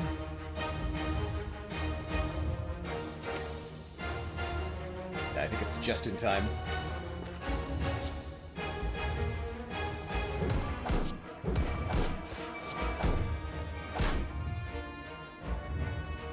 I'm so playing this? That's how much damage? Well worth it to take the beat of death damage to get all this down.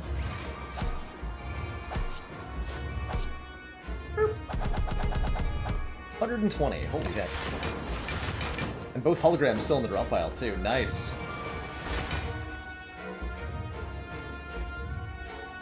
Does that mean we play Fission here?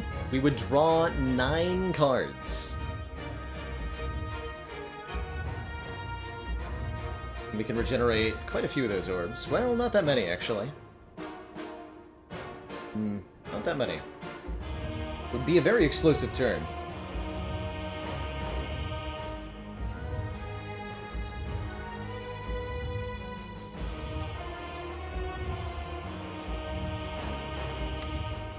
But it means no barraging. I think we want to be barraging. Barrage will do 100 damage per barrage.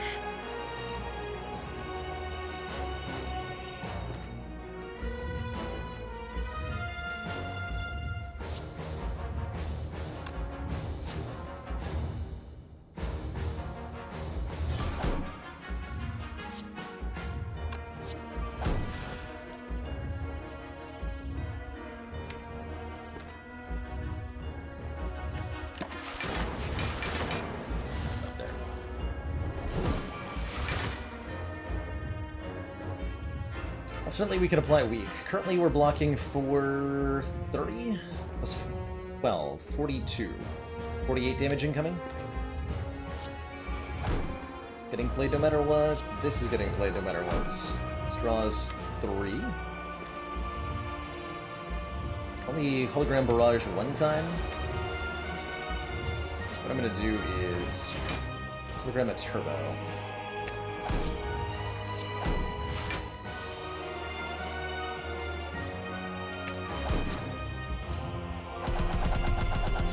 Oh.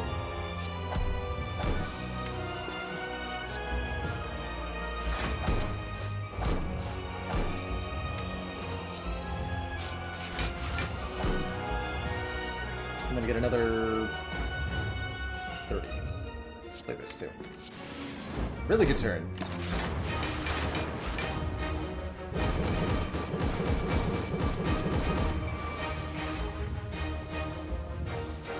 Now it's Fission time. Perfect. Let's recursion our ridiculously chunky Dark Orb. And then evoke every orb that I have. GG. GG. Mr. Art.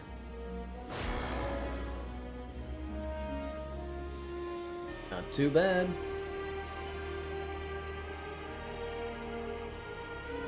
Not too bad. GG.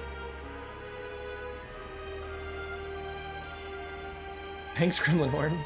Did it flash? She never paid attention as to whether it flashes when the heart dies or not. Gee, great run. I liked the Pandora's box. How that ended up playing into the deck. Great run. Alright, here. Spire sleep, but I shall not. I am going to switch things up a little bit. Still gonna stay playing Spire, but I think I'll do some A20 boss swap runs for the rest of the evening or something. But maybe have any defect guide on how to beat A20. That's tough. I do not have any kind of high ascension guide written. I do have a guide for beginners that helps gets the basic down. We just received the support of another council member. We got a command for that, right? There it is. Begolio, thank you so much for that gifted sub. But as for A20, I think that my best guide is the stream itself. Had a lot of very successful A20 defect runs recently, and we'll possibly get some more in the near future. But before I dive on into that, like I said, we are going to take a quick break, refill my legs, stretch my water, and when I return, some more Slay the Spire action. Be right back, everybody.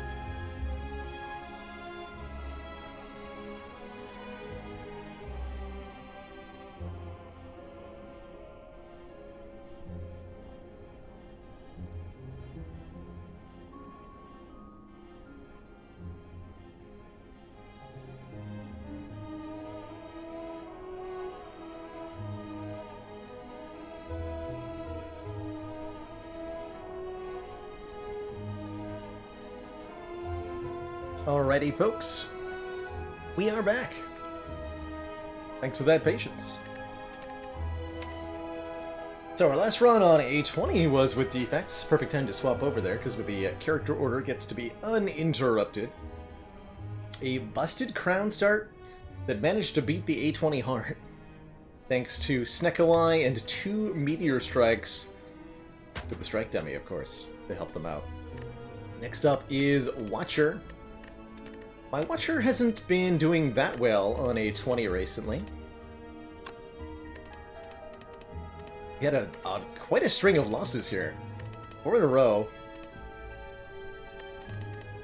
Dying to the Act 3 bosses several times. Time Eater, Donudeka. Interesting. Although this was the Blasphemy Vault instance, so that did happen. But I'm not that consistent with my A20 Watchers right now. Get better. Must get better. Snekawai been changed recently. You might be thinking, Benoit, of the Volatile Gauge, which is the Snekawai equivalent in Monster Train. And that did get changed recently in Monster Train. Uh-oh. It's back! The Busted Crown is back. Giving us an energy every turn, but preventing us from looking at cards. An early shop does help. I think if we as Watcher go to a shop here, we might be able to take on an early elites. And maybe even ultimately kill 4. Alternately, we can avoid the early elites and go for... Well, we want to go this way at the minimum. Yeah, we do want to go to this shop then. Okay. Let's start here. We're doing no skip. About that. The Eruption Strike is exactly 33, right? 9 plus 24? Yes. That's the power of 4 energy with Watcher.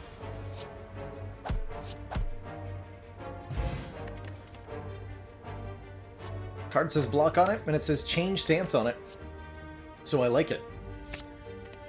I like it. It'd have to be a pretty bad card for me to not take right now.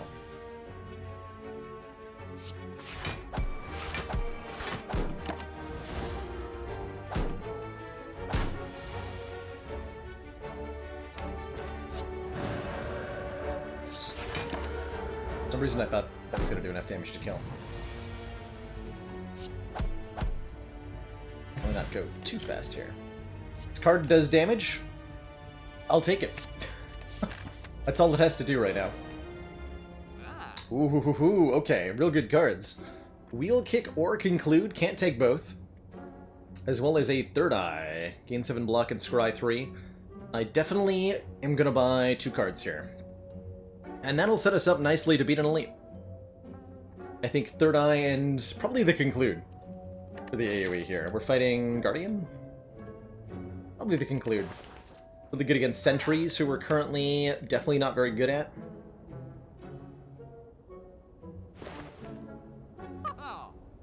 Question card. That would have been a lifesaver, right?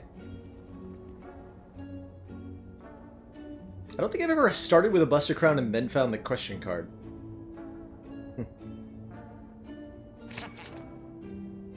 Also 4 gold cheaper to take Conclude. I'll take Conclude. I'll take Conclude. And I'm feeling good about a elite now. Which is good, because I'm forced to fight an elite now that I've gone to the shop. Oh, one more event. 5 max health sounds good. And one more card pick, maybe another potion before that first elite. See what we can do.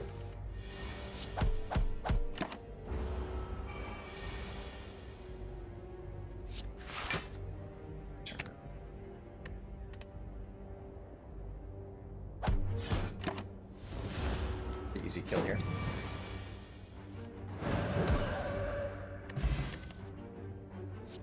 Enter calm.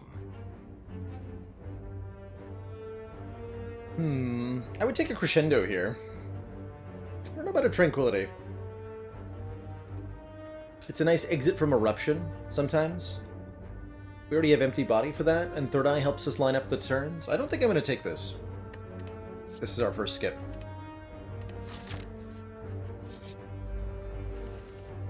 G. Gromulus Norbert. Probably just gonna try to kill. So we can actually math it out. Do we have guaranteed lethal here? If I go Eruption Strike, that's 21. And then we just play... We're gonna draw exactly all of these cards, so we'll play all of them. Exactly all of them. So 21 plus 12 is 33, 45, 57, plus 14 is 57, 71, and then more than enough. Commander, yes, more than enough. One of our so we just most go valued Eruption Strike. Supporters says continued support of the XCOM project. Illinois, thank you so much for the 7 months.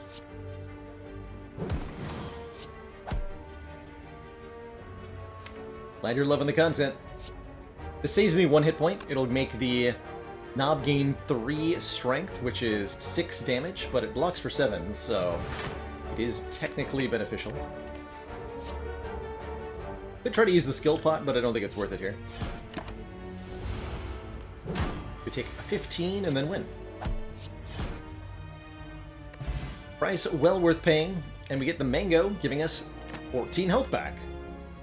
As well as, you know, of course, max health, which is going to be hugely useful. Reach Heaven's okay. 2 energy puts a 20 damage, 0 cost card into the draw pile.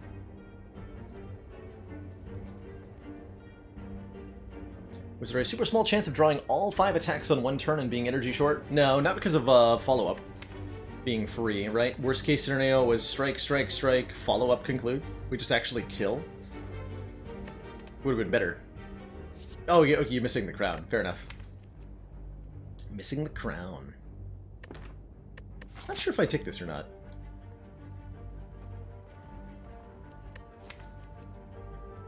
It's okay. Good upgrade, because it gets +5, but Conclude is a better upgrade. +4 to all.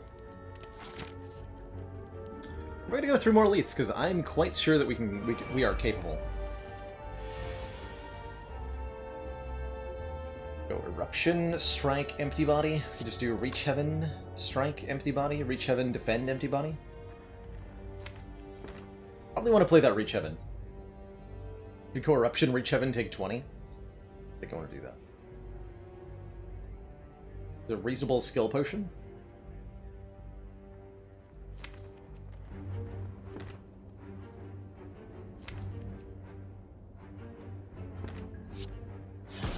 Go for the reroute.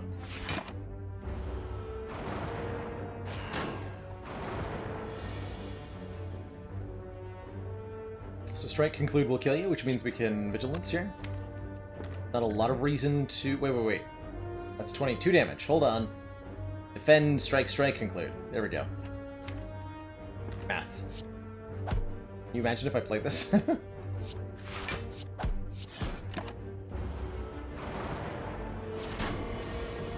have been a disaster.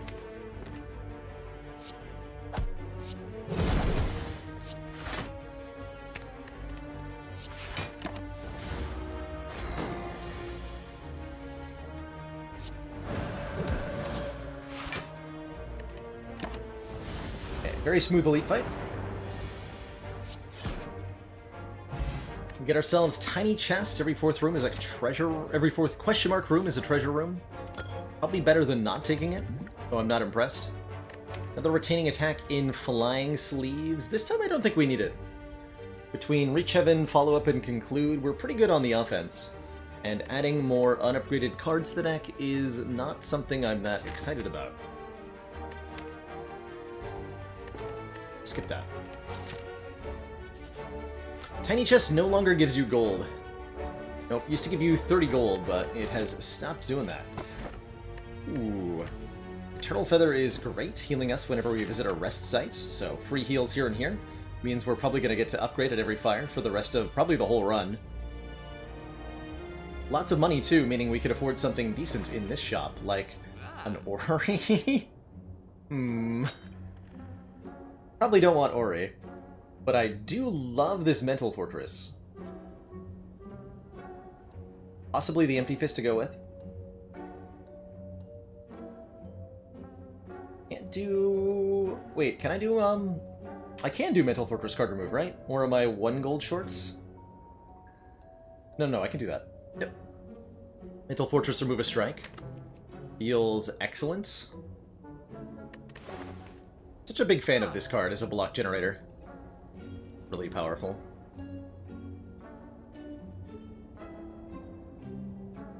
Simmering Fury is alright. Actually, I think Simmering Fury is very good here. And I can do that alongside Mental Fortress as well, instead of removing a card. That's tempting.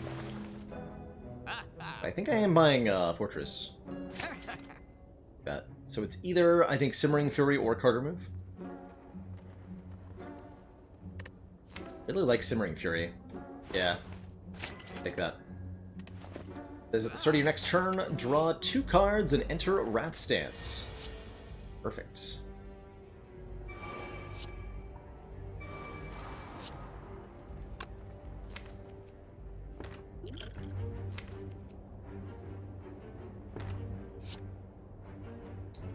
Bring about skill potion here.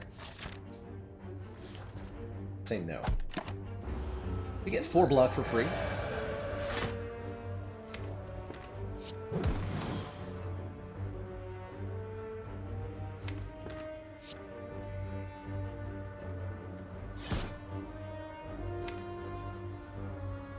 I probably should have vigilanced and then eruptioned.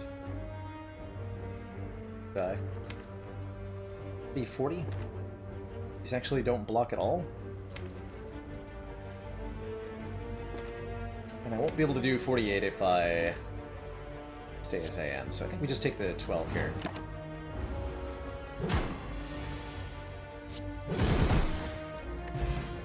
Score ourselves a bag of marbles for vulnerable on turn 1, and I will definitely take a second copy of Third Eye.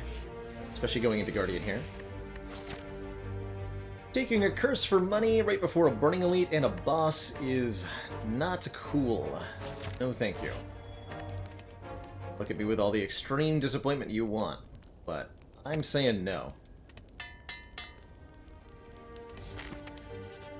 That fortress upgraded. Might not have been the optimal upgrade for this fight. I could have thought about that a little bit longer. Or could I?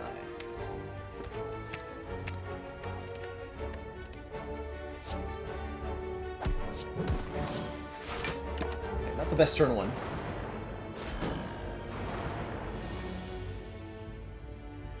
Good turn 2, though.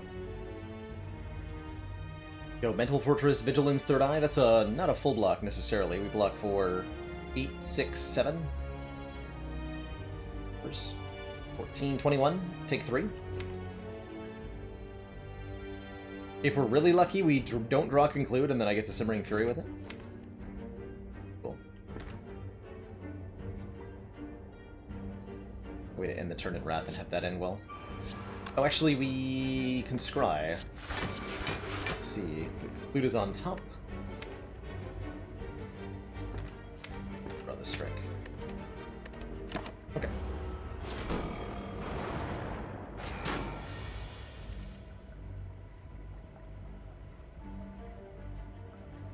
Do I dare play Simmering Fury? I think so. So we're guaranteed... Or no, I'm not playing Reach Heaven, though? No. Defend, Reach Heaven? Guaranteed kills one on the ends. Means I don't play Conclude, though. I need to kill one of these.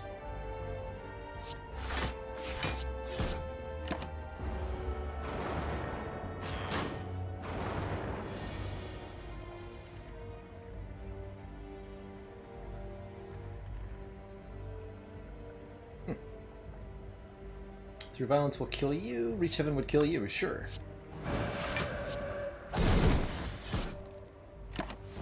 So we might take 24 here. Very sad, yeah. Skill potion time. Scrawl? Scrawl, you say? Boy, I like that.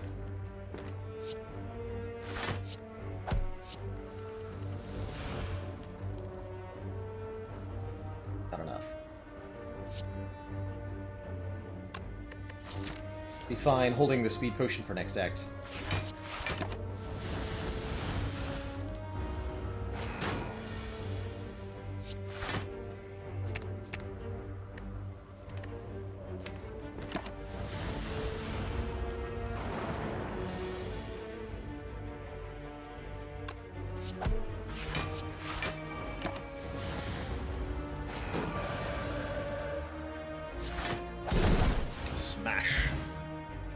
Anyone know if there are any adjustments forthcoming for Watcher?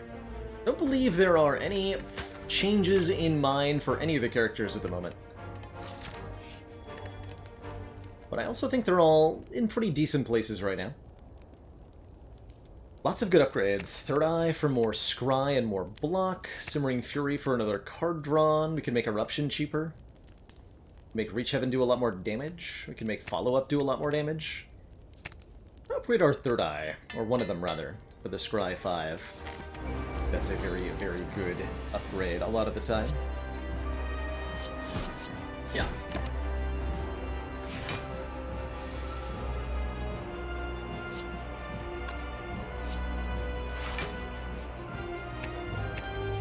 Actually, let's draw the Ascender's Bane next turn. Get rid of it. Prepare yourself for boot value. Bam. Oh.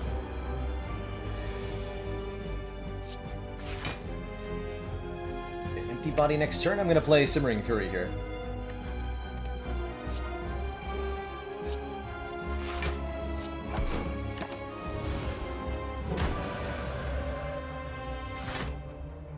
Then I can dish out 40. Leave Wrath. This will be what? Another 13 block. That'll be a full block. If I can do Strike, Empty Body, Swing through.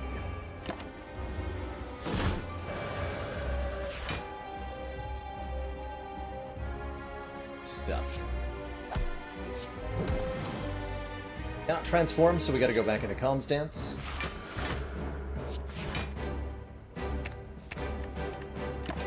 For next turn.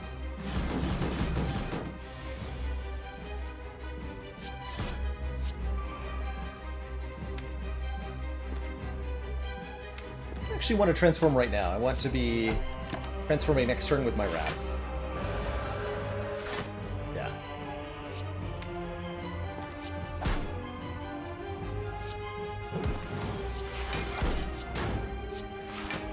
Bust straight through that.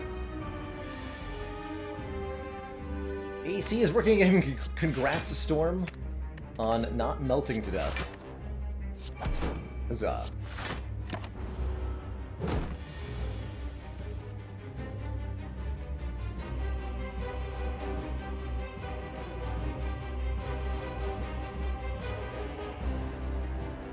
$49, 69. Not quite. 2 damage short of a kill here. Looks like.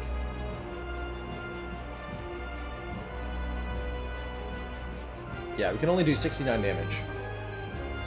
Which is nice, but it's not enough.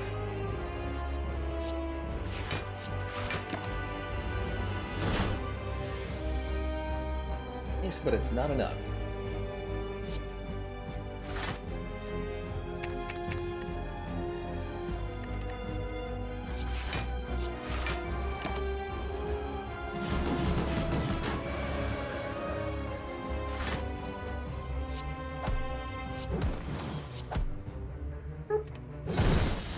GG. Yeah, that card looks good. It does damage. I mean, my other option is don't take a rare card. So I'm probably going to take the Ragnarok.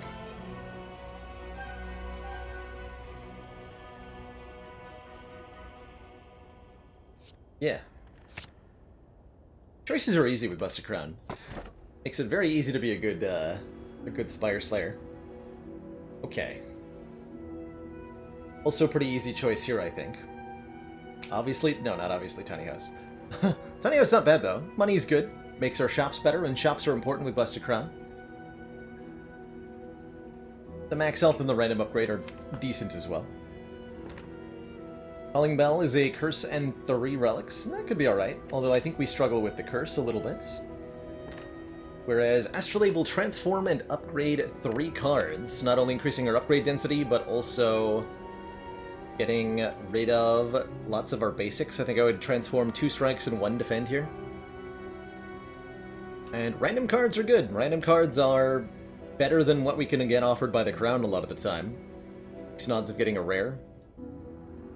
Let's see what happens here.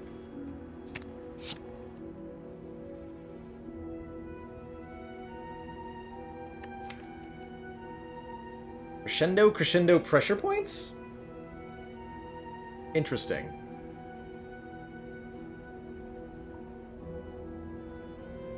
Well, I can remove Eruption now, and feel pretty good about it. Stinky Eruption. I do like 2 Crescendos. The retain value is seriously good, I think. Max of 3 elites this act? I'm down to fight 3 elites this act. How do I feel about combats? Not good. Abandon run? No, we're fine. Although I do need to remove Eruption, I'm pretty sure. Maybe we do that here. Fight this elite and then get an upgrade in, and then fight this elite and then get an upgrade in, and then fight this elite and get an upgrade in, and then die to champ. Sounds good to me. Actually, is pressure points our answer to champ? Maybe I just take 2 of these. And we win that way. That'd be cool. We could get a tiny chest relic pretty quickly. We are going to get one this act. Starting here. My favorite modded character? Thornton. Definitely Thornton. Easily Thornton.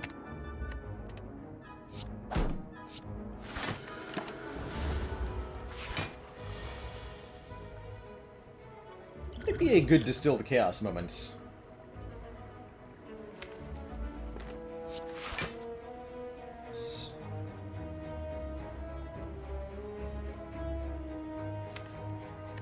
I'm going to use this here. Unless, hold on.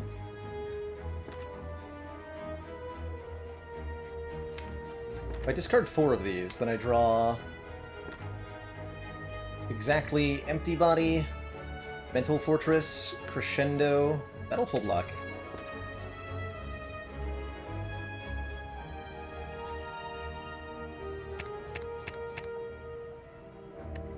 With the Mental Fortress. So we can hold on to the Distilled Chaos for some hypothetical future fight. We'll do that.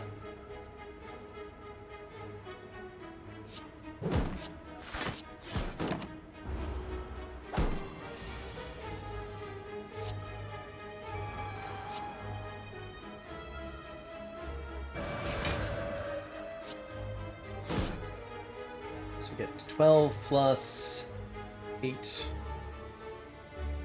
Take 2.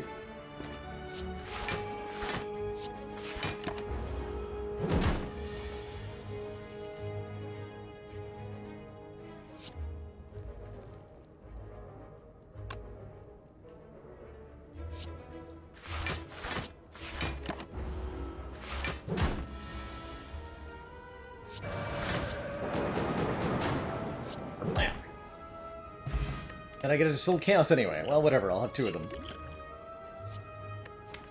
Bloody. Actually, not bad. Right? With 2 Crescendos? Not bad. Not bad. If it wasn't for the Mental Fortress Plus, I don't think I would do that. I will definitely choose 1 of 20 cards out of the deck. What we're looking for here is, first and foremost, Talk to the Hand. Second and foremost, Wave of the Hand. And then, like, a Rushdown would also be very, very, very good. And another Mental Fortress would be very, very, very good. So those are the big 4, I think, that immediately come to mind. Talk to the Hand, Wave of the Hand, Mental Fortress, Rushdown, and then there's some others that are also pretty good. There's the Mental Fortress, there's the Wave of the Hand, there's the Rushdown. No Talk to the Hand, so I have to choose between these 3. Also Flurry, Meditate. is here. That's pretty good too. This might unironically be Rushdown, though.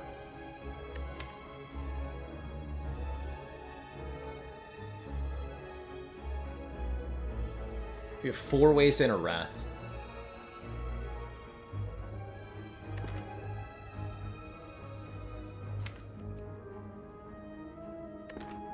Really like that Rushdown.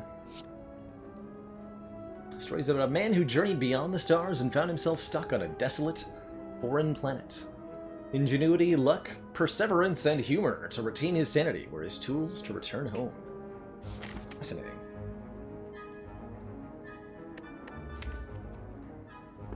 I feel now about a shop. I think I want a shop. I'm gonna avoid the shop. Get a tiny chest proc instead.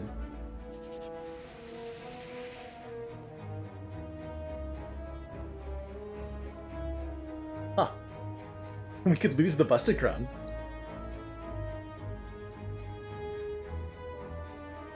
What an interesting idea. I don't think so.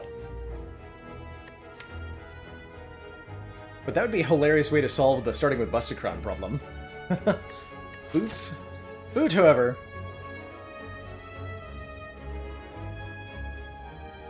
So, in Lost Gifts, triples our chance of rare cards. Won't be that important if we keep the Busted Crown, because, you know, we won't see that many cards. But Watcher Rares are very good. With Sekawai, our energy upgrades on cards truly irrelevant. Not truly irrelevant, Jewel Chow. Because there is a situation where the upgrade matters. Which is upgrading cards in the middle of combat. If you upgrade a card that's in your hand with Snekawai that has an energy upgrade, the card will alter to its new upgraded energy cost. Which means that energy upgrades with Snekawai tend to be actively bad, because they limit your ability to get these energy discounts from stuff like Warped Tongs, Apotheosis, Armaments, Blessing of the Forge, stuff like that. So not truly irrelevant, they're actually slightly bad. Although for a similar reason, Warped Tongs upgrades can result in the Warped Tongs targeting something else, and that can be good. There's a couple situations where it matters. See you later, Boot. So triple chance of rare cards from rewards is kind of whatever. I'm going to take a relic right now. Small chest, Molten Egg. I like that. I like that a lot. We're likely to be offered future attacks, even if only in a shop. And having stuff like Talk to the Hand get upgraded for free would be awfully nice. Yeah.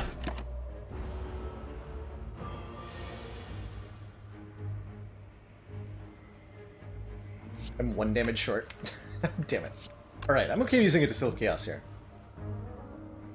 But I am 1 damage short.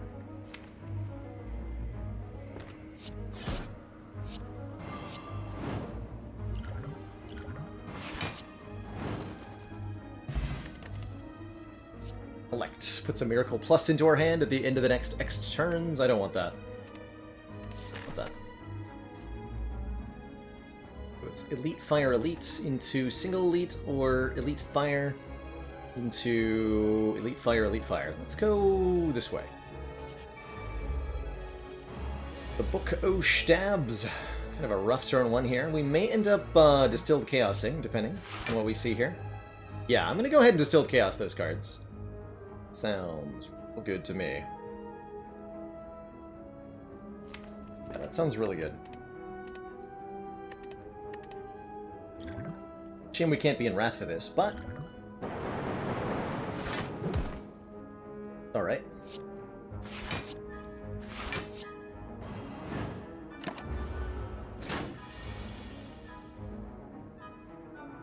Okay, this turn hurts a bit. Mental Fortress down. I should probably Tranquility now for the block. Then Simmering Fury. Gonna draw 7 of these. If I don't draw Vigilance, we could be in Problem Town, though.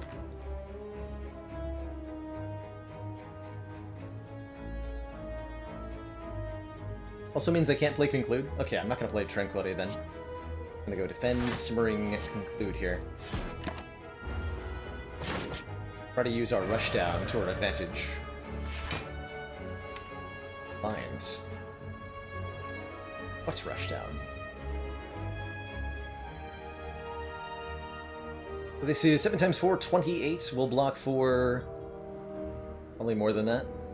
Strike one time.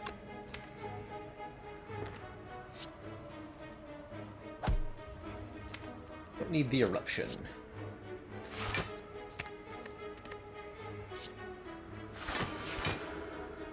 Good crescendo to strike, but I'm going to hold on to these. They're very powerful resources right now. Rushdown turns crescendo into kind of an offering card.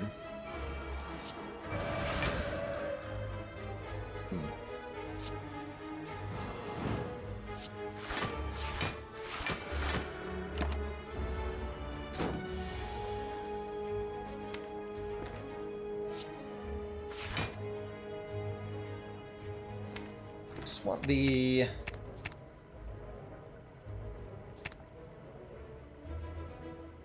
eruption.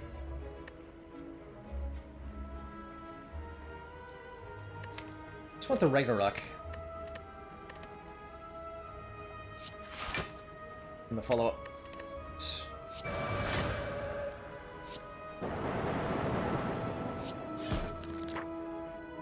There we go. So much draw power. Here we go. Pillow heals us more when we rest, and get offered a wish. Wish is great. Gives us strength to go with our Ragnarok. Can give us plated armor if we really need it, and it can be money, which is super good with Busted Crown.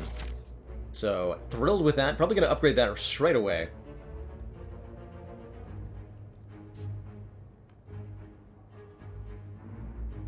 Hey, Soft Odin, still climbing. Yep, just switched over to some 820 here because I wanted to. But we have not lost our second ladder attempt. Currently standing, I think we beat the first 3 assumptions with that.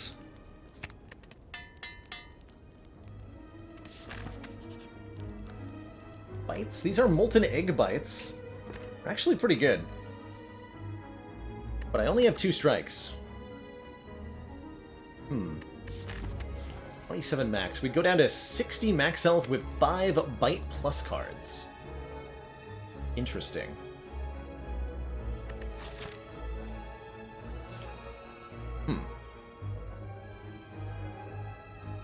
Maybe? That's actually pretty close.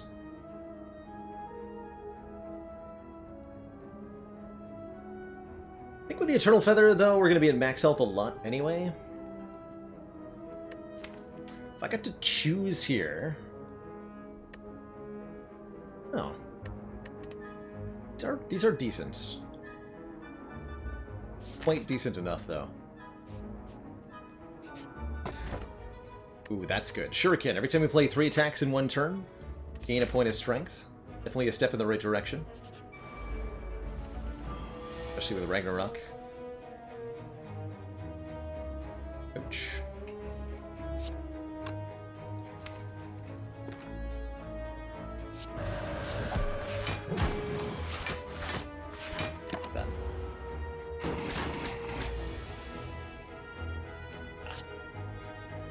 Ouch.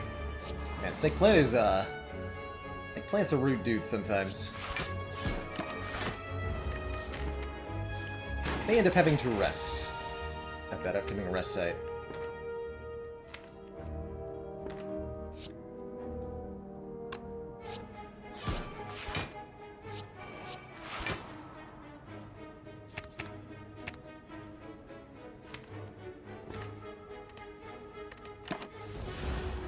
I want to get the wish down here.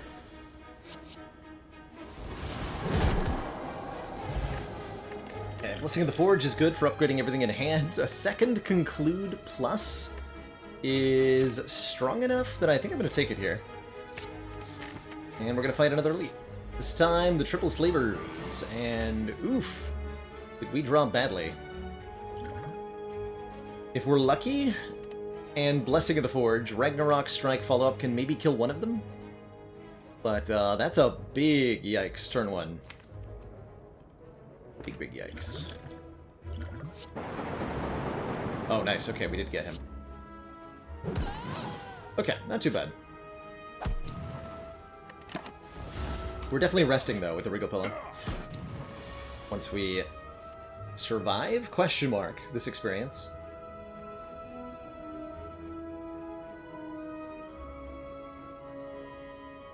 And plus 17 is a kill already.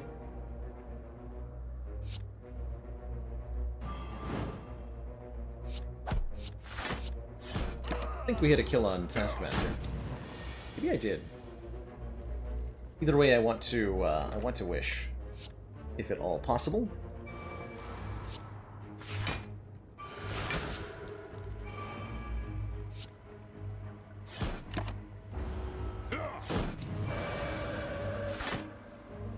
Cash.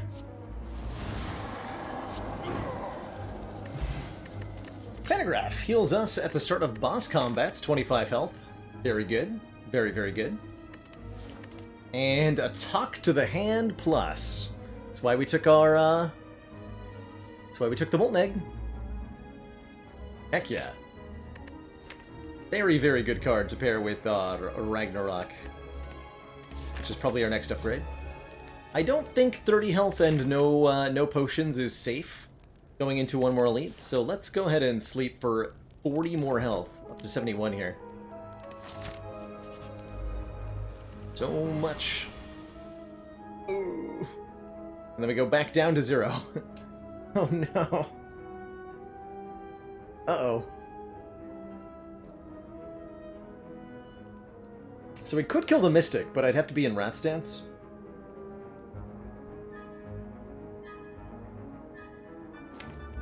Which takes, ultimately, on this turn, more damage than just Defend and Conclude, right? We would take, we're currently taking 23 minus 5. If we go Eruption, actually be a Crescendo Eruption Conclude, we would take 28 minus 5, 23 damage versus 18 damage. 5 more damage. But we progress the fight way harder, which might actually be a bad thing.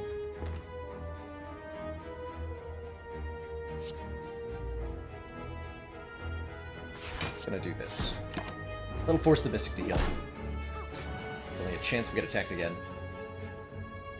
Only a chance.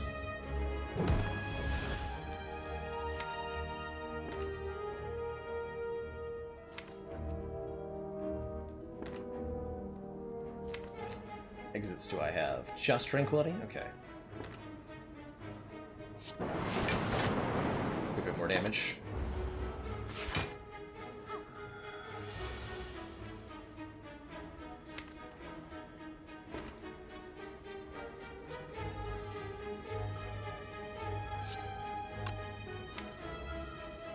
Commander, one of our most valued supporters, says continued support of the XCOM project. Randomosity, thank you so much for the 7 months and that tier 1 sub.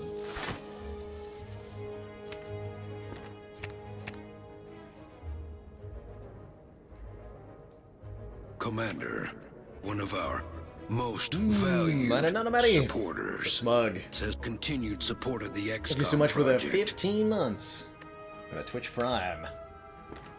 Heck to the yes.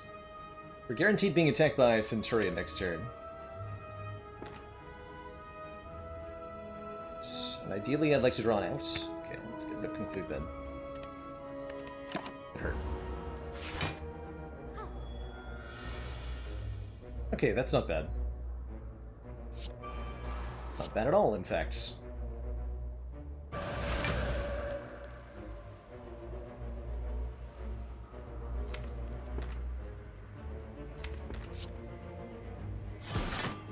Full block, good. Commander, we just received the support of another council member. Joko Boba Fett, thank you so much for that Twitch Prime sub. Welcome to the council.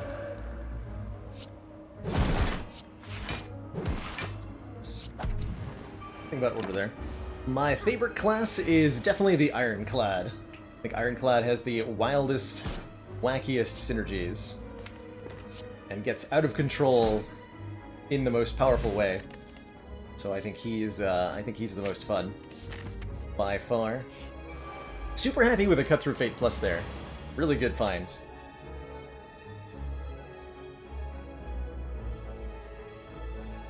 Reach Heaven, Mental Fortress, Third Eye? Don't get to play Wish here. We gotta kill the Sneaky Gremlin to save 10 health. Shame that we're gonna be weak and frail next turn, but I'm happy that we're being attacked on turn 1 by a Gremlin Leader, as that usually makes for an easier fight. We're essentially one buff ahead, or one summon ahead, on the outcome of the battle.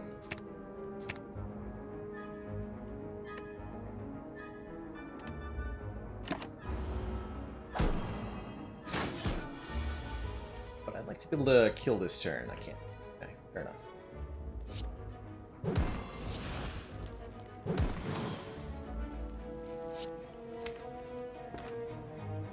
Tranquility to get more next turn? I don't think so. We're gonna need that as an exit. Probably. Still weakened, not good. Not being attacked though. Good.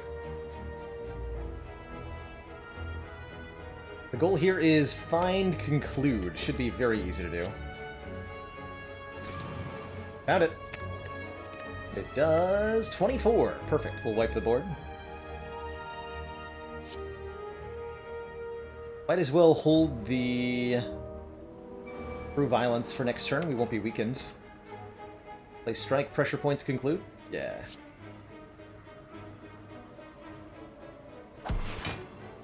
Or no, wait. Math.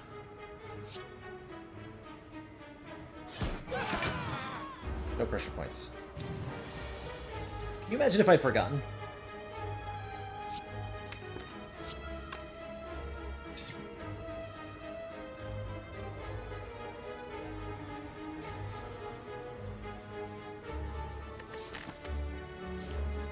Rush down and play.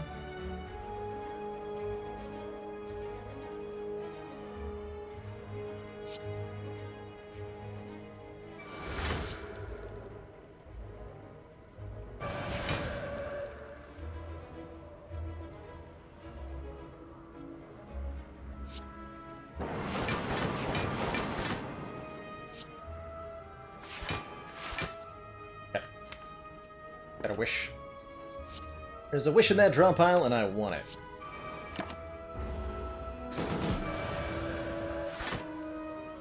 No.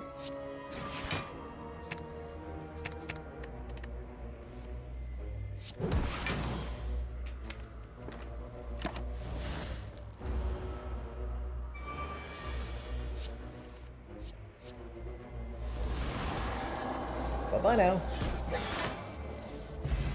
Bag of Preparation gives us 2 extra cards on turn 1. Fairy in a Bottle will keep us alive should we die. And Just Lucky is a 0-cost scry, block, and do damage card. I think it's great with our Shuriken. I think it's just good in general, because it looks at the top 2. Scales well with Strength. Procs Talk to the Hand. I'm in. As for upgrades before Champ, probably need to upgrade Ragnarok for 1 extra hit. Our goal against Champ is scale up with Shuriken a little bit, probably use Wish to get some strength, and then just hit him really hard. Which I think is a completely fine strategy. Yeah, I'm not going to wish for money here. I'm going to wish for strong. Almighty. Beautiful.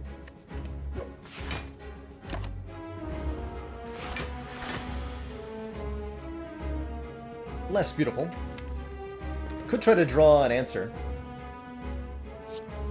We're just gonna hold on to that. Take the 18. We have plenty of health to spare, after all. Can't wish for plated armor. He did. Very rude of him. Please go in again. Alright. I don't care if you have 14 block per turn. I'm gonna have lots of strength. Assuming I can ever proc my Shuriken. Yeah, we're not being attacked next turn, so Simmering Fury is safe to use.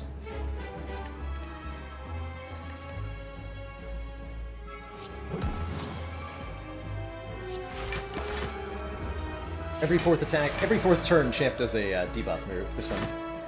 Always.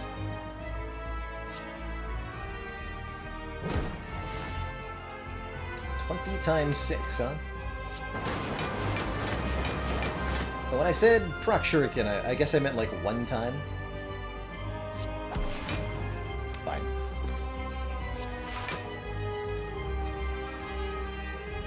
Let's turn it.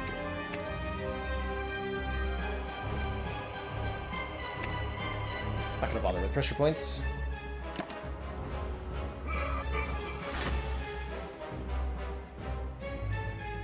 It's not a debuff. If we bring him below half on this turn, we won't be vulnerable on the execute turn, so I should probably put him below half if I can right now.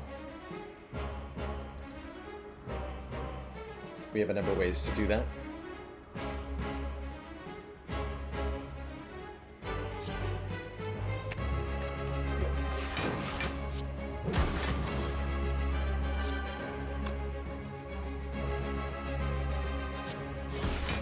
It's not good enough, though. It's got to be below 220.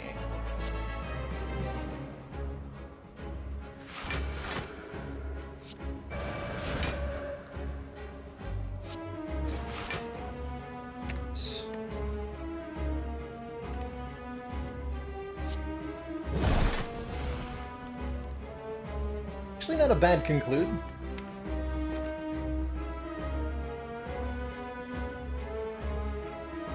Take a decent chunk, but we more decisively win. Let's do that.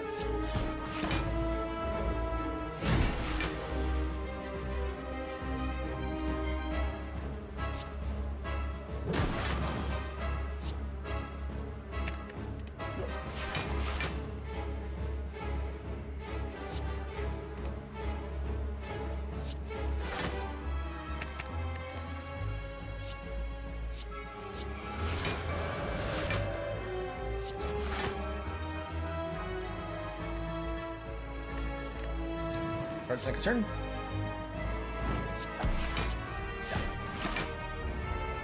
Yeah, I like this run through the fight. Pretty decisive win here. GG.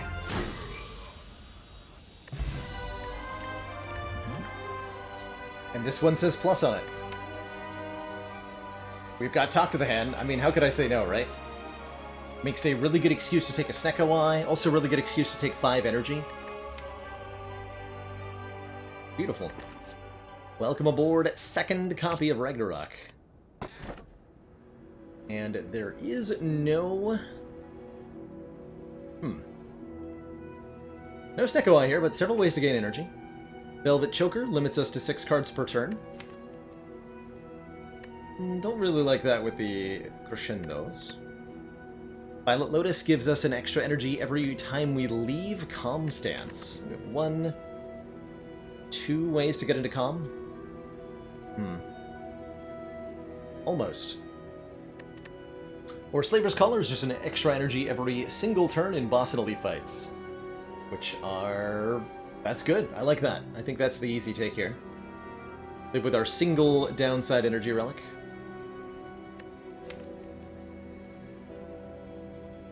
Think we ever want Joker.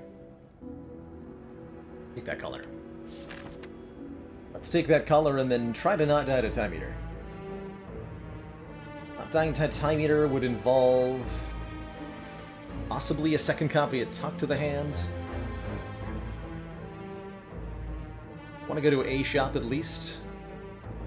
1, 2, 3 elites seems good. The more relics we can get, the better. Like a kunai or a... what's it called? Duality would be good. Where's the Super Elite? We already beat it. Got our green key in Act 1, fortunately.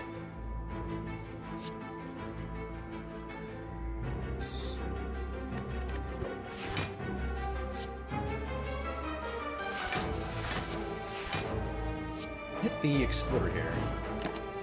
This thing will explode on turn 3 for way too much damage.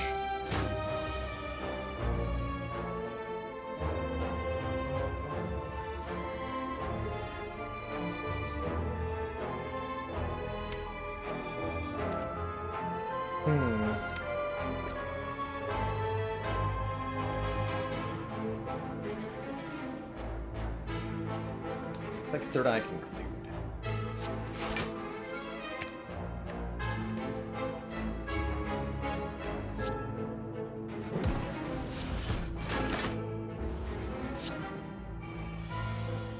Don't know if I get to go around back to the...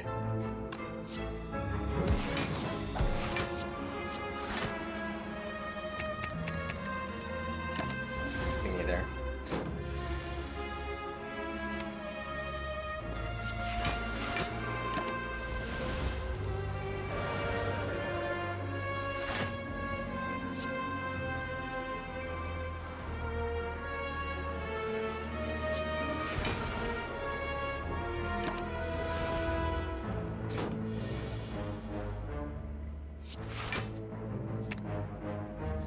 Pressure points is good.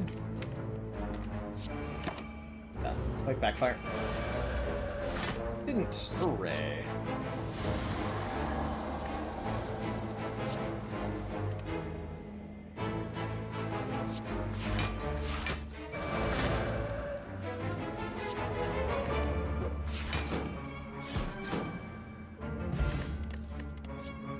Battle him. Starting to turn out a smite into our hands.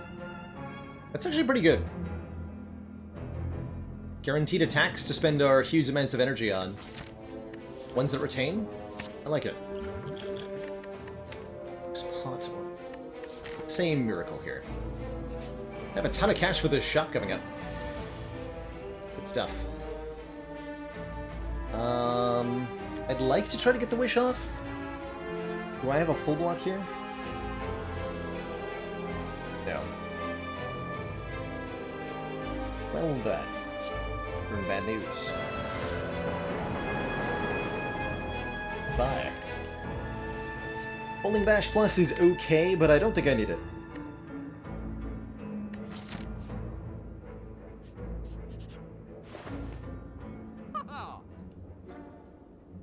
Oh my.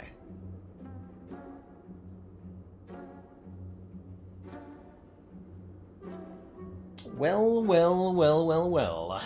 Lots of things that are great here.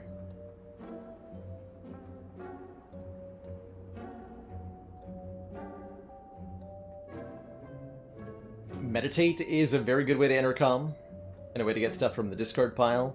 I really like this Frozen Eye to show us our cards in order. Akabeko Ragnarok hits so damn hard, especially with 2 Crescendos in the deck. If we draw Ragnarok and Crescendo on turn 1, with Bag of Marbles, that would be 42 damage times 6. Is that right? 42 damage times 6. That will kill almost anything in one hit.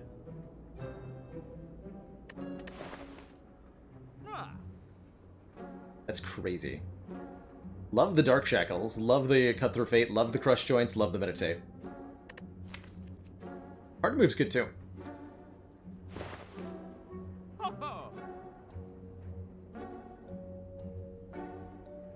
Definitely want the Frozen Eye though. For sure, Z's. Remove Eruption's not a bad idea. Commander, one of our BM, thank you so much for valued the 8 months. supporters That Twitch Prime says sub. continued support of the XCOM project. Long heckin' time.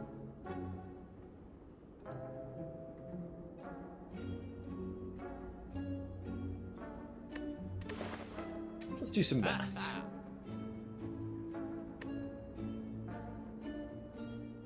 $171 for Akabeko, plus 81 for Meditate, 252. 91 for Dark Shackles, 343. Could buy the Crush Joints or the Cutthroat Fate. Can't get both. Can't also get card remove.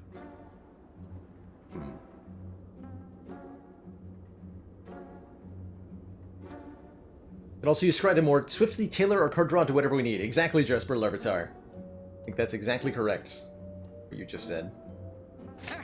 Not sure that I get to buy Akabeko, but I think I should buy it. It's gonna be so strong. So many situations.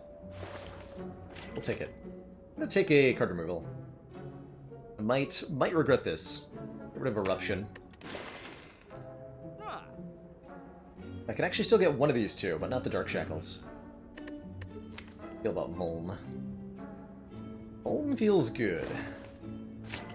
It feels very good.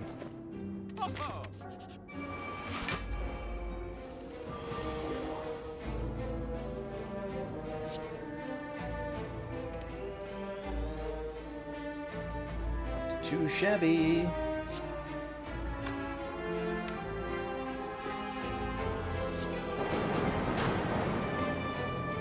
Oh, dang. You know what? Do it like this then.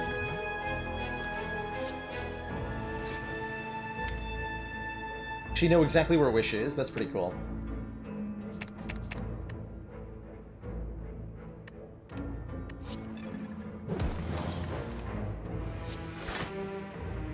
There's Wish. Crescendo Conclude will kill. No reason to take any damage here.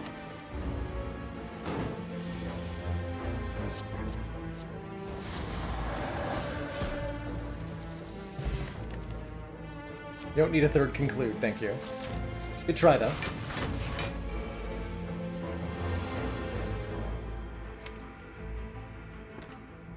Uh-oh. Well, that's not good. Although this does how much damage?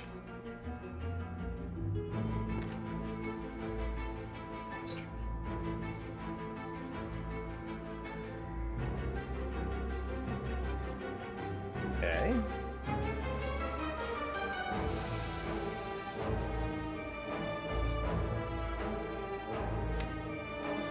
So, we can actually get this Crescendo into our hands.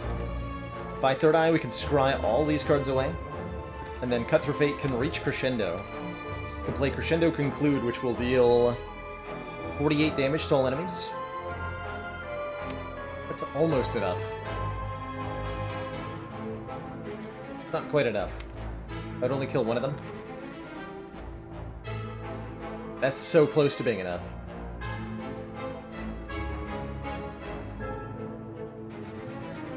That's including vulnerable, yes. That's no Akabeko, because we have to use the Cut Through Fate. But yes, vulnerable, so 16 times 3 is how much damage that'll do. Which is just enough to not kill any of them.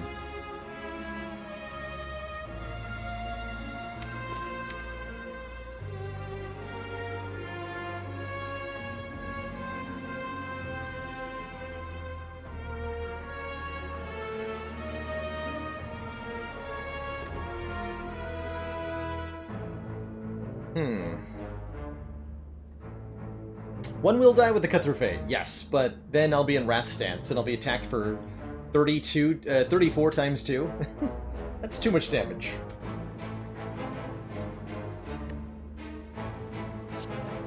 This does 25. I just kill one without going into Wrath? This would do 24. 24 plus 25 is not enough to kill. Damn it. Well, that's also rude. Damn it.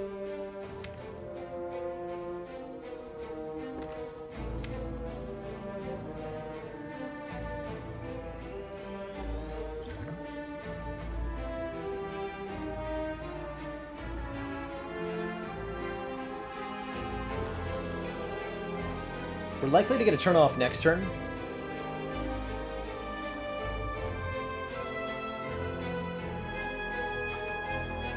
If you remember right, I explained once that, yes, this is the most damage that any fight will ever do on turn 1. Is these three all attacking for their 17 damage hits. 51 damage on turn 1. Yeah, it's pretty rude. Pretty rude. It might be Fortress, Vigilance, Third Eye, and we set up a turn for next turn. Discard everything except the Meditate. Draw Meditate, Defend, Crescendo, Simmering Fury, Rushdown. Do Rushdown, Crescendo, draw the Just Lucky and the Strike. Then Meditate, back Conclude. With Simmering Fury. That works out pretty well. So how much do we block this turn if I do that? 6. Plus 8 plus 9. Not that much. Take like 20 damage, more than 20 damage. But I don't see a better route. No, I don't see a better route.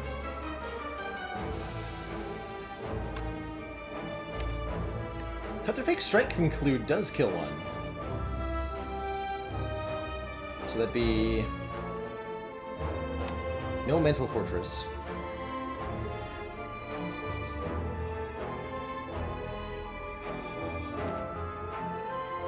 Block for 9. 34 minus 9 is 25 damage. Or if we block, let's see, vigilance 14, that is less. Slightly less. Slightly less. Although the Akabeko conclude is going to be, what, 48 base? Still wonder. I do like that play.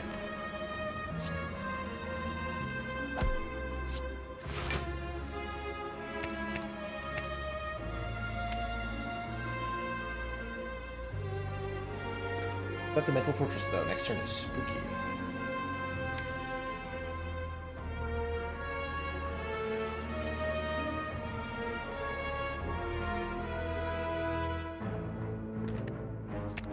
Crescendo, Rushdown, Just Lucky, Strike, Crush Joints. And then Rushdown, Crescendo, Draws, Conclude. That should be good. Gives me a point of strength, too, which is good. And they are both, again, attacking me. Are you crazy? Crazy.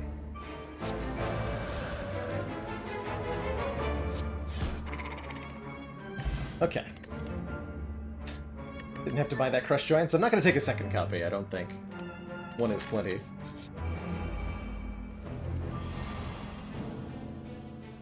Oh, we got it! The Crescendo Ragnarok, turn 1. Extra strong.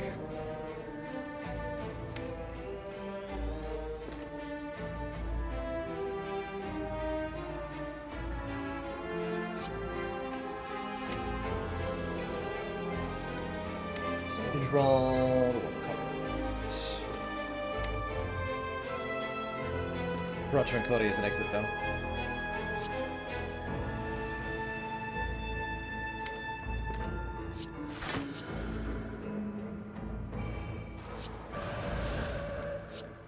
.42 damage to a random enemy 6 times. Blam. Good turn 1. An even better turn 2. Got a rare card and meat on the bone if we're below half after combat, heal 12. The rare card is a Scrawl. Get in the deck, Scrawl. You're a good card. You're a very good card. Drawing cards until our hand is full. Great stuff. We're back up to almost full. Let's get an upgrade in. I think good upgrade candidates are Meditate. Scrawl becomes free. Those are the two. Oh, let's upgrade the Meditate. Yeah, the Tranquility was for if we didn't kill one of the daggers, although looking at the numbers now, if we failed to kill a dagger, the Repto would have died instantly. So it didn't matter that much. Almost got the Crescendo this time. Still a very good Ragnarok. Did that kill, actually? To play all these attacks.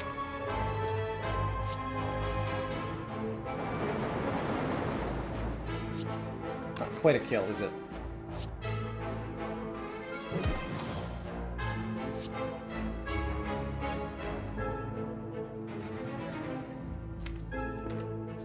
Of course, won't do anything next turn.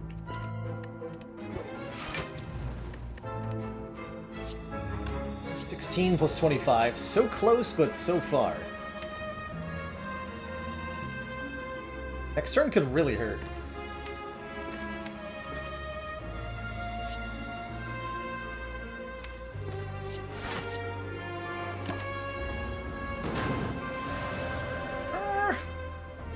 Yep, it hurts. It's a lot. I think we have meat on the bone. We're definitely going below half health here.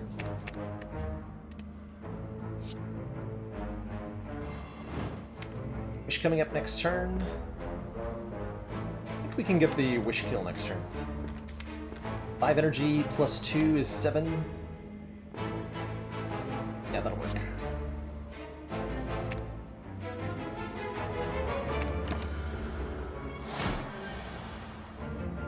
Ouch.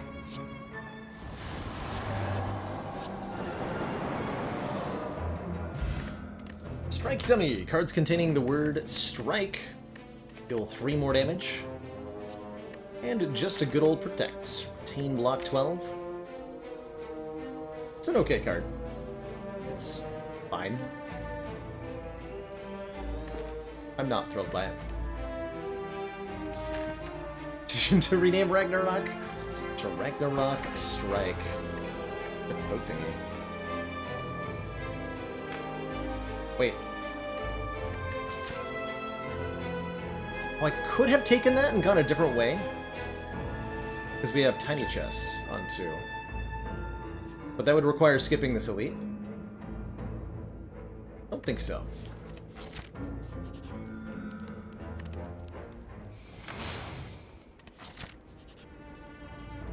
And Mind Bloom is here. We can take an upgrade all, although we've got good sources of healing between Fairy in a Bottle, Pantograph, Beat on the Bone. Shutting all that off would be a bad idea. Healing to full, no thank you, not when we could fight a boss and get a 25 hit point heal off the Pantograph for so doing. That's just much better. Really good event. We're going to gain money, a relic, and a heal. How can you say no?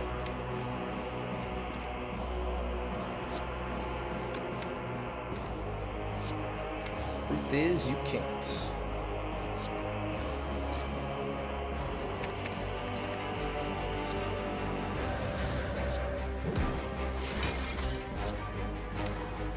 We have Tranquility next turn.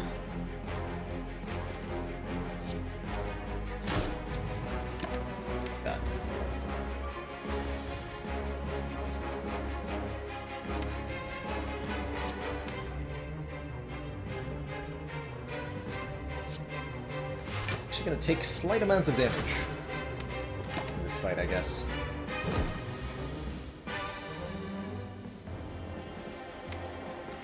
By slight, I mean lots? I guess we block potion. Yeah, we do.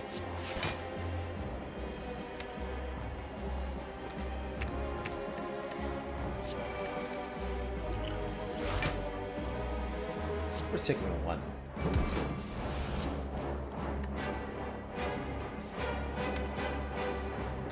Crazy stuff happening next turn.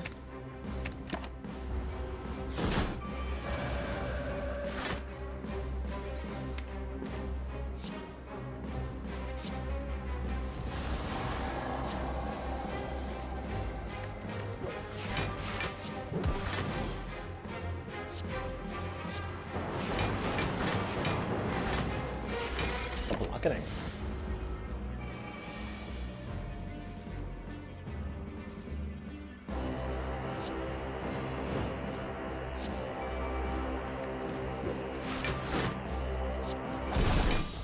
GG. Red Needle, 4-plated armor every turn. That's going to be great. Our Reality's okay, putting a Smite into our hand, but I don't think we need it.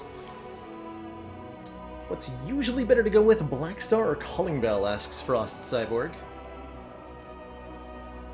It's a bit of a tough call. The Calling Bell gives you the relics immediately, which is very nice, but the Curse, of course, you have to lug around. Whereas the Black Star requires you to beat elites, which is not that easy to do. So my usual recommendation in that situation is, if you're in a good position to fight elites in your current act, then go for the Black Star. Otherwise, take the Calling Bell.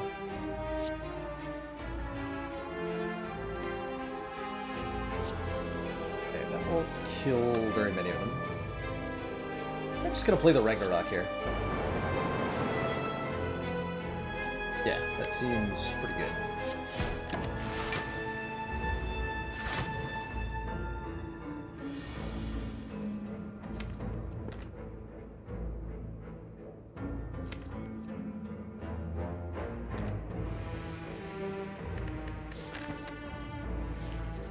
Debating using the fire potion to land the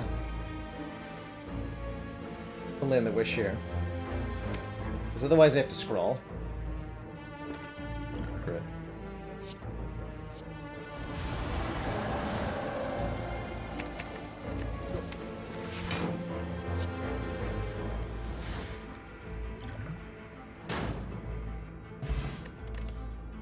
Ooh, halt. Halt's pretty good block. Any dex modifiers, but take that. Okay, giant head should be no problem.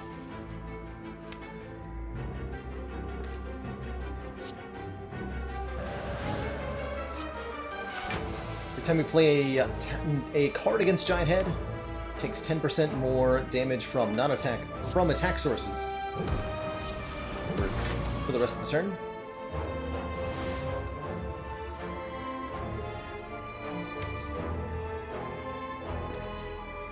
Turn's a good turn to wish. I think we get to wish for money in this fight.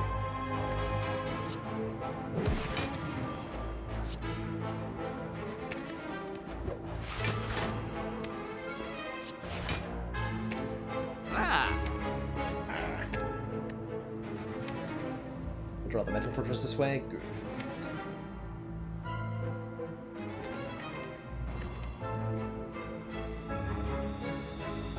Stream time's great with working from home. Glad to hear it. Really glad to hear it. Hopefully.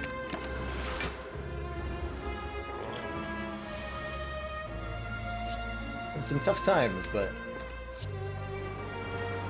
hanging out as a community really helps make it all better. In a lot of ways. I want to play Battle Hymn here. Don't want to play Ragnarok this turn? I think so.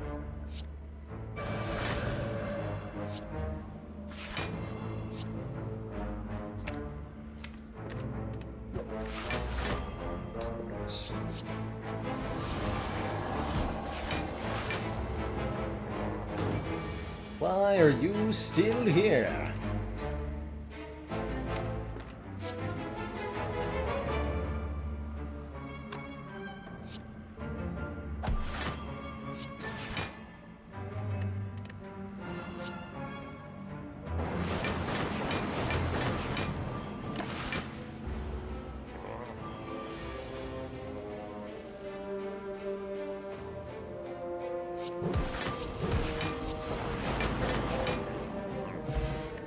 Ornithopter heals us for 5 whenever we use a potion. Tantrum is real good.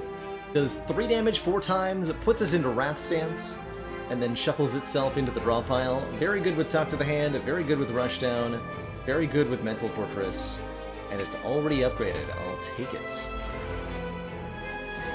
Great with Akabeko, too.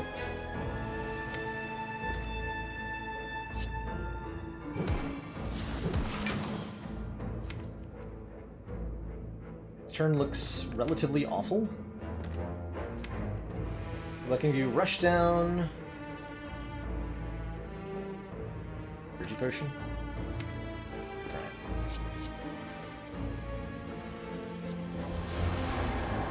That cash. This is the 30 damage attack. Ah, good. Good, good, good.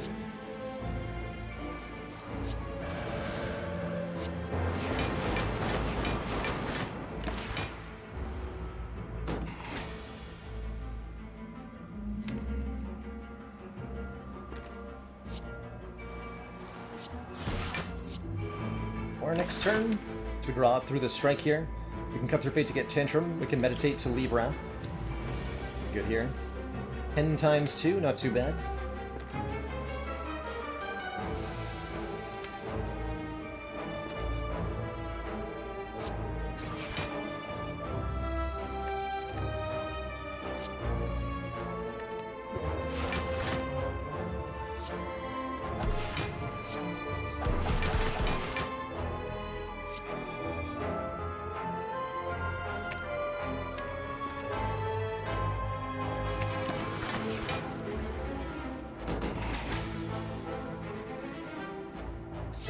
Crescendo into Crush Strikes.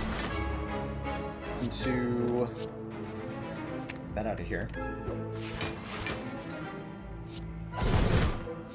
Blam. Okay, tons of damage. Good. Liquid Memories is great, and a Brilliance Plus would be good if we had even a single mantra. But I don't think we've seen a mantra card all run. Not one, right? What's the chance for him doing the 5 or 30 damage attack on turn 2? I believe it's 50-50. Whether he'll do that weak little one or the big 30 damage attack.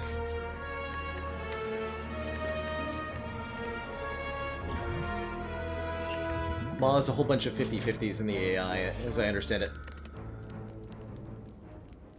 Yeah, I like the Rushdown upgrade, I like the Scrawl upgrade. Let's say Rushdown. Make that free. 100% for Robzor to get the big attack. I hear ya. The agony. The agony. Looks like a good rushdown into bopping with Tantrum for lots. Play Halt. We'll draw Third Eye, Scrawl, Ragnarok. Other option is to try to... Yeah, we'll lose the Vulnerable. Not worth it. We could try to, like, Akabiko Ragnarok? Ragnarok. But that would only be 28 times 6 or whatever. Only 28 times 6. Truly a disaster, right? How good draw is it? We get Mental Fortress in top with the hands here. Fortunately, with Scry, we can really do that very effectively.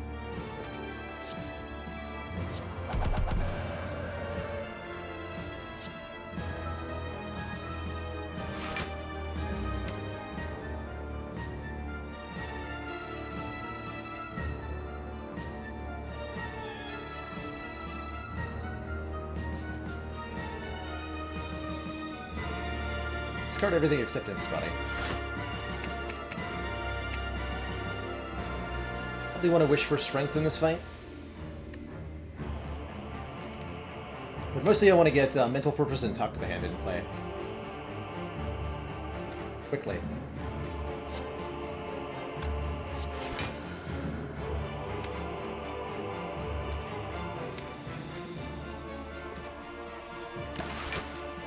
Maybe you wanted to play pressure points there.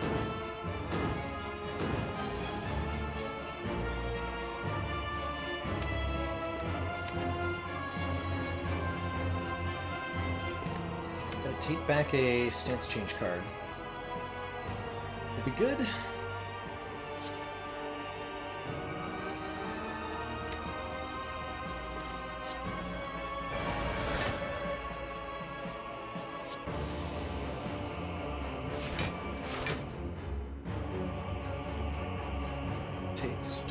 So I gotta defend 2. So let's just play everything then.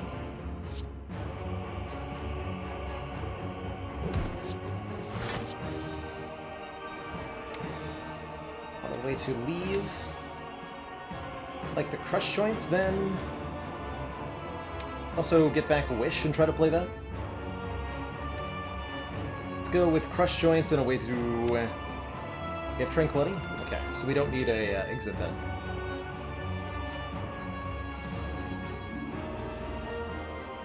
Maybe I do want Wish.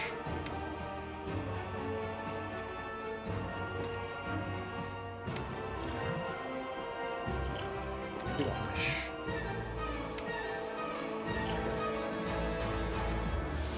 Oh, we haven't played Meditate yet. Okay, I was very confused. Crush Joints for sure. And... Wish. Stuff.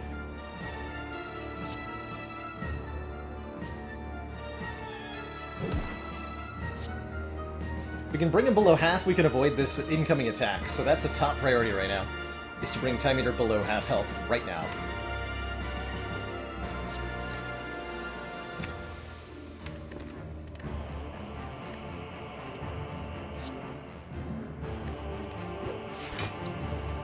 Looks like I can do that.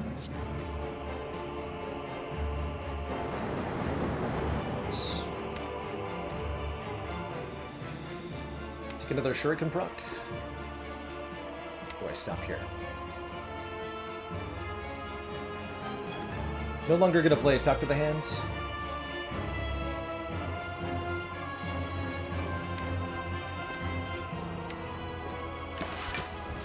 I stop there. So since Time Eater went below half instead of attacking me on this turn, they're guaranteed to use their haste ability, which will bring them back to half health and remove any debuffs from themselves. And we skip the turn where we are vulnerable. Good stuff. Is there any way for me to kill this turn? I can get the Crush Joints in play. So we could do 21 times 6 plus 63.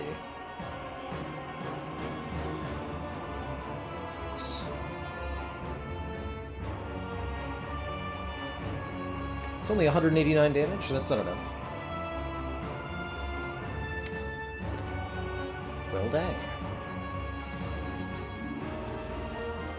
What are we doing block-wise? Can I play 6 cards this turn? Yes, and I should.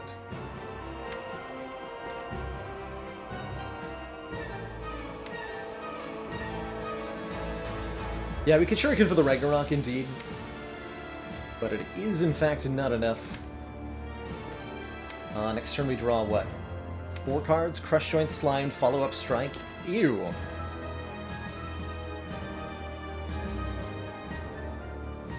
Gross. Maybe there is a way to kill. So we go Just Lucky, Tranquility, Crescendo. Crush Joints. True Violence, Ragnarok? That wouldn't be enough, would it? That's more damage, but it's not 273 damage.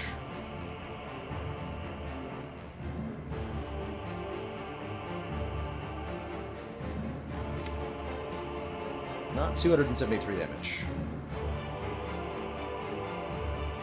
If we discard both of these, draw these two, next turn we draw Follow-Up, Strike, Third Eye, Talk to the Hand. That's pretty important.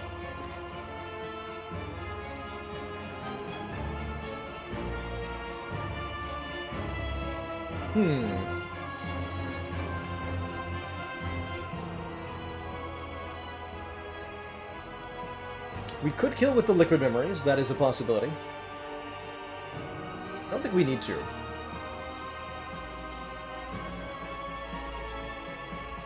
I'd rather lose some health. I mean, we're going to heal 25 in a second when we start the next fight, so we can take up to 25 health of damage in this fight with no consequence.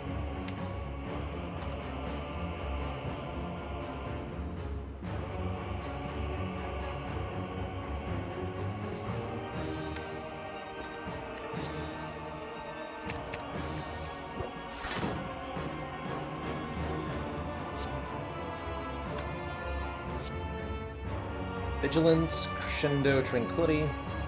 More cards. Crush Joints.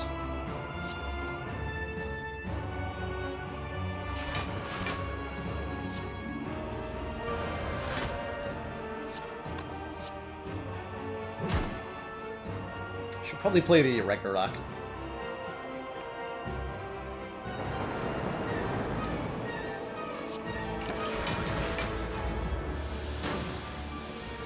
Not even getting attacked. No prob.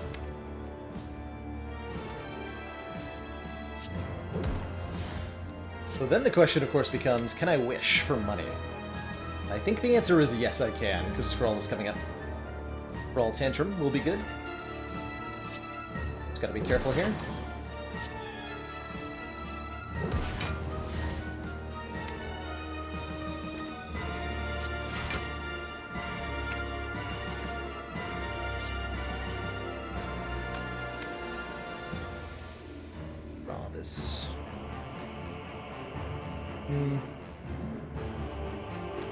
Easier said than done.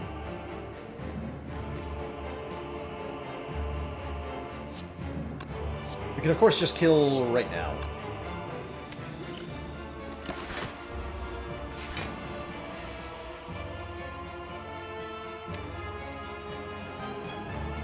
About 5 to get the wish.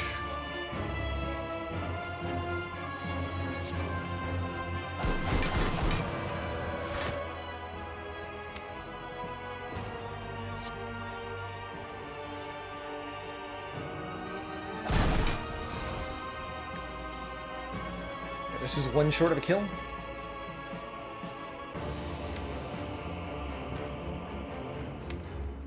If I scroll now, I will draw Wish. Scroll, Wish, Tantrum Strike. It doesn't.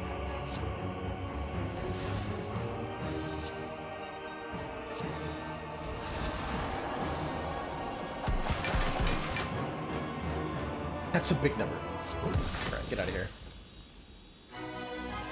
We made it! 444 gold, full health, and a fight against Donu and Dekka. No need to worry about stinky powers or anything. Oh. Odd turn. It's 2. As long as we don't die in this fight, it really doesn't matter. What awkward Ragnarok draws, though.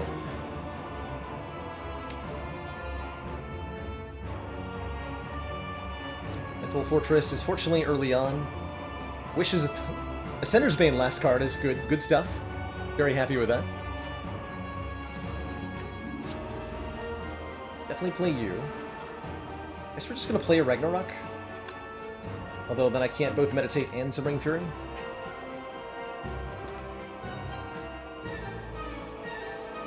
I would want a Third Eye. Either Third Eye Meditate, Ragnarok, or Third Eye Simmering Fury Meditate Strike, something like that. Although Meditate obviously has to go last because it ends my turn.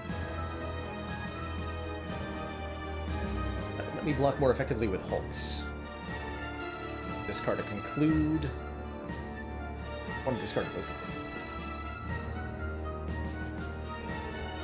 Let's forget the Ragnarok. Do I play Strike? I think so.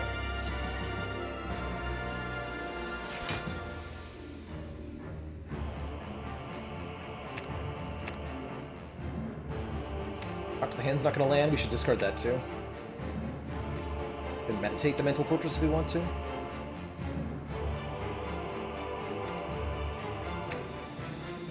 Done.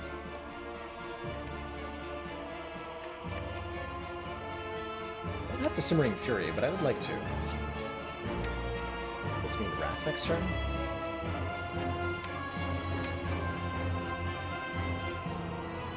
Don't.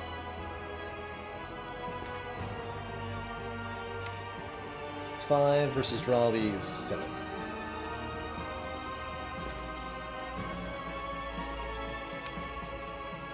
We get to Akabiko Wrathstance Wrathstance Tantrum. If I don't play Ragnarok here, let's do that. Coming back, and I think you're coming back. I take 11. Hurts a bit. Now Tantrum does 88 damage. Good stuff. Excellent work, Commander. This council is pleased to see our continued support of this project has been Kingsmurph, thank you so much for the 33 months. Sorry, the 3 months. Not 33 months. That's too many months.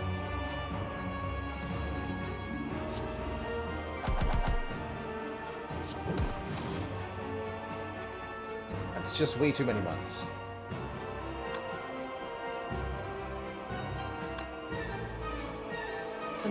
Two. So I'm opting to not play one of these cards. Probably not Crush Jones.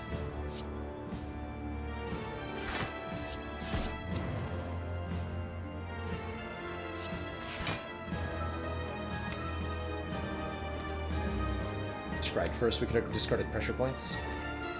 This is fine though.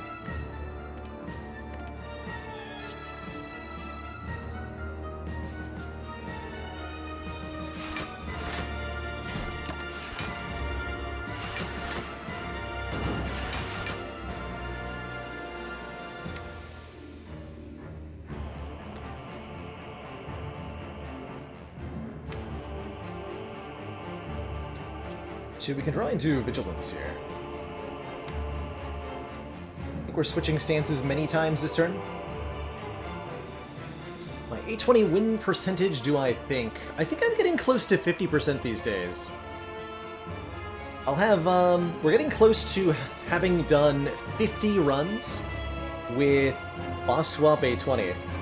Probably another week or so of play, and we'll get a total of 50 runs down, and I can make a more definitive win percentage from there, but close to 50%. With a significantly higher percent for defects. Defect has won 9 of the last 10 runs, which is ridiculous to think about. That's crazy. What? 9? What do you mean 9? 9.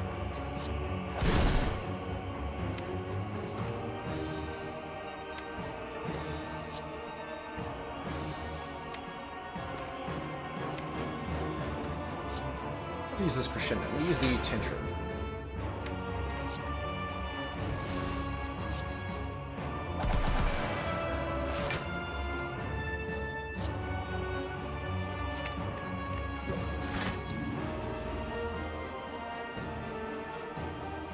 Lowest is defect? I don't blame anybody for losing with defect on 820. It's really hard. Defect is tough. Yeah, if I cut through fate, we're discarding Wish. I don't want to do that. I want to play Battle Hymn. Might as well just strike. Going dirty next turn shouldn't be that hard.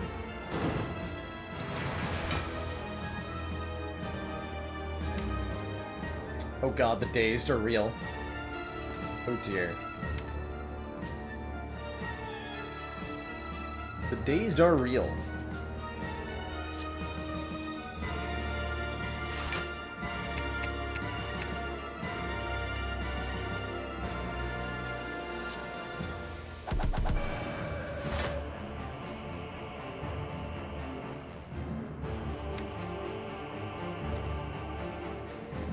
We're not playing Wish. Could use Crescendo. Could use Crescendo.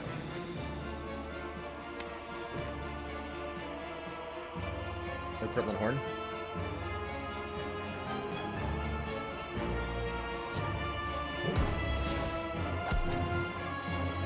So I could Wish, but the next turn is a disaster.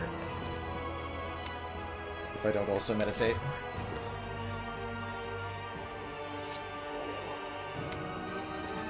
No way to leave stance.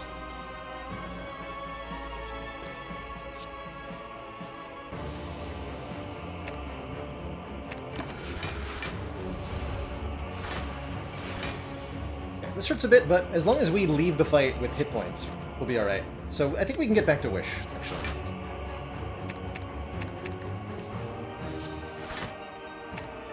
And should.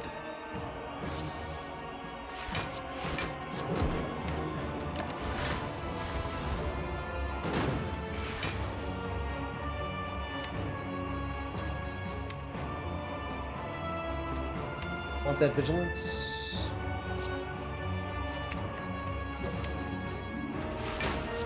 Ah!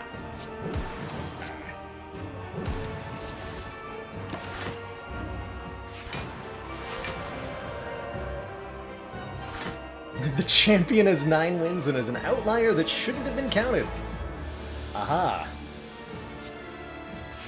I see.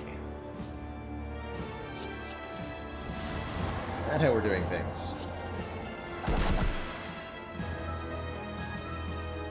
Very well.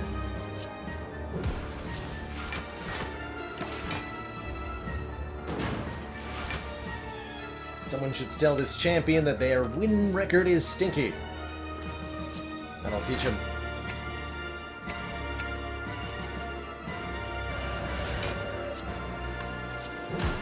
Need to set up here, right? Alright. We managed to wish for gold in both of our boss fights. That's pretty good. Two thump, a deep pulsing dread can be felt throughout the room. Is this part of the Spire? The source of all these busted cards. Digging the scroll upgrade. I like Battle Hymn. Ring Fury's okay. Third Eye's good for more scry. Actually, looking at 2 more cards might even be better than upgrading Scrawl, quite frankly. Do that.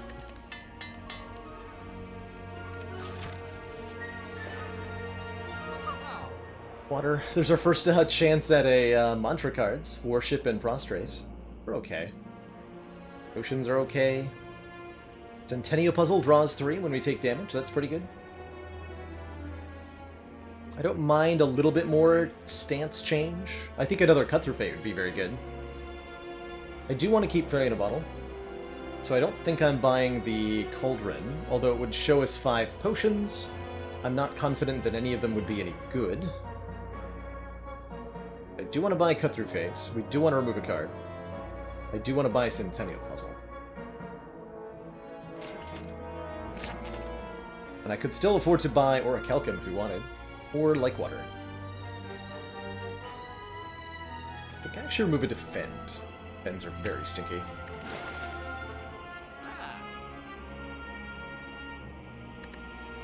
I think Like Water is worth the card draw. But as having 2 fairies work, you'd use one and then the other. Take Orichalcum here. Which we could only do because we wished twice. One less wish, we wouldn't have been able to do that. Will it ever do anything? I'm not sure. Worship's actually not bad, especially with the Liquid Memories. The Worship might have been a thing that I should have thought about a little bit harder. But did not.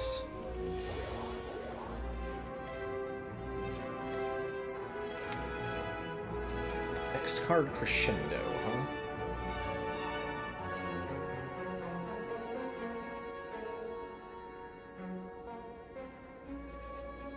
$28 times 6. Oh, that much damage. Next turn's pretty spooky for Scherzies.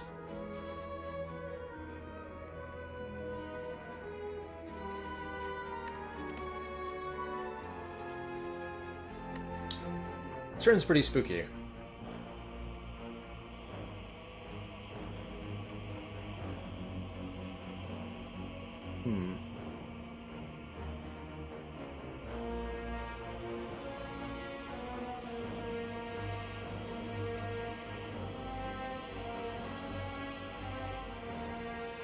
Wondering if we use the Liquid Memories to just try to kill them as quickly as possible.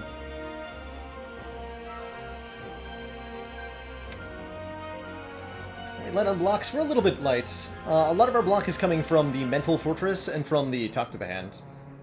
The position of Talk to the Hand is going to have a big impact on our Heart Fight.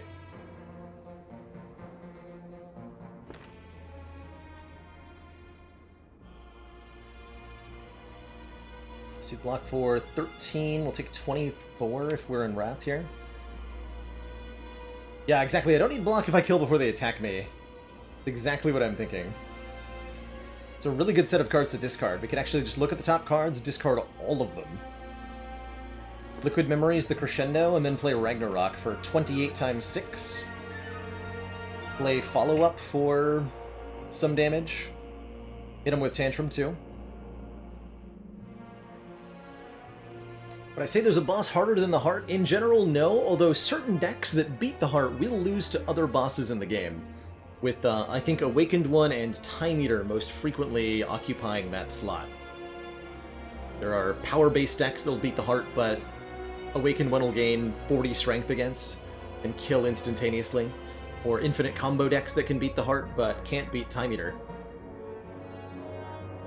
That said, Heart is definitely by far the most challenging thing in Spire. Kind of hurts to Liquid Memories a 0-cost card.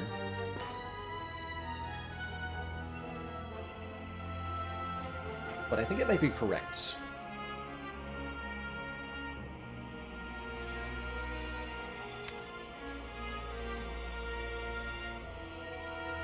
It might be correct. But that would skip Mental Fortress Fight at that? We don't want to do that.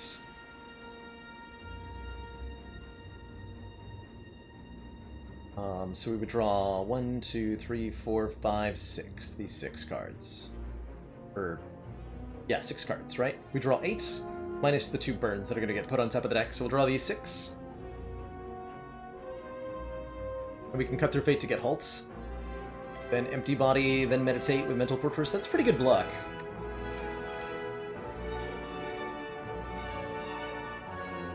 And we have a Ragnarok as well to try to kill.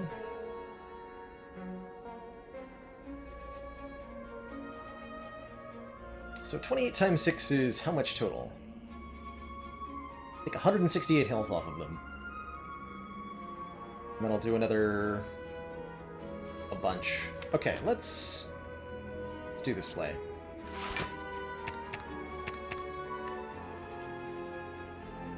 I've had weird feelings about it. Doing it.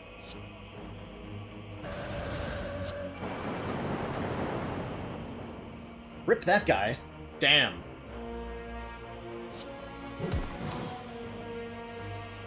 R.I.P. Holy hell.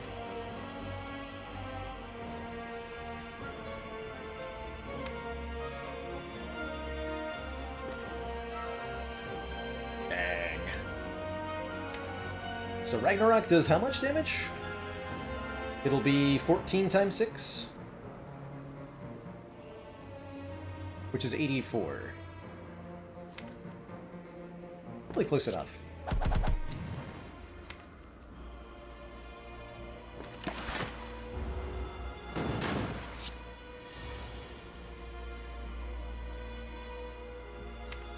Yes, because strike.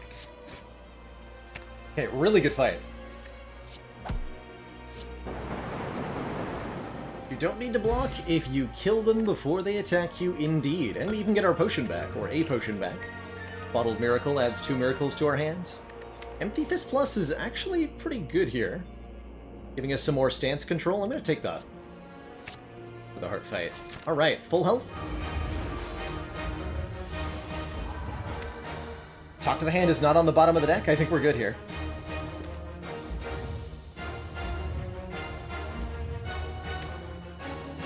I get to Simmering Fury because I'm going to draw Holtz and Empty Body.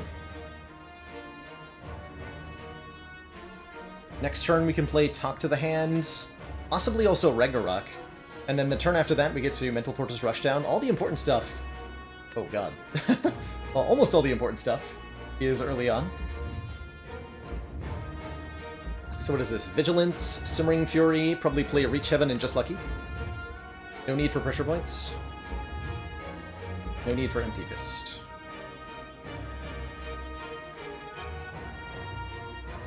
Okay. And we'll draw 3 if I take a damage, so we might actually want to do that.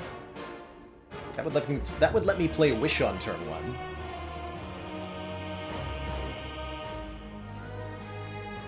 If I cut through Fate to it. Yellow Potion is a Bottled Miracle, which puts 2 miracles into our hands. It's alright. Yeah, maybe I want to use the puzzle draw now. I'm on the run. We're almost at 2 hours. Been a bit of a slow one, but been a good one. Been a good one.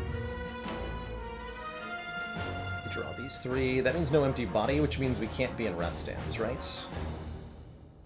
Unless I really do some serious scrying. No, I would have to use the Miracle. Play the Third Eye, discard most of this garbage. No, I don't think I want to use the Puzzle Draw this turn. I think that's where I'm at. So Vigilance, Simmering Fury. We'll draw 7. Possibly draw into more. Discard, I think, this Cut Through Fate? Yeah, we'll discard this one. I don't need both of them with Just Lucky here. Okay.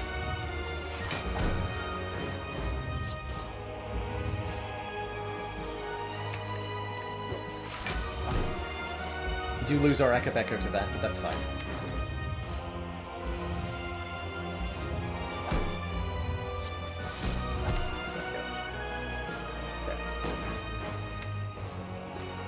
So fun little fact. It says, shuffle a Through Violence into your draw pile, but note our order has not changed. Whenever Spire says shuffle something into your draw pile, what it really means is put it in a random spot in the draw pile, but don't change anything else.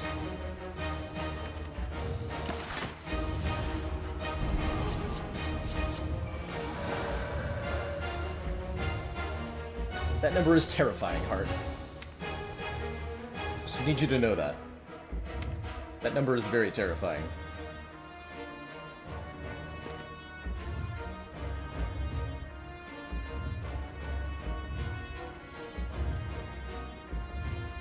Be a good turn to Liquid Memories, I think. Or not, to Bottled Miracle, excuse me. We want to get our Talk to the Hand down. We'd like to get Mental Fortress and Rush down in play as well. Next turn's going to be kind of sketchy. Drawing the Void.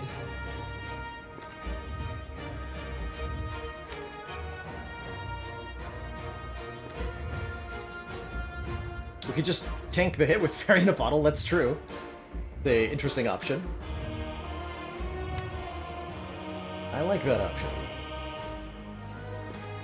Alright, Cut Through Fate first. We can discard that Burn. And then I'll draw all 4 of those cards that I want. That's pretty good. Yeah, that's pretty good.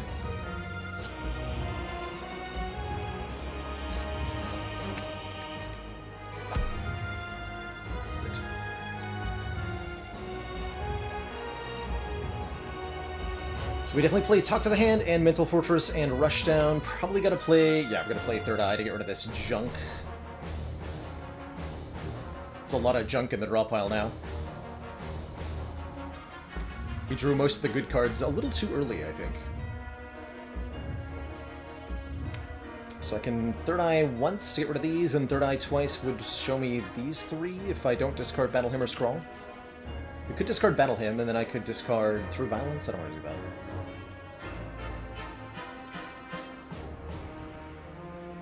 Do we ever get to scroll all the way to Meditate? I don't think so. Maybe. I have no way to be in Wrath anyway.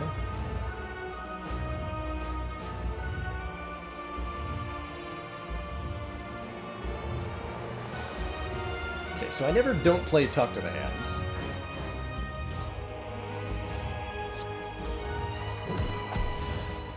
I don't think the order of that much matters because we're not going to fold lock either way. Oh, I might have wanted to Wish first for Strength, though. We do want to play that. I wish... Wish, Ragnarok... No, I can't both Wish and Ragnarok. So I'm not Ragnarocking this turn, I think. It's more important to get 4 Strength. Although this is also 15 block, which is kind of important. Still don't think it's happening.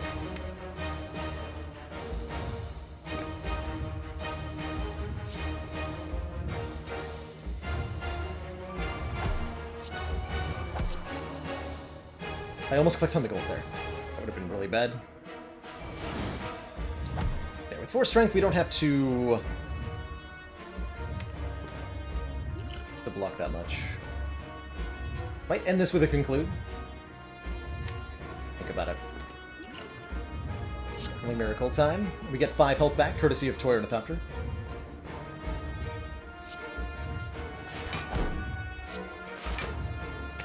Not that. Am I discarding Tranquility? I'm going to be in... not Calm stance. That just means we get to benefit from Meditate. Sure, discard that. Battle Hymn is questionable.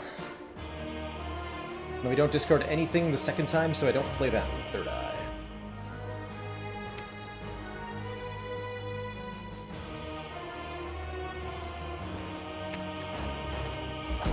All of that.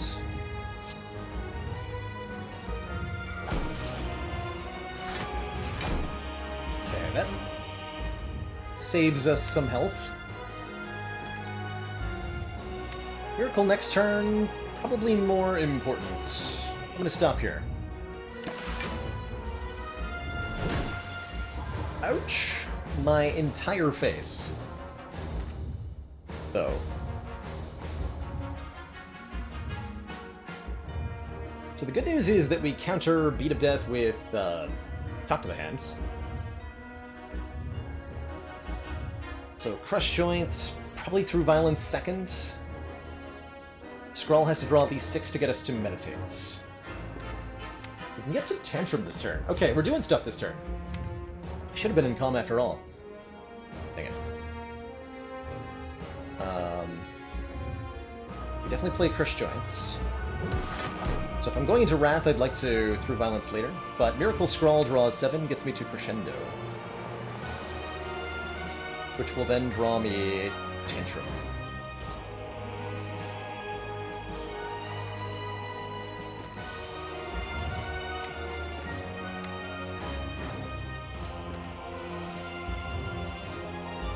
Be careful here.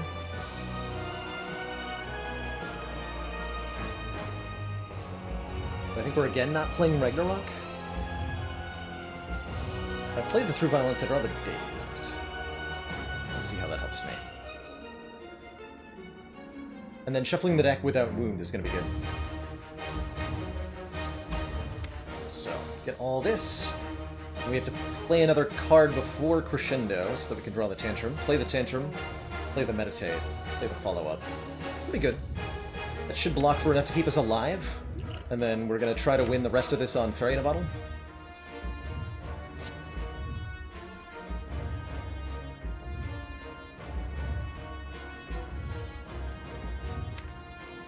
I'm playing Slimes.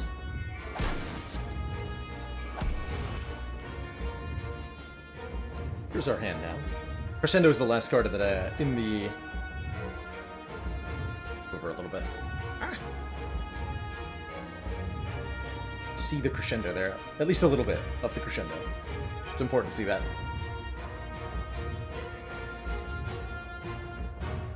So what? Slimed, then Crescendo, draws Dazed Tantrum. So Slimed, Crescendo, 3 energy left. Tantrum, Through Violence, Follow-Up, 2 energy left. Don't play Don't play Conclude.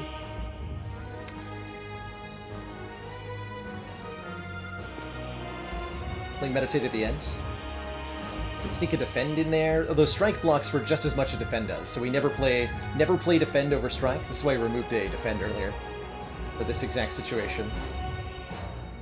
We do play Slime first. Don't think that's costing me a... Actually, do we lose a Shuriken proc by not playing that? If I go Strike, Crescendo, Tantrum, Follow-Up, Through Violence, Strike. Yes, we are costing ourselves a Shuriken proc by playing Strike over the Slimed, and we're also costing ourselves 3 health, so I'm not going to play that Slimed. In that case, we become Strike Crescendo.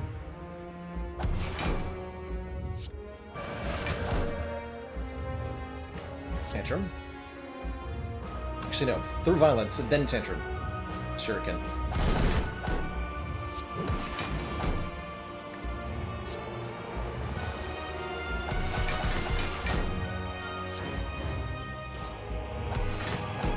Strength, we're up to 6 points of strength already.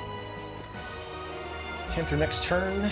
We want to have a way to get back into Calm, or at least a way to get out of Wrath next turn, as well as probably a Ragnarok to do a full damage cap of damage. Next turn is a non-attack turn. We can get back the Void, and then we don't have to worry about drawing it. Oh, I like that. Yeah, I really like that. But then I don't have a way to exit. Wrath. So maybe let's do... Ragnarok.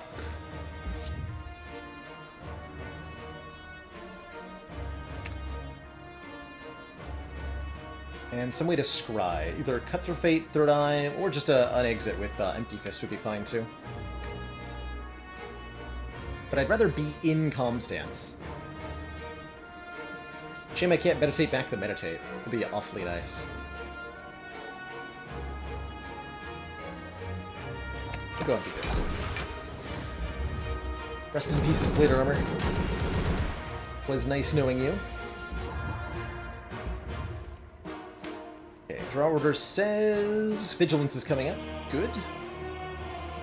As is another Ragnarok, so we can damage cap next turn too. Ragnarok Vigilance is a great turn. We're about to draw Tranquility also. Good, good, good. Very good.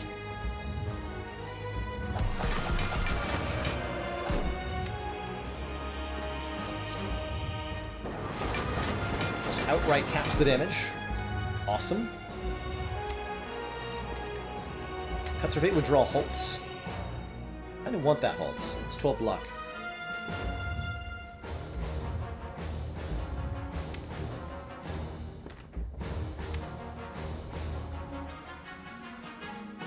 Okay, so I think I do Empty Fist then.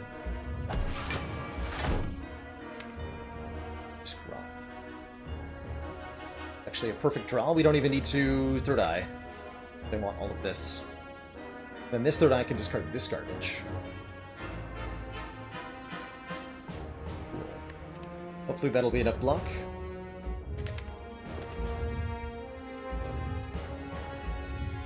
One energy to play at this turn, but we're losing out on 4 points of block.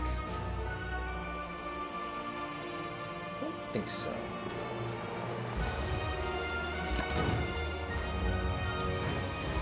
Okay, we got the big hit first, that's good. We can absorb this with our fairy if we need to, although I'm not sure that we do.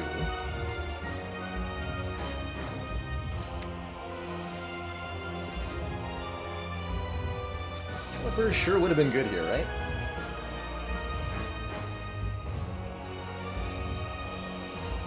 Vigilance, Crescendo, Halt. No. I don't want to draw Strike, Conclude. I want to draw the follow-up. Actually, I don't want to draw any of this garbage. We have Third Eye first. Discard the junk. Empty Body this turn would be great. Yes. Discard all of this, except for the Cut Through Fate. Use Cut Through Fate to get Empty Body. Okay. That's the play here.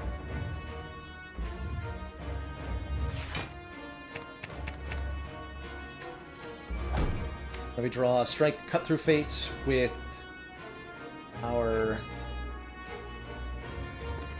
guess I could just lucky discard 2 and then just draw... Don't have to Cut Through Fate, but I do want to Cut Through Fate. Lurk.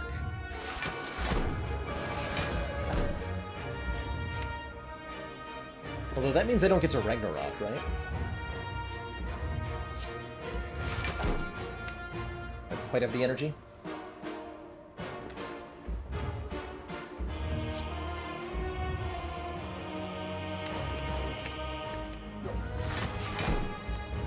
I can go Ragnarok, Tranquility, that's a full block, and does a ton of damage.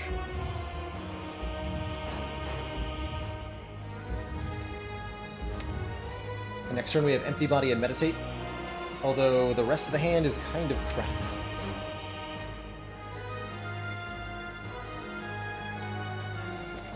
Does that get me killed?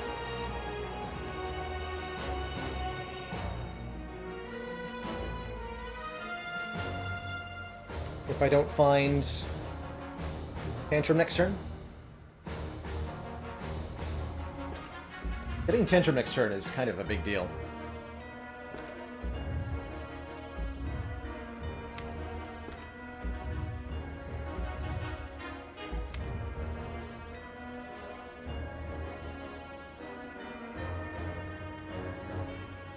Really needed to discard one of these three.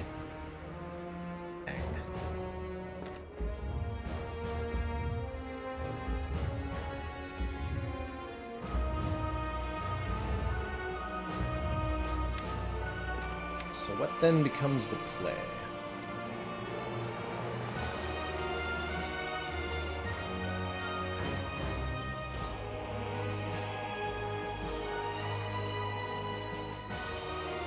What if we draw Meditate now? That would mean not playing Ragnarok? Oh yeah. So if we Cut Through Fate into the Meditate, play the Meditate, we can get back anything from the discard pile. Like Halt, Just Lucky, Ragnarok, that'll work. So we're not Ragnaroking this turn, but next turn? Perfect. Okay, that'll work. And I get to discard Reach Heaven, too. Okay, that's the play. Is what, 47? Actually take a slight amount of damage here.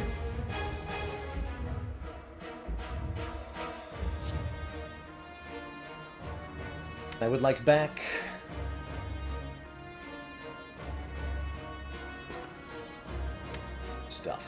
She wouldn't mind a third eye. Third eye Ragnarok?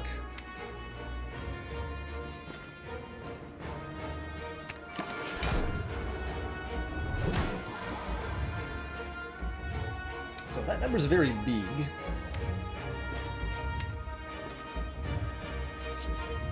Want to discard this garbage. And then Tantrum.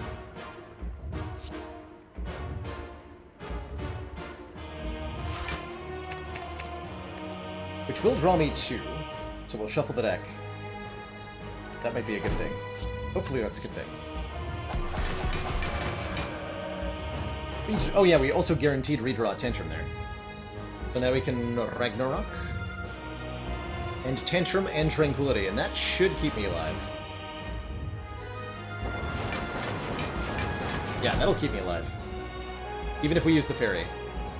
Unfortunately, damage capped. But we guaranteed draw Ragnarok next turn, so we guaranteed kill it next turn.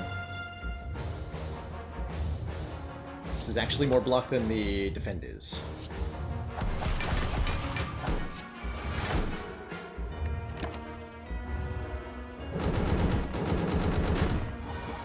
Be free, my fairy friend. GG. GG. Whew. Man. 2 Busted Crown starts in a row. Alright.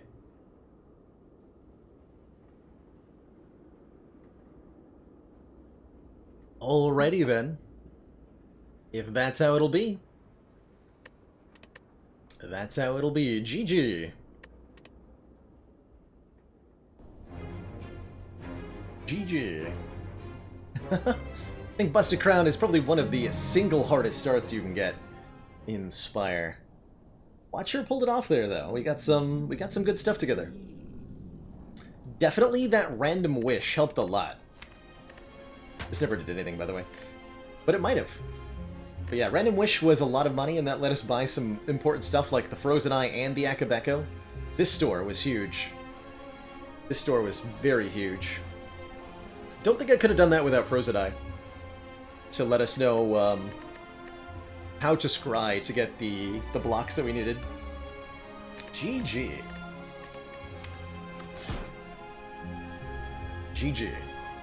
And good night, Hell's Razor, if you're headed out. I, however, am not headed out. We're going to play some Ironclad A20 with a boss swap. See how it goes.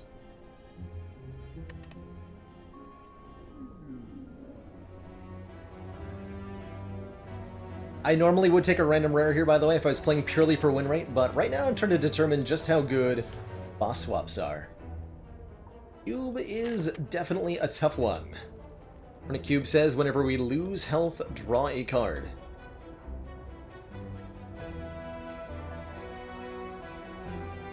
It's a cool relic, but it's not very good right now. Especially with this act is really full of elites that I'd really like to be able to fight immediately.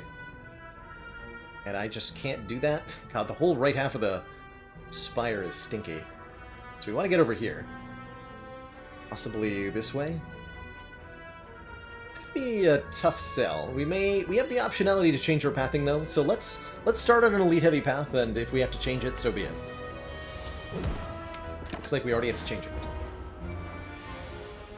Okay, I didn't draw all the strikes, thankfully. Although, with 25 health, strike brings you to 18, 4 strikes to kill. I think I'd better just take 6 here, win the fight. Yeah.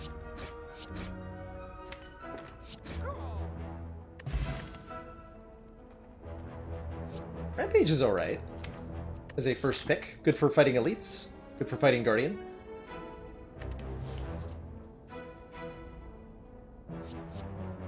I really do want a damage card, so I'm not taking Trigger or Dual Wield. Yeah, I'll take a Rampage. Increases its damage every time we play it. Ouch.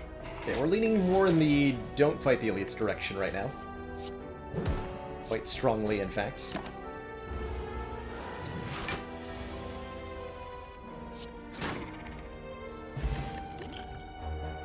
Clothesline's good. 12 damage, 2 weak. Take the events after the fight? Yes.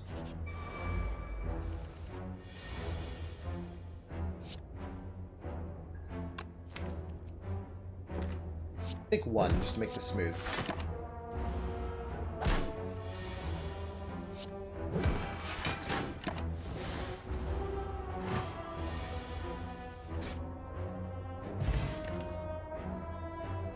Sure. Flex is okay. Gain 2 strength at the end of the turn, lose 2 strength. We have slightly better than normal card draws sometimes. Or we can take just a little bit more damage. Twin Strike. Lose health, find a relic, huh? Alright. Ooh, it's a good one.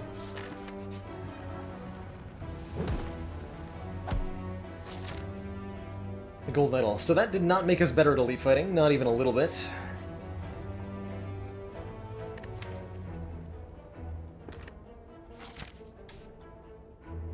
I can. We have to go this way. Fight this elite. Makes this only a 1 elite act. But we have 3 boss relics. Or we will have 3 boss relics by the end of the run, more accurately. There's no way I'm going to beat the Burning Elite comfortably. Sentries are going to kill us. Lagavulin going to kill us. Nub was possibly going to kill us. Yeah. Have to not. Unfortunately. We must not. Wait, do I rest here? No.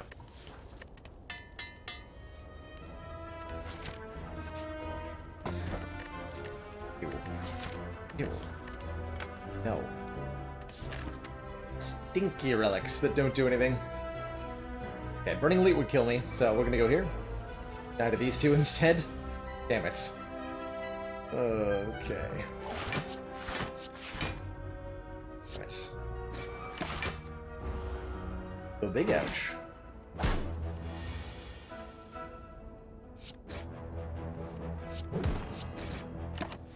least Gremlin Horn is here to be nice to us.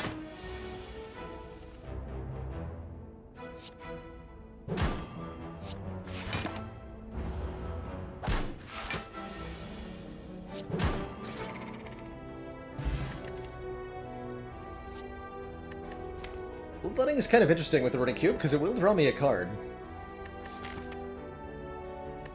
I think I want Power Through. Very efficient block card. Ceramic Fish is the big stinky. Guess we're gonna fight our first elite and see how it goes. This fight's easy with Gremlin Horn, thankfully.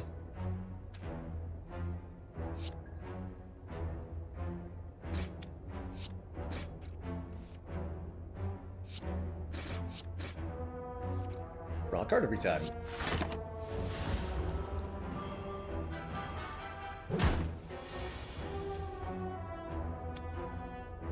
Deal 10.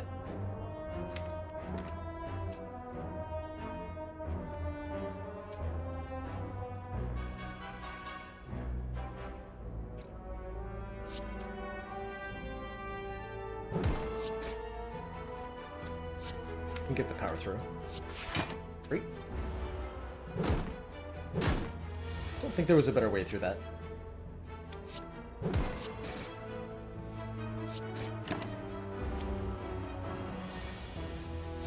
Okay.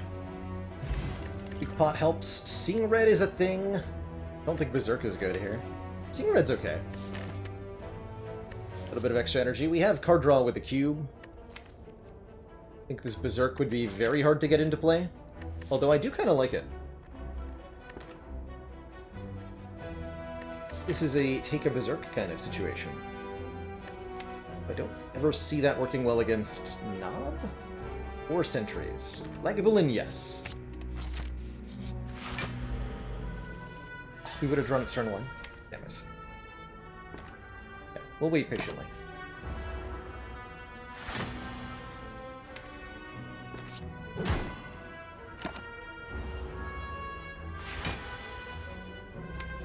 That's a good turn. Really good turn. Rampage works extremely well on Legadolin here.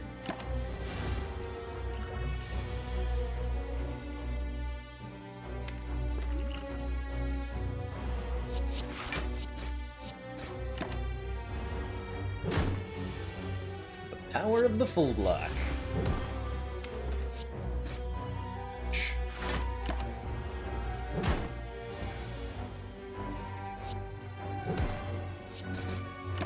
Okay. And then if we draw Rampage, we're good. Mummified Hand. Whenever we play a power, a random card in hand costs 0. That'd be awesome if we had literally any powers. But we don't. Headbutt goes well with Rampage. Pummel Strike and Pummel are pretty whatever. We have no strength. Take that Headbutt. I'm gonna rest just in case we get an event that damages us. Berserk was a power, that's true. Happy Flower is not a power. I want one more card reward. We did see a rare relatively recently. We're getting our relics up. We beat Guardian as is. Yes, we will. I think. It's a fight anyway. Works for me.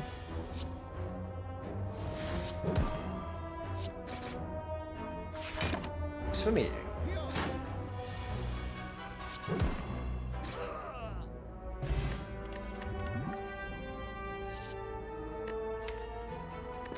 Blah.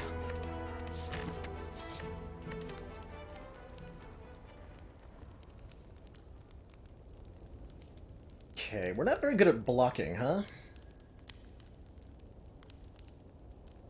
I like the Twin Strike upgrade, it gets +4.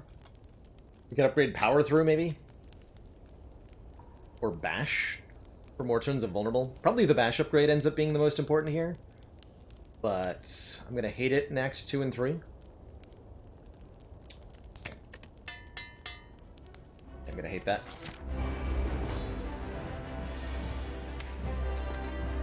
I'm also going to hate this opening draw, unfortunately. We might actually just die next turn.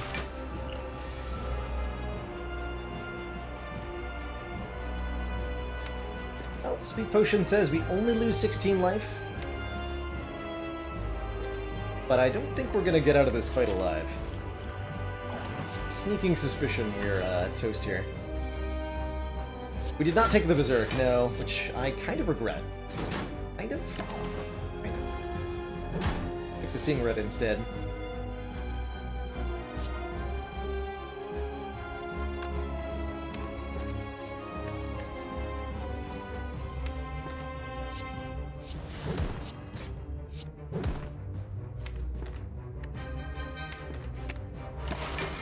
We can draw cards off the Runic Cube during the Angry Onion phase, at least. Definitely nice. We'll take one here, which is even optimal.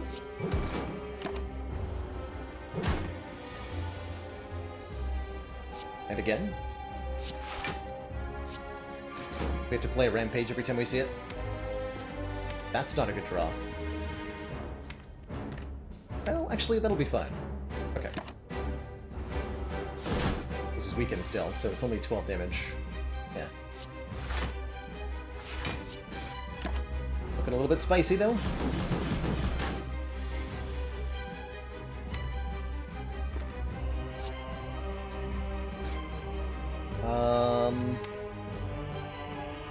Does Bash Headbutt transform? It does, right? And yes, it does. Okay, good. Okay. Thank goodness. Gotta be... Well, actually, we could also do Clothesline Headbutt. That might be better. I think we're gonna need that weaken.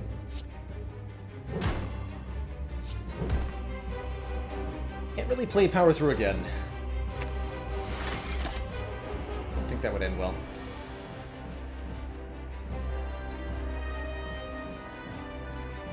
2 or take more than 2.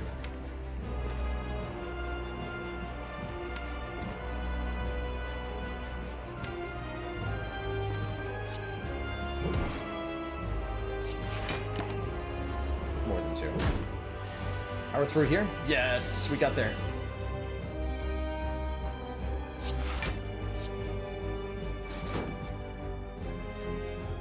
Yes. This is a fine draw next turn, too. What? We might actually live this.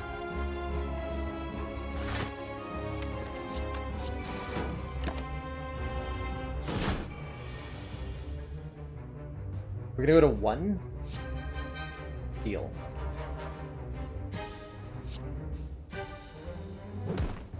Turns when we got a bash.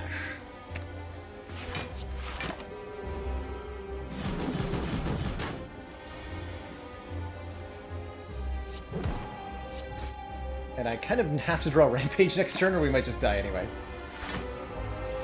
Please, yes! 42 damage, let's go! Easy game. Easy peasy every time. Oh god, they're terrible. Oh no. Our rare cards are bad? Oh no! Please, Spire. Not tonight.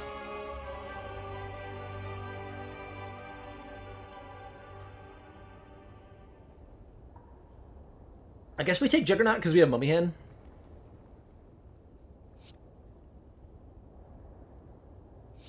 Barricade is mostly useless. Limit Break is entirely useless. What I was looking for here would have been Offering number 1, probably. Brutality would have been really, really good as well with the Runic Cube. So Offering, Brutality are probably my top 2. Can't stop watching this monstrosity of a start limp by. We're limping, alright. We're limping. Stressful AF, but the dream is alive.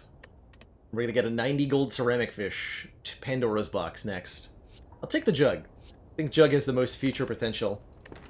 And all we need to do is now Pandora's box it into an entirely new deck, and everything will be fine. Damn it. Oh, these are really bad. No, come on. Mark of Pain adds even more wounds to the deck. Sozu prevents us from getting potions. Calling Bell gives me a curse and 3 relics. Play.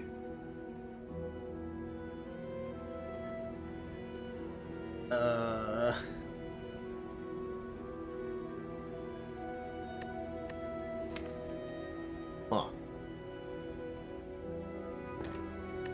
I think the Mark of Pain kills me, like, super hard. Like, we die to 1 Shell Parasite with Mark of Pain. Because we're gonna draw, like, Strike, Strike, Defend, Wound, Wound. And the sad times will ensue.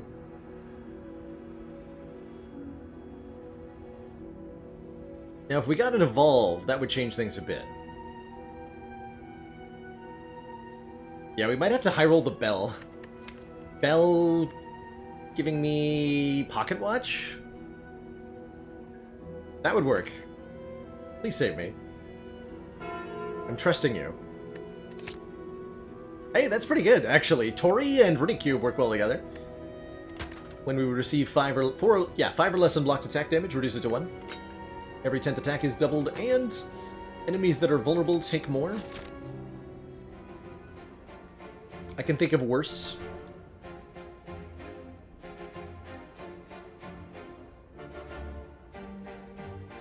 Can I think of worse act layouts? Oh boy.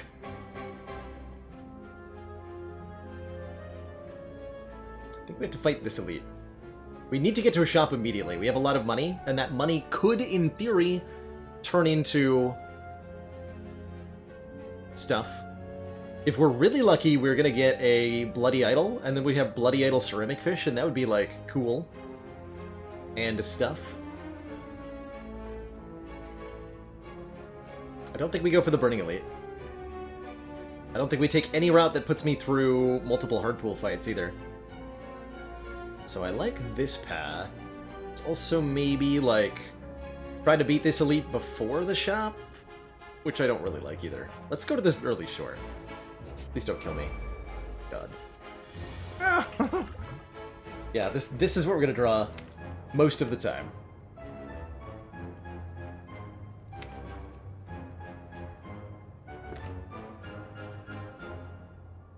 Clothesline to save 3 health, but it's probably just better to bash. Try to kill one of them quickly. Ouch! All of my hit points.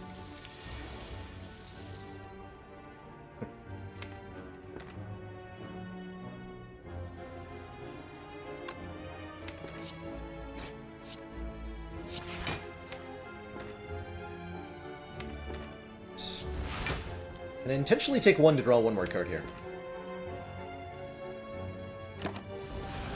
Vittori.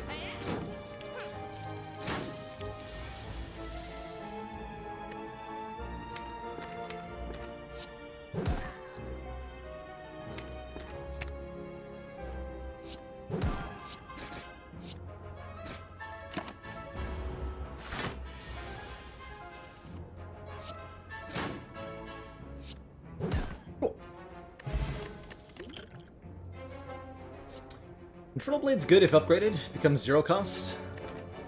I do like that. I think we need to get a little bit lucky here. I like that we have Pendant on 9. Double Shop is a thing. Immolate with a Pendant on 9 seems good. I also really like Panic Button here. Because it blocks for 1,000,000.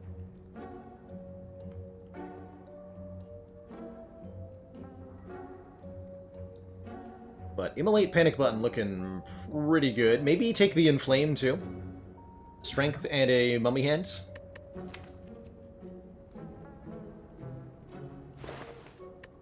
Easy Magnetism. Magnetism, Mummy Hand, the Wumbo combo.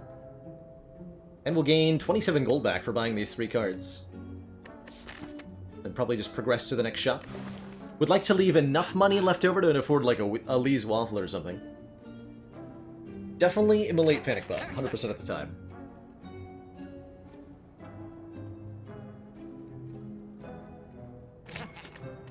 Bad.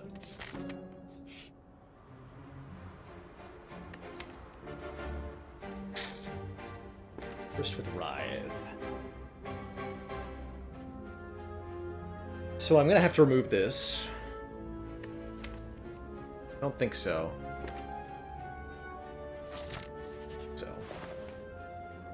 Membership card. Man, Orichalcum is pretty good. Who even buys Magnetism, right? Seriously. Pretty good membership card. And the question is, does membership card allow me to beat an elite? The answer is, I don't know about that. With the Juggernaut especially, I think Orichalcum is the take here. I'd do that. That might be a lifesaver.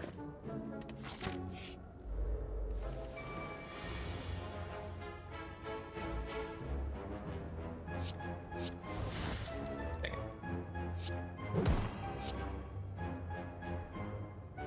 Let's play the Rampage.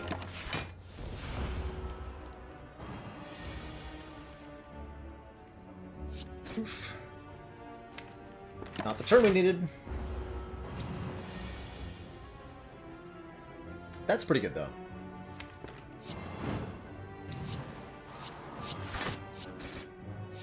Take 1 here with Tori. Loving the Tori with the Runic Cube. Big time.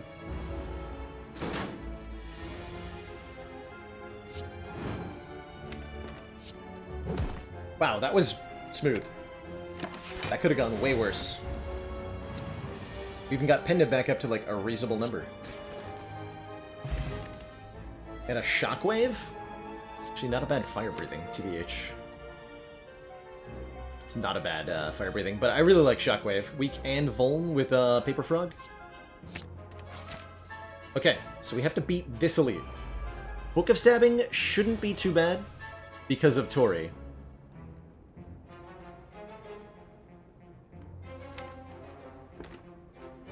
I'm gonna attack potion though. Oh yeah. Oh yes, check this out. Bash, Rampage, and boop.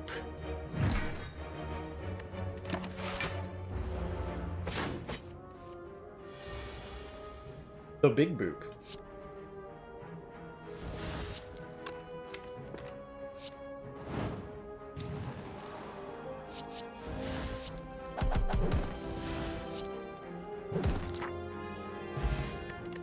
The fight! We're alive? Somehow? We have cheap removals now? Don't take Combust with the Runic Cube, it's not good. It's the big sad. Do I dare take a hard pull fight on 19 health with this potion? The benefit to doing so is that we get to fight the elite after we open the chest. I don't think that I do. Got Happy Flower turn 1 lined up. Pendib's not great, but Happy Flower being lined up for the elite is going to be good. I'm just going to rest. We're going to use the probably explosive potion. This will be either Slavers or Gremlin Leader. It is in fact Slavers. They are in fact very angry. I think we have to clothesline the front one, because then we'll take 1 damage from him with Tori. I'm gonna play this now. This is not the turn one we wanted, certainly. Clothesline Headbutt Rampage, or Clothesline Rampage Headbutt seems the most reasonable. But I am going to take 1 plus 22 damage. We're going to draw 3 more cards. That's pretty good.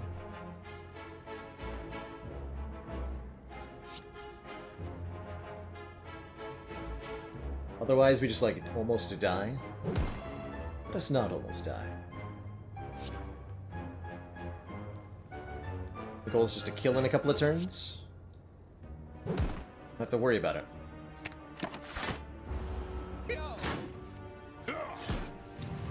Gremlin Horn gonna put in real work here. Uh-oh. Let's see.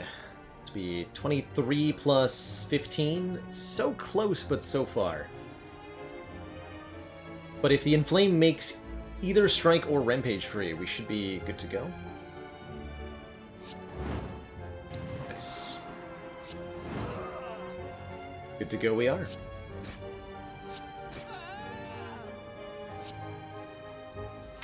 Amazing. It's just that easy. Okay, let's keep Happy Flower set up if we can. Doesn't look like I can kill without using the pen nib. Not quite. But we survive and we get a boat thingy, giving us block on turn 2. Second Rampage. Sentinel is pretty stinky. None of the above, I think. We have to, at the end of the act, fight Collector somehow? That's terrifying. Maybe Gremlin Horn will carry that fight too? One has to hope.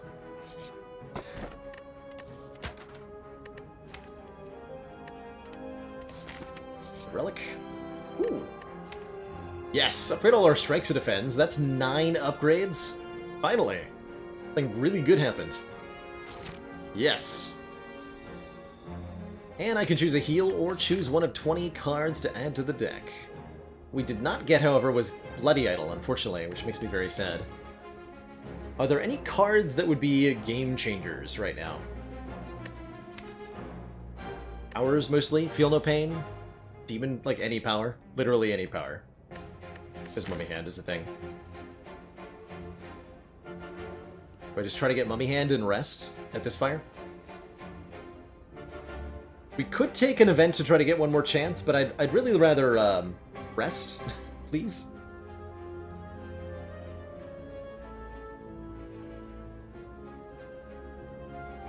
If we healed, we could try to fight the elite. I think we're okay at a third elite. It's either Book of Stabbing or Gremlin Leader. And Gremlin Horn Tori makes that relatively easy.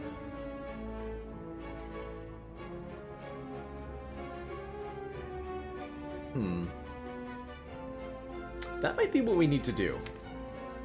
Fight one more elite. Try to get strong. Let's do it. Ooh, a letter opener. Every time we play 3 skills in the same turn, deal 5 damage to all enemies. I love it.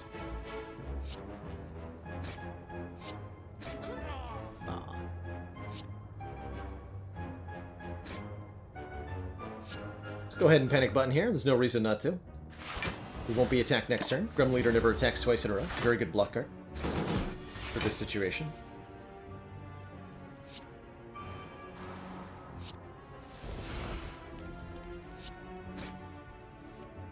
Ooh, didn't want to draw that.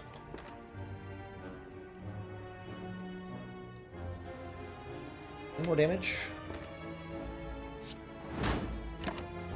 Maybe we can headbutt it back. Damn. Really didn't want to draw that. Damn.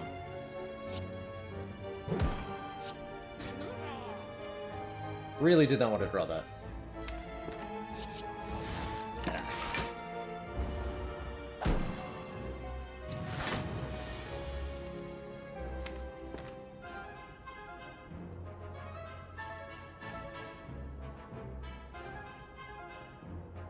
If I go Defend, Strike, and Flame, we're guaranteed to make a 2-cost card free.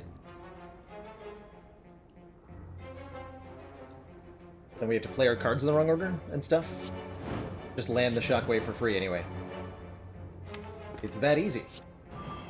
And now if I kill the leader, or the Fat Gremlin, we can headbutt our Immolates for next turn. Did waste Pendant, though.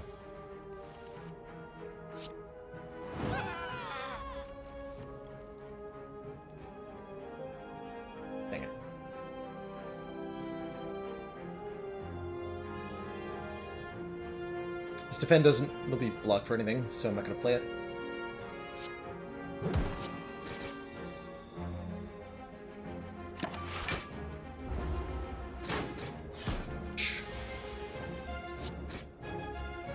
Okay, we didn't... Oh! You know, sometimes fighting one more elite is all you need. Dead Branch is here.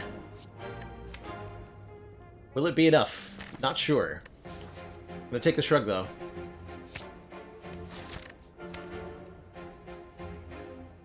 Will it be enough? That's the question. We have Mummified Hand, Dead Branch. That's a strong thing. It's a very strong thing. No, don't kill me! Okay. Please, Snake Plant, no. Have mercy. Please. Okay, we don't need to headbutt the clothesline. Gonna strike twice.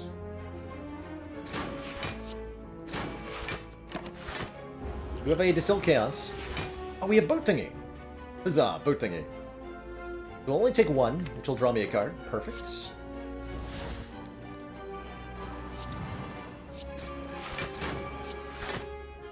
The boot value.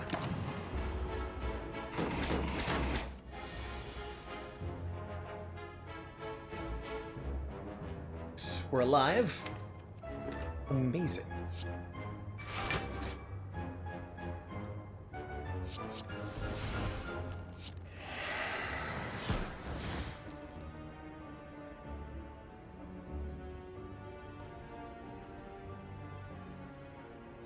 We're more than alive. Super alive. None of these say Corruption, but Second Wind is great. Exhaust all non-attack cards in hand. Yes, good with Power Through.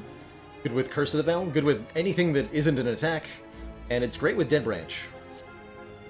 I will definitely rest. If, this is a big if we can beat Collector, we have a real chance at this run. Please give me a Corruption. Thank you.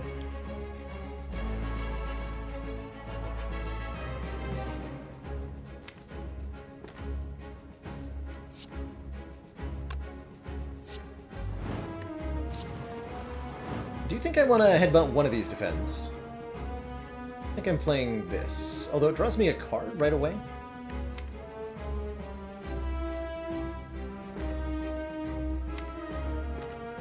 Did that before I played the stuff.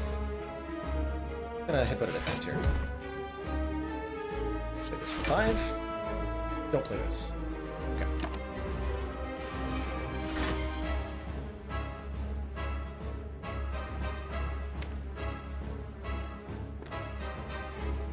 Okay. Next turn looks really bad. But if I can kill a minion, it'll be fine. We have 4 points of strength, that's a lot.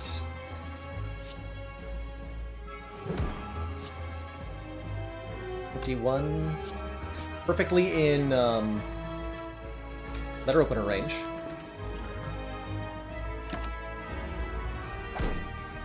Not a great turn, though. It might just be Distilled Chaos time. It's a good turn to Panic Button. Good turn to everything? Okay. Oh, yes! What? 3 more cries? What do you mean? It's actually pretty good, though, with the Dead Branch. I'm fine with that. Yeah, that works. That works fine. Give me corruption, please.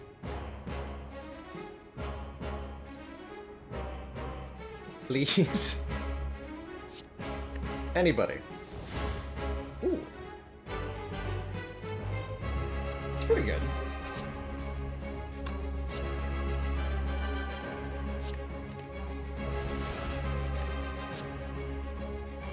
That's even better. Did I want to upgrade that? Maybe. Do I want to play Combust? Also, maybe.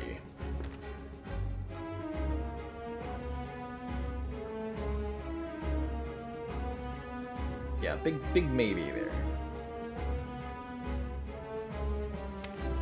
Play Shockwave, so I don't necessarily need to play Clothesline.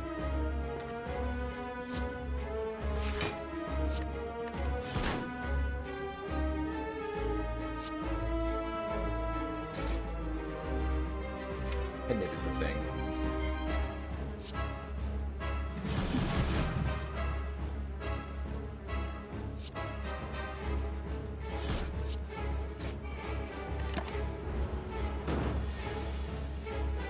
Dead Branch.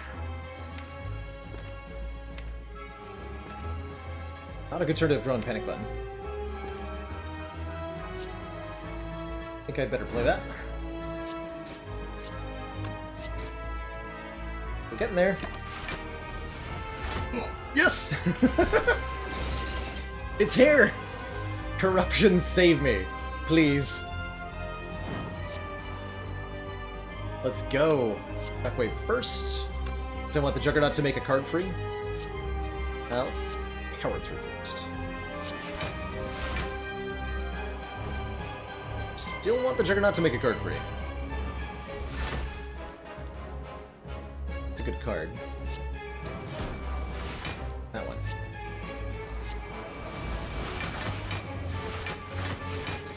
We're alive! We are alive. GG. I didn't even need to rest, as it turned out. GG. Thank you, Dead Branch, for bailing me out of that fight. Oh my god. And now we have choices. None of these are a real copy of Corruption. But they're all pretty good. Exhume gets a exhausted card back. Shockwave, Panic Button maybe, or of course any Dead Branch card. Secretly, by the way, this Seeing Red now very good with Dead Branch. Fiendfire is awesome because it can just generate a ton of cards. Or Brutality will draw us 2 cards per turn with the Runic Cube. 2 cards per turn is a lot of cards per turn. That makes Second Wind very good. I'm gonna take that. And we have Mummy Hand, right? Yeah, that's real good. Although if I get a Snecko Eye, I'm gonna be very sad. But I didn't take the Fiendfire. Interesting. That's a pretty good Curse Key. I don't think we take Pandora's here, because all of our strikes and defense are upgraded, right? Although there might be a Corruption in that box, so worth thinking about. Just having 4 energy is great, especially with a Dead Branch. Because Dead Branch you can think of as lots of extra card draw. Anytime you exhaust a card, draw a card, basically. So with lots of card draw, lots of energy becomes good. The The box does synergize with the fish. We would gain a whole 9 times 9, 81 gold for taking Pandora's box here. Pretty cool. That's pretty cool.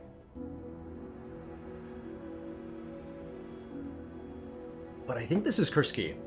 Although I'd really love to know what's in the box. I'm not really willing to give up my defend pluses. No. Okay. We have 2. Okay, Burning Elite isn't inconveniently located, thankfully. Spire. Don't have Eternal Feather, that was last run. We could go 3 elites, or we can go for a shop. We want to go a bunch of combats. Hit this shop up with 400 gold. See what happens. Ceramic Smiling Mask makes for cheap removals, at least. So Idle give gold for curses? Yes. Any... Well, Ceramic Fish does, more accurately. Any card you add, whether it's a curse or not, if it gets permanently added to the deck, gives you stuff. We're not that likely to find a corruption in a shop, but we should be looking at cards. There's a 4 elite path. Should be looking at cards, and regular fights will help with that too. Can also improve... Oh, Jesus. We just kill 1. This is actually fine. Right, 15... Yeah. Yeah, that's fine, because then Orichalcum is the thing. Orichalcum Tori, the power together, so good. So good. So good.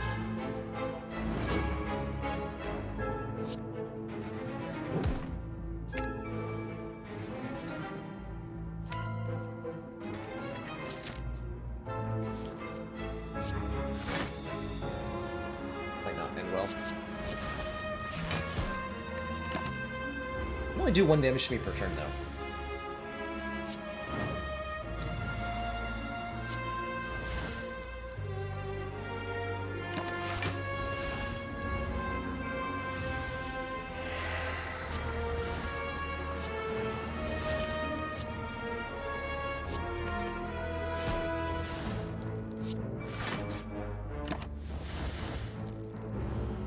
Trying to kill without using the pen nib, if you're wondering what the heck is happening here.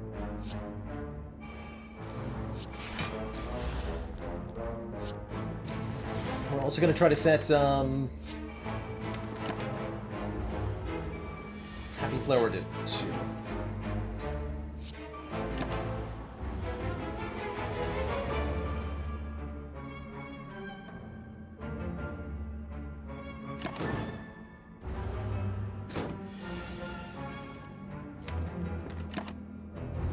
Dang it. Gotta go around again.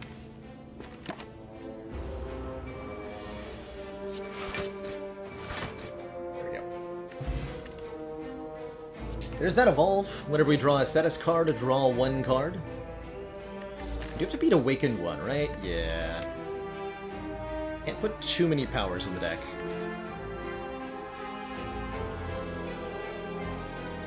Take a Shrug then. Though the... Go through is a real problem otherwise.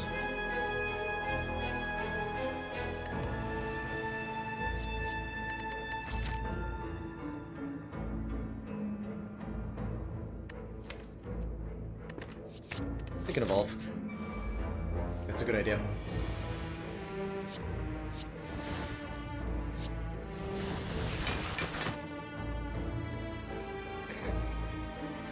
Double Berserk. What I'm in.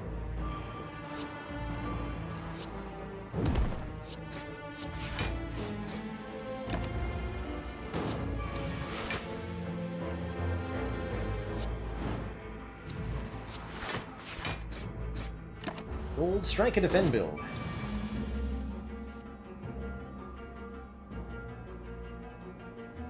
Commander, Yes. one of our most valued supporters. Okay. Says continued support of the XCOM Oh no! project. 39 damage! Orichalcum! Got him. Easy game. Genghis John, thank you so much for the 8 months and that Twitch Prime sub. You are so welcome for the relaxing stream on your very busy Monday. Schools? Yeah, schools. Schools are crazy. Heard. Best of luck. Whether you're on the teaching side or the student side, it's tough.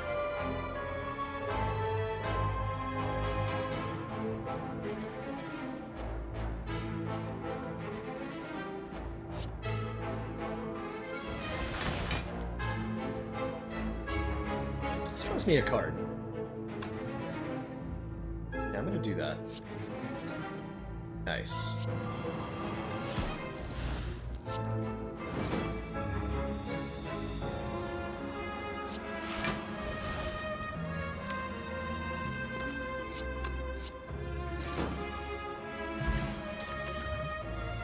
Battle Trance draws cards.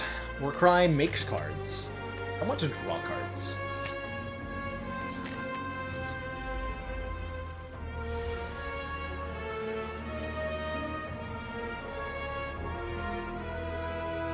Furlblade also makes cards. 2 cards, in fact. Yeah, Krugzar, welcome back.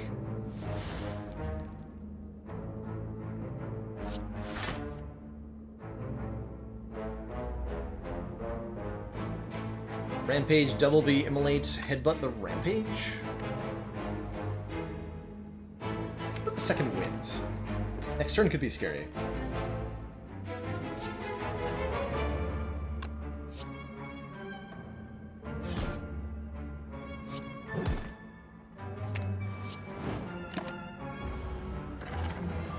Do have an evolve though. Yeah, next turn was not scary.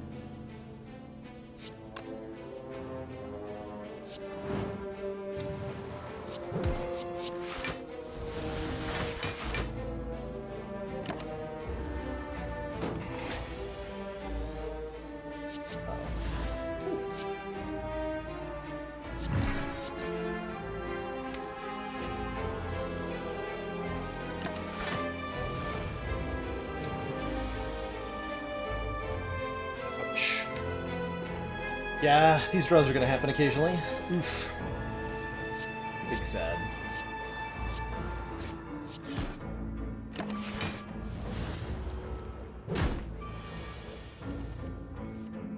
Dang. Dang, dang, dang.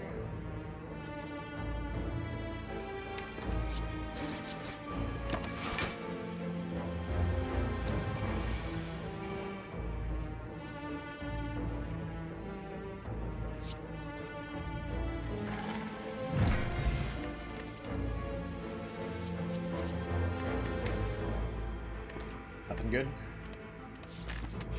Alright, shop, what do you got? Dolly's Mirror is definitely a helpful thing. We could duplicate Panic Button or Second Wind or something. Actually, Second Power Through is not bad either.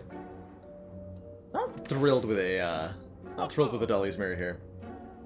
In general, I am not thrilled with this shop, unfortunately. No, I am not thrilled with this shop at all. Terrifying. Are we, like, desperate enough to buy Strawberry? Probably. Probably.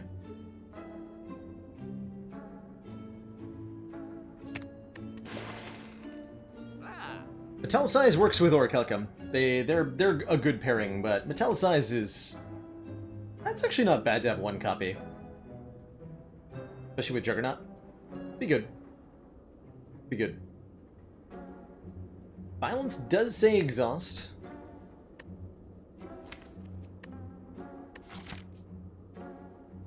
Spend all of my money on Strawberry and Dolly's Mirror? I don't know about that.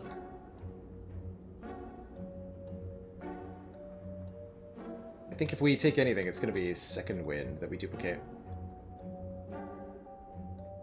No Feel No Pains, no Disarms. I mean, Dead Branch might generate those cards, though. We're basically just a Dead Branch deck. Basically just a dead branch deck. Spear that second win. That's a lifesaver. We have exactly enough for Entropic Brew. Or just a second Shockwave is pretty good too.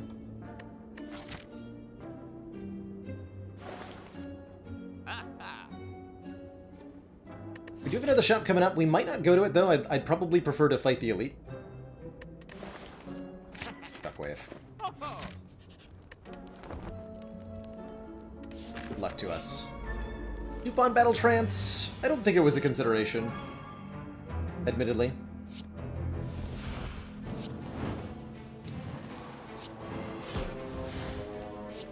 We have a lot of ways to draw cards. Maybe I should have Duke Battle Trance. Perhaps. Should have, no, we finished the last fight with Fennec, right? 40 versus 19 plus 17. Basically the same. This gives me 2 Pendant incrementations. I'll take it. Good stuff. Very good stuff.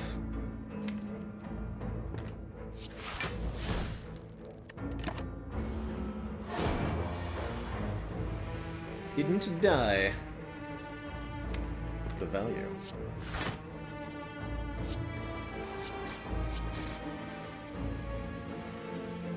Take 2 to draw 2? I think so. Bell Curse can be exhausted. Yeah, it's only Necronomicurse that comes back over and over again.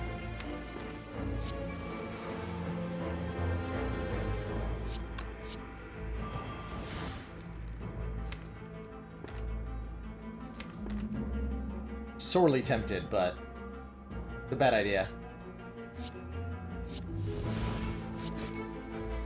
Ooh.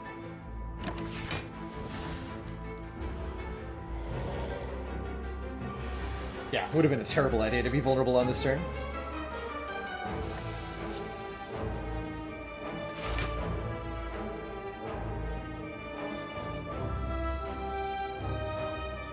Second ones. 3, 4. Hurt.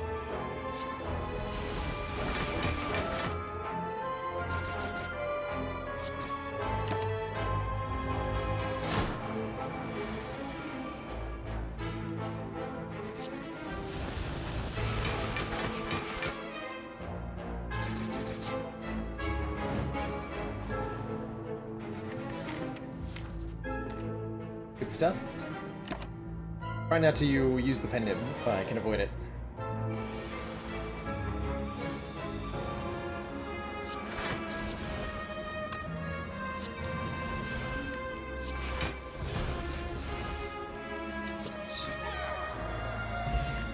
That went pretty well, and the Eternal Feather will now heal us a lot at rest sites, which is huge when it comes to surviving the next few floors.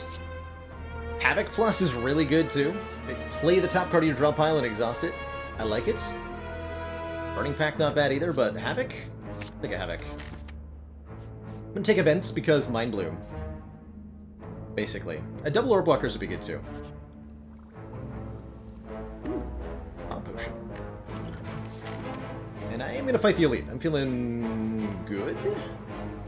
We took Curse Key, so I may not open this chest. It is a large chest though. So there will be an uncommon or rare relic inside this chest. Possibly a lot of money.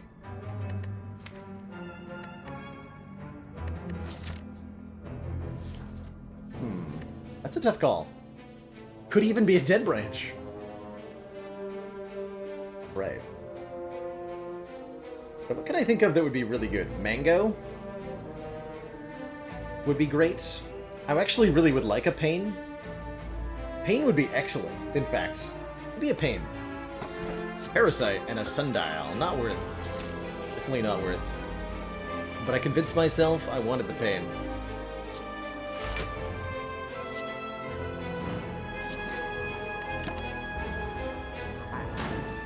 And Tori's been so good.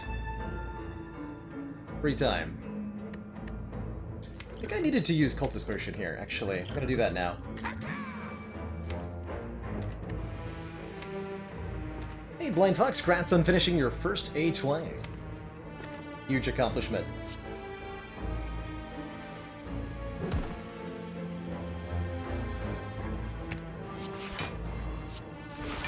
Something weird like that. That was...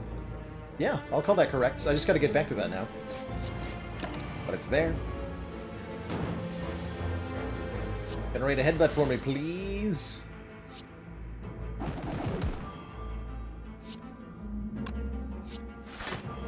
Very terrifying.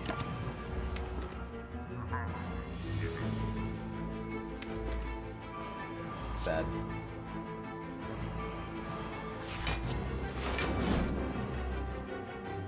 One off of Torii value. Oof.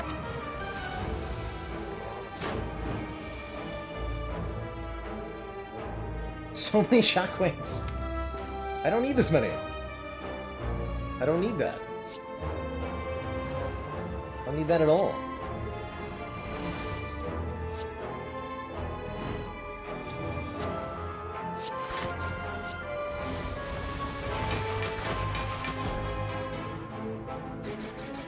Okay, there's the headbutt.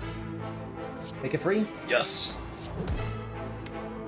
Headbutt corruption. Okay, we're in business. We are in business now. Great success.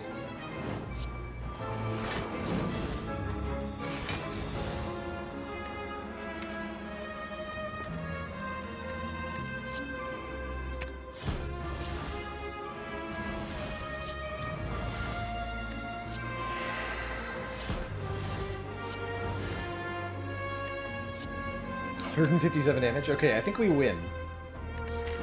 Fights.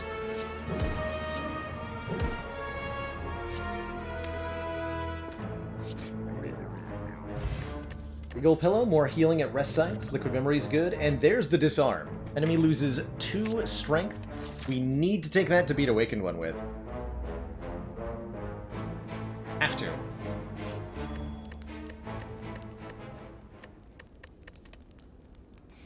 Grab the recall in case we end up Regal Pillowing after the Burning Elite. We'll take one more event. Looking for Mind Bloom, we get a Stinky Writhing Mass instead. Stinky.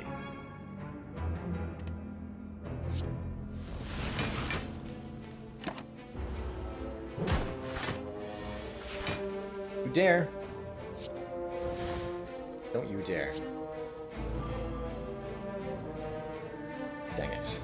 Wait, no, we can get him. We have letter opener? We got this. So I do think I need to use the flex potion to prevent myself from getting dunked on here. But you want more battle trances? They asked innocuously.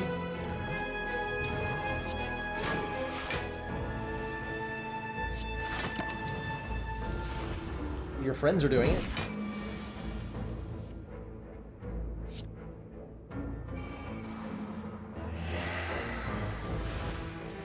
Oh, that's already weakened. Terrifying.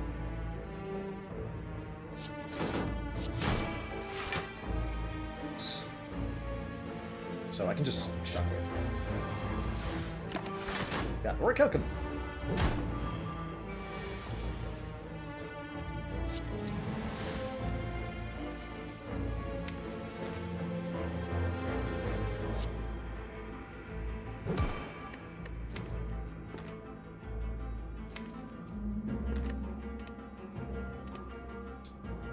This is going to do any blocking if I play this panic button here.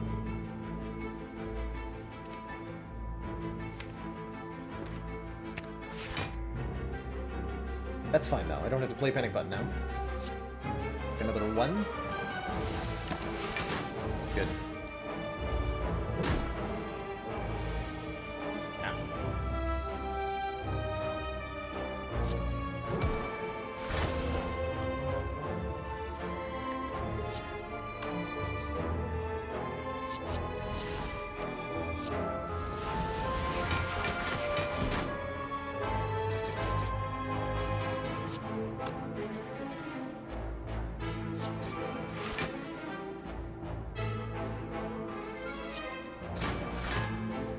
Okay, you can do that one.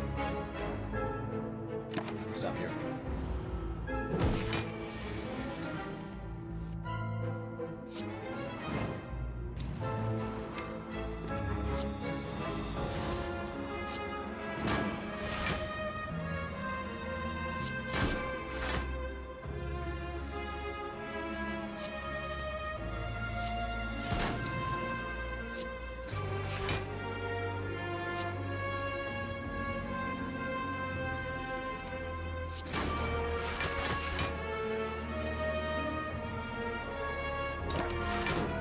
Accept that or come.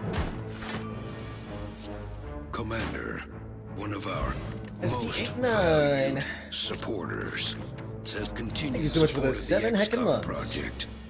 Long-standing support. Woo woo. How you doing tonight, sir?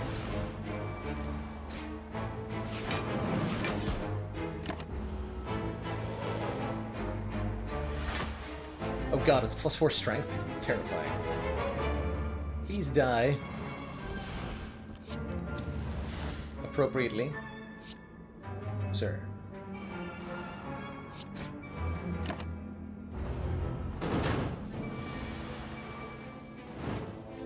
Looks like we might indeed be resting here. For the boss.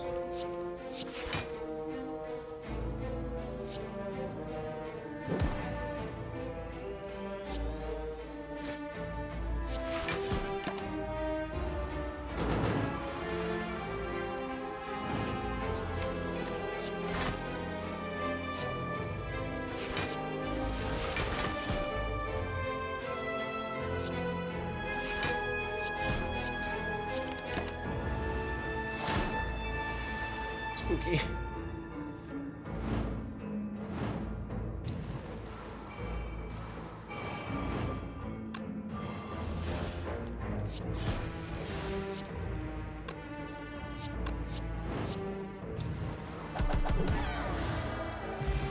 Okay, Centennial Puzzle. Draws 3 the first time we would take some damage. Unfortunately, none of these cards say Corruption, but I will take a Burning Pact. And I think I'm going to keep these two over the block pot. Last fight before Awakened One. Good luck to us.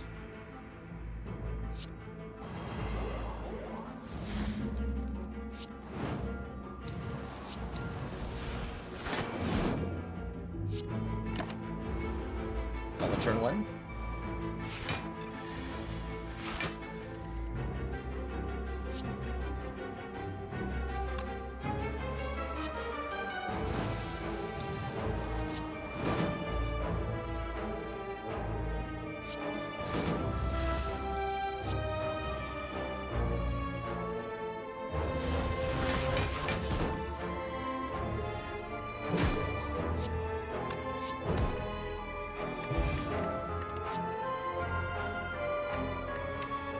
Feels like probably a skip. Okay. 49. Probably upgrade? Although, what upgrade could we take that would be... Oh yeah, a disarm upgrade. Okay. So that's what I'm going to do, is upgrade disarm. Before I jump on into these last couple fights, I am going to take a quick break, refill my legs, stretch my water and all that. And when I return... Does this struggle bus of an Ironclad run actually win? Maybe. But I will be right back, and good night, Tom. We're hanging out. See y'all in just a minute or two.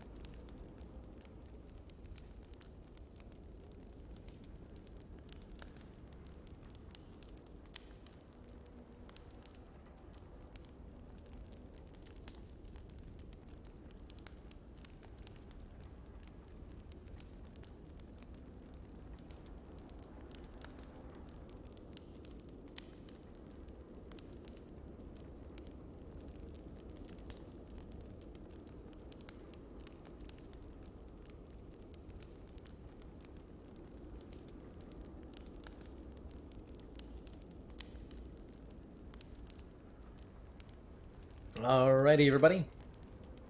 We're back. No secret pantograph, right? No. I do think we have to upgrade the disarm. And we're gonna need some help from Dead Branch to beat Awakened One here. We're gonna need some help from Dead Branch.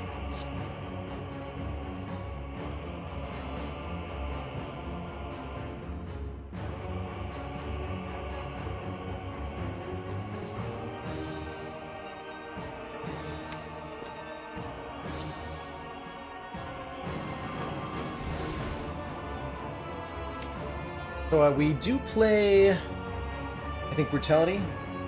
I think we play, probably have to play Evolve too, especially if I power through.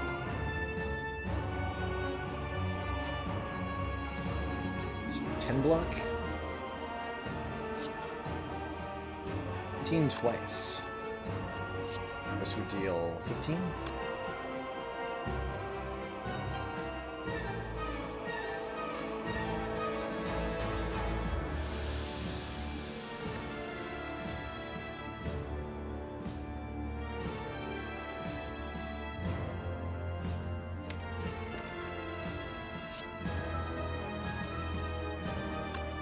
Rid of the basic stuff. Give me 10 block, 2 new cards. They're good cards though. But anyway. Ooh, that's good. Okay, spot weakness helps quite a bit. We take some damage here, but we draw more. And Boat Thingy gives us block on this turn. And we do have Pendant Immolate ready to just smash our opponents in the face. So that's good. That's really good. Do you think I have to play Evolve, probably?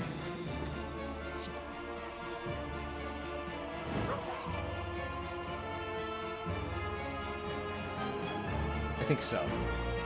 But I'm not going to play Juggernaut, and I don't think I'm going to play this in Flame either.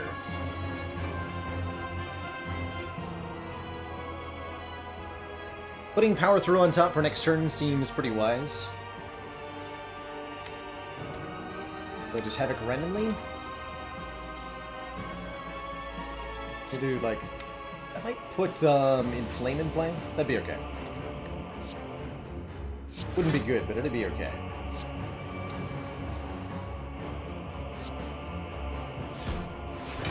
Look at that next turn. Ooh!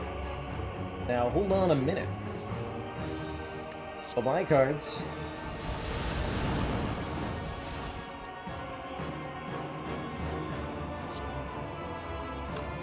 Maybe I can kill it next turn.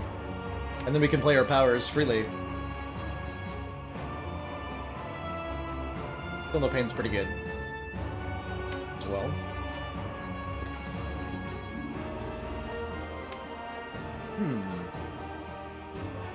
Interesting.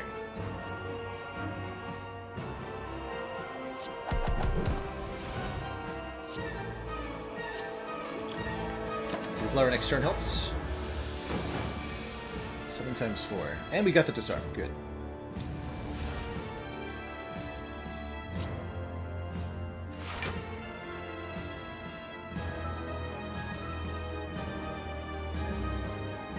Don't want to destroy Brutality. I want to plant.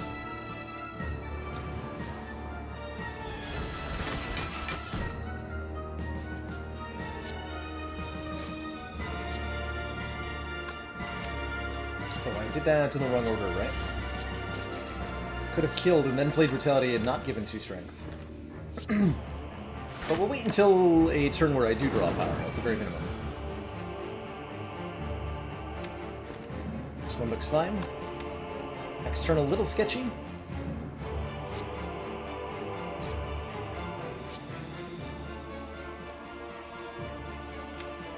A little bit sketchy. Not too bad, though.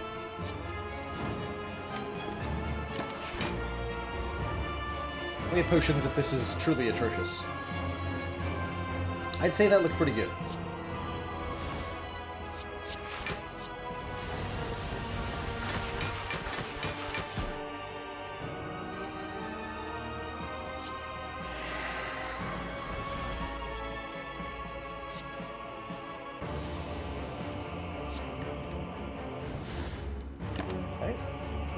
is going, honestly, pretty well.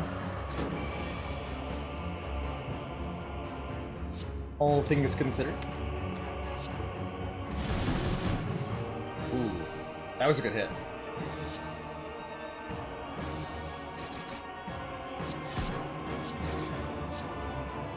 And we're out of here. That was a lot smoother than I expected. We only took 10 damage. Now we have to beat Time Eater or Donu Deka. Both should be easier than the Awakened one was. And we have 2 potions here. Donu Deka it is. I'm down. I am most certainly down. For the experience here. I don't need to play power through, but it's kind of beneficial for me to do so. So we want the wounds. We want the wounds. It is 9 to Donu or 5 to each. Synchroman's Pendant. Okay. Solid enough turn 1. Was the first act like a struggle? A desperate struggle for survival is what our first act was like. Bend and Flame, then I can play everything.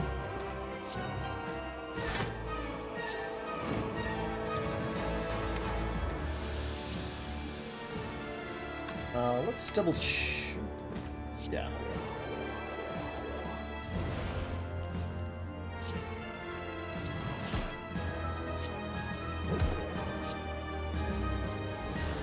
Oh, cool. That's kind of bad to miss the evolve.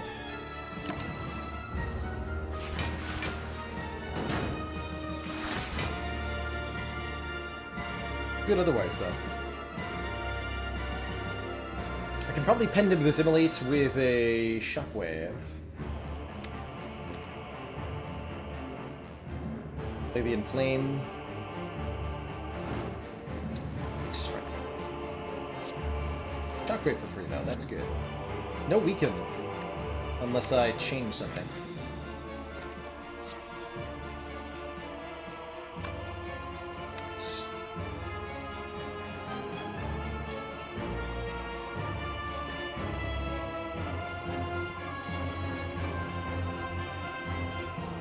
So that's 4 energy, so whatever I headbutt should be 0 cost. So either Flex or Havoc. Let's make it Havoc.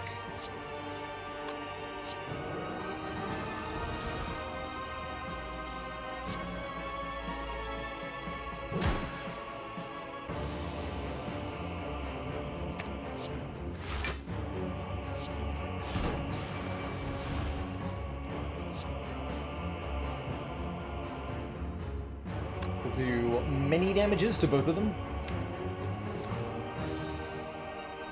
Can't play the dropkick. Probably worth it though. It's for the sheer damage there. Take a brutal amount of damage from Deka here. But we're set up to actually kill Donu on this turn, I'm pretty sure. Are we? Are we though? 17 twice, 24, 22. Yes. Question.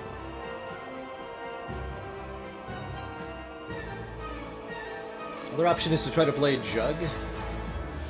Do some fancy stuff.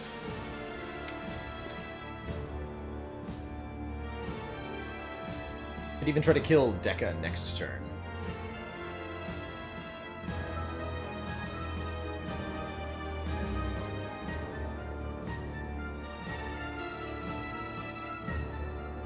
Big agree on Rage Juggernaut here.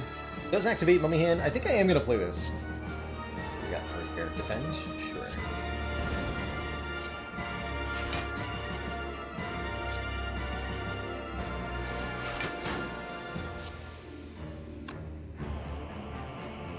Let's do this instead. 15 block? Yeah.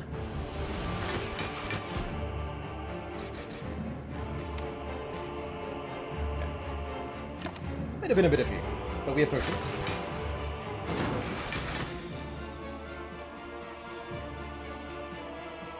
Good stuff.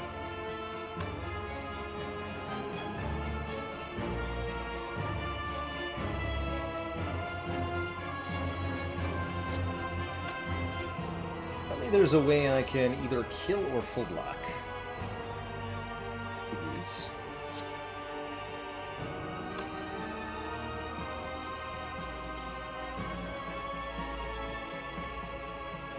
Guess it's up to what we get off of the pummel, in part.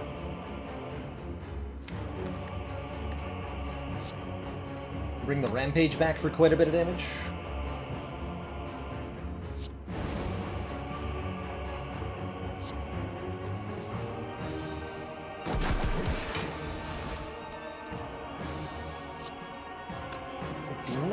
Plus 34 plus 22. Not enough, right?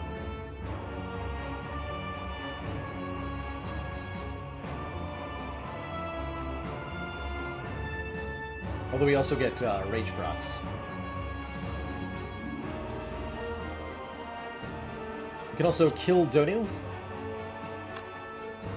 and draw a card with Gremlin Horn.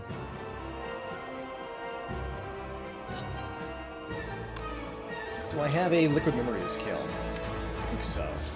Let's see if I do 34 times 2.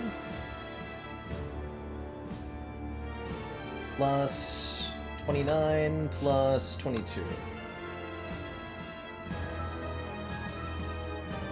119. Yes, that would be a kill. So if we get back Twin Strike, Rampage might also work. With Liquid Memories, we get a Decade being dead, a Deadka. We can try to Second Wind as well. But that might go poorly. Liking this guaranteed thing that I'm seeing. Guarantees feel pretty good.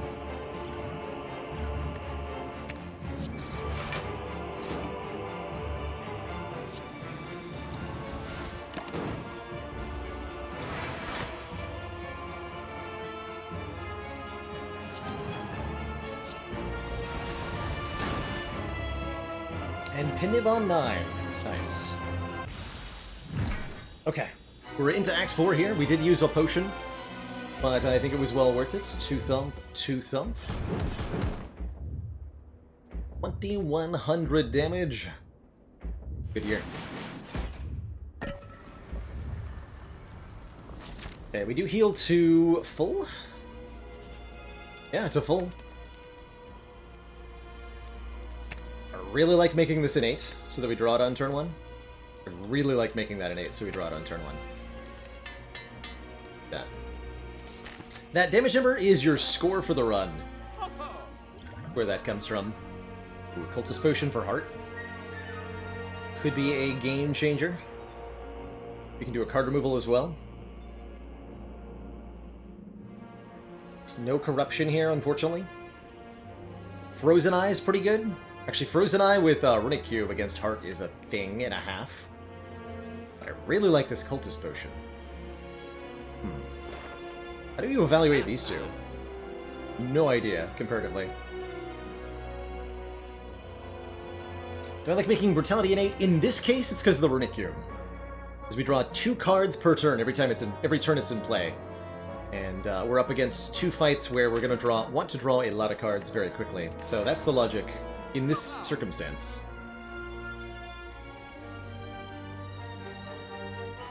Cultist Potion does seem like a slam dunk, but is it enough of one to actually win? I think I remove... We'll remove a strike over the Parasite. We got 2 second wins.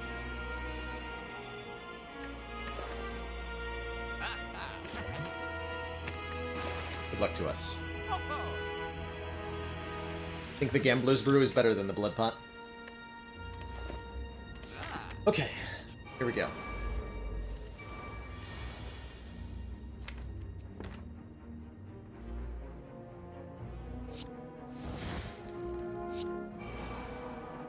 I'm just gonna YOLO whatever's on top here. Cool. Fine. A lot of energy, thanks to... not sure what. But I'm happy for it. Good Flame Barrier turn next turn. These cards are kind of stinky. Also a good Havoc turn. Pretty good Havoc turn. Be nice if we could find a revolve, but it's a bit late for that. We could try to use our Gambler's Brew. That would be okay. But we're gonna have a lot more cards in hand. We should save it for next turn. Put the Havoc on top. Value?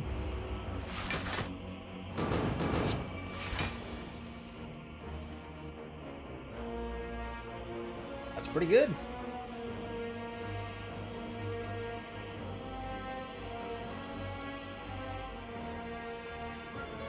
A lot of cards in my hand.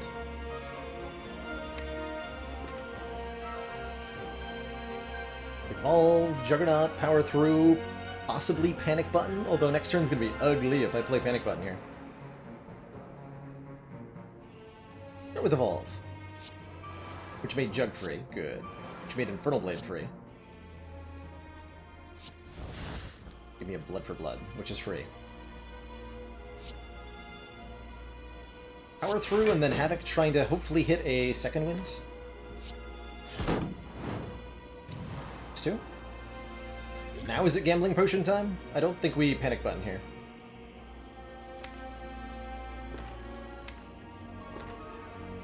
I think it is. All of that out of here.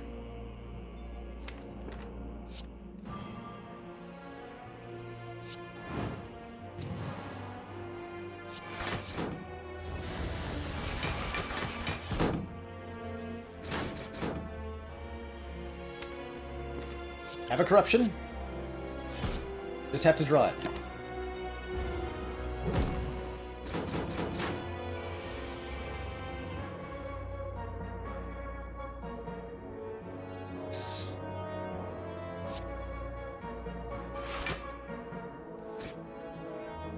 Sundial definitely helps.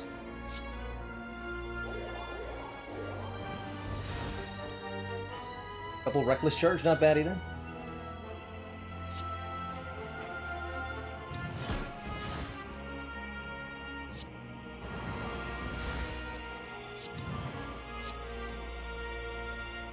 Want to turn this way, huh?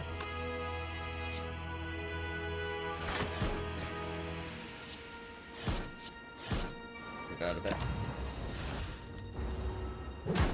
Some ouch. Well, that's only one because of Tori. But I think we can win from here. Shockingly.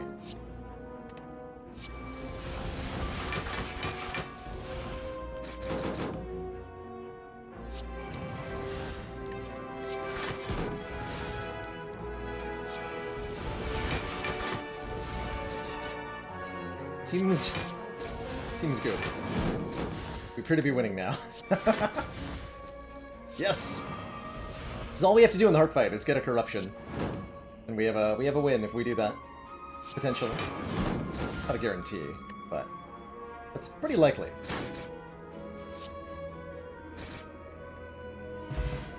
Unceasing Top, not what we're looking for. Exhume, though, that's real good. That's really, really good. And get back our Disarm, amongst other things. Okay, 57 health and a Runic Cube against Heart, and a Tori. We have pretty decent odds here. Drew Disarm on turn 1, even better. A Comp Potion on turn 1. Brutality will cause me to draw many cards, 4 additional cards because of Runic Cube and Centennial Puzzle when we take a point of damage here. Double second wind. And then every time we take Beat of Death, we'll draw another card. Okay, we may want to do.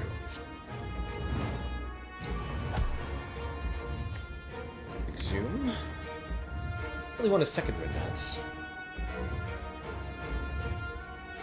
I'm going to, though.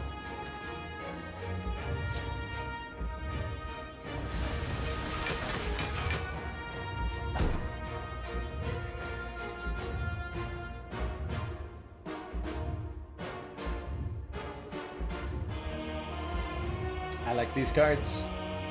These are good cards. Barricade is ridiculous. Something we should definitely strive to get in play. Offering will fill our hand, and then Fiendfire will empty it. Alternately, we might want to Offering and then Fiendfire, saying no to Barricade, in the hopes that we get a Corruption, but I think that would be foolish. That would be a foolish endeavor.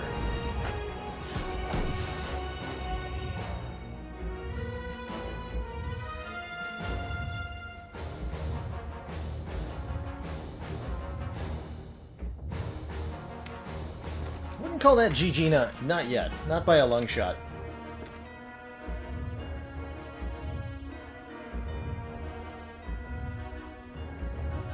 So do I Fiendfire for 180 damage? That's a lot of damage. Or do I play bluff cards? I think I Fiendfire for 180 damage.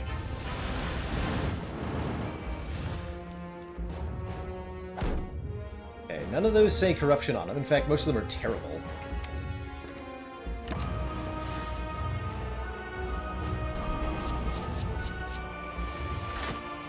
We do get to Barricade some stuff for next turn. Actually, Panic Button's great here with Barricade. Lots of statuses coming up, so let's play Evolve, play Inflame, play Power Through, play Shockwave, play Panic Button. And anything else I also get to play is just bonus.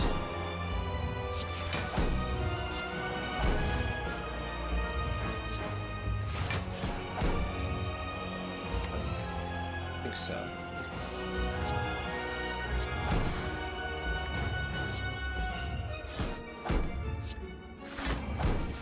So that'll full block the next hit.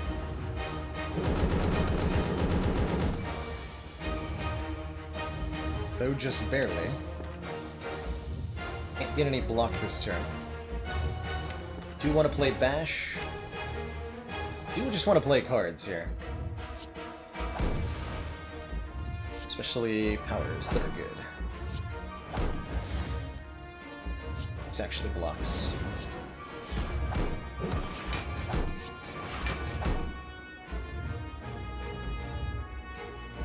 Currently taking 1 because of Tori, so I'm not going to play another card. We lose all of our block, and here's where it's going to get sketchy.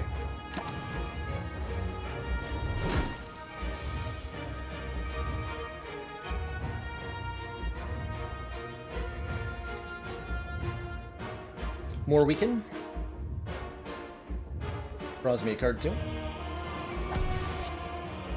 Second Barricade. Not particularly helpful. Draw pile is trash. So we're in huge trouble now. I'm gonna do some damage.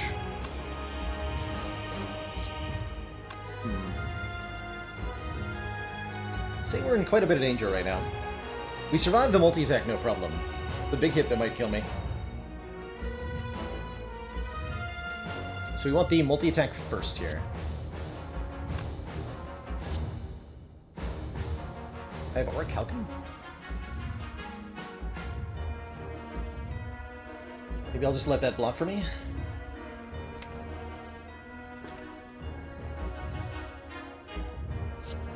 We do not have a natural corruption, no.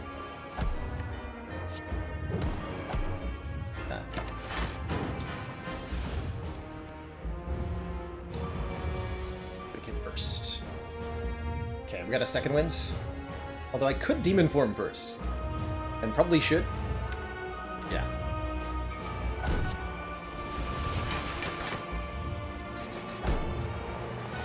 It's not looking good, though.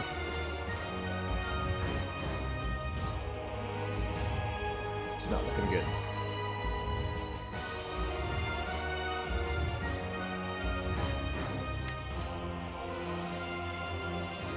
Boy, is that not looking good.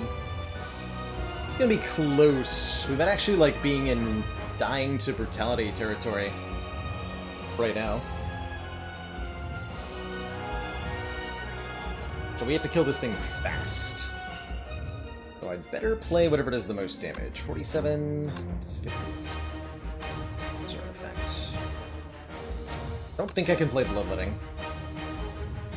We want Carnage to exhaust so I get another card next turn. Play Perfected Strike. The perfected strike. Okay, that helps a lot.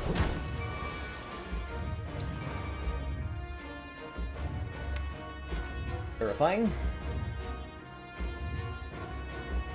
You have to play Pummel this turn, it's so much damage. Gotta protect yourself from Beat of Death every hit. Realistically, I need to block about 10 of these. So I gotta block for 30. I can almost do that.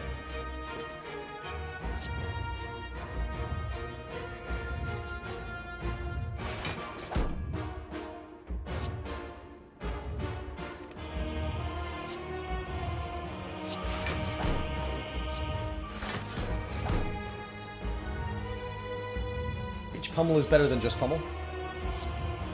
Should have pummeled first.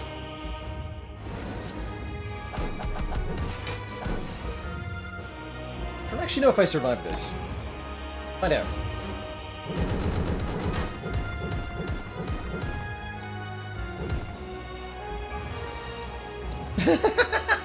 No! So close. We needed to block just a little bit more there. But Brutality will kill me at the start of our next turn. Man, we got close.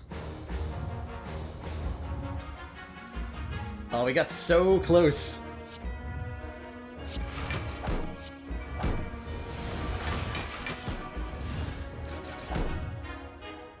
So close.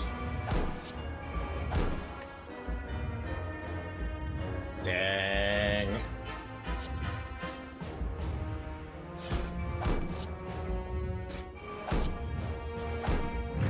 Come on. We could totally kill it. We're 1 hit point short. We're 1 hit point short.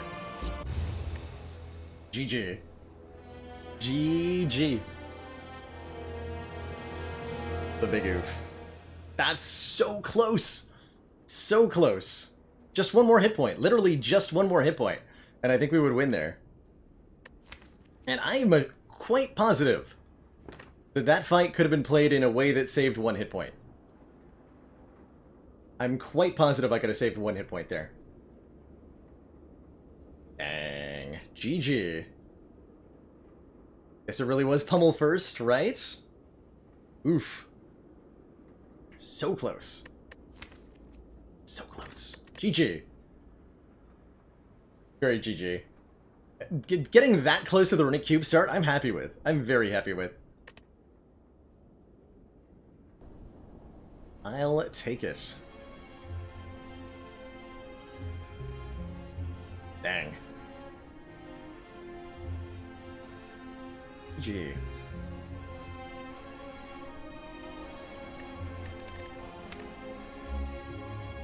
Seven damage. Or 1 more health in this fight, too. Just any little advantage would have been enough. Great run, though. Very good run. Very, very, very good run. I think that is going to do it for me tonight. We're at almost 8 hours streamed for the day. I'm going to say thank you so much for watching, everybody. An awesome day of Spire. Some great runs. We'll be back tomorrow, not later than noon, Eastern Standard Time. Some more action. Not sure what we'll be doing tomorrow.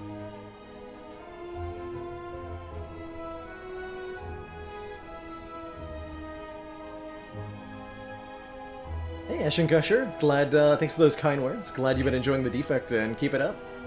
Game is heckin' awesome. Really is. The Guardian. Yeah, we went to 1 health against Guardian. Almost died to Guardian, then did die to Heart. So close. So close. GG. GG. Alright, everybody. That's gonna be it for me tonight. Ta-ta for now. Thank you so much for watching. And I'll see y'all next time. Toodaloo.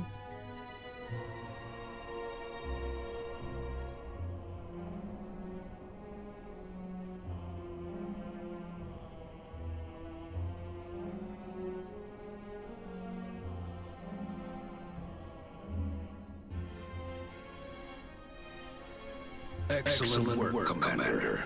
This council is pleased to see our continued support of this project has been worthwhile. Brian C. hitting up the double alert box in the ending screen. Thank you so much for those 2 months. Rich Brian. Night, night, everybody.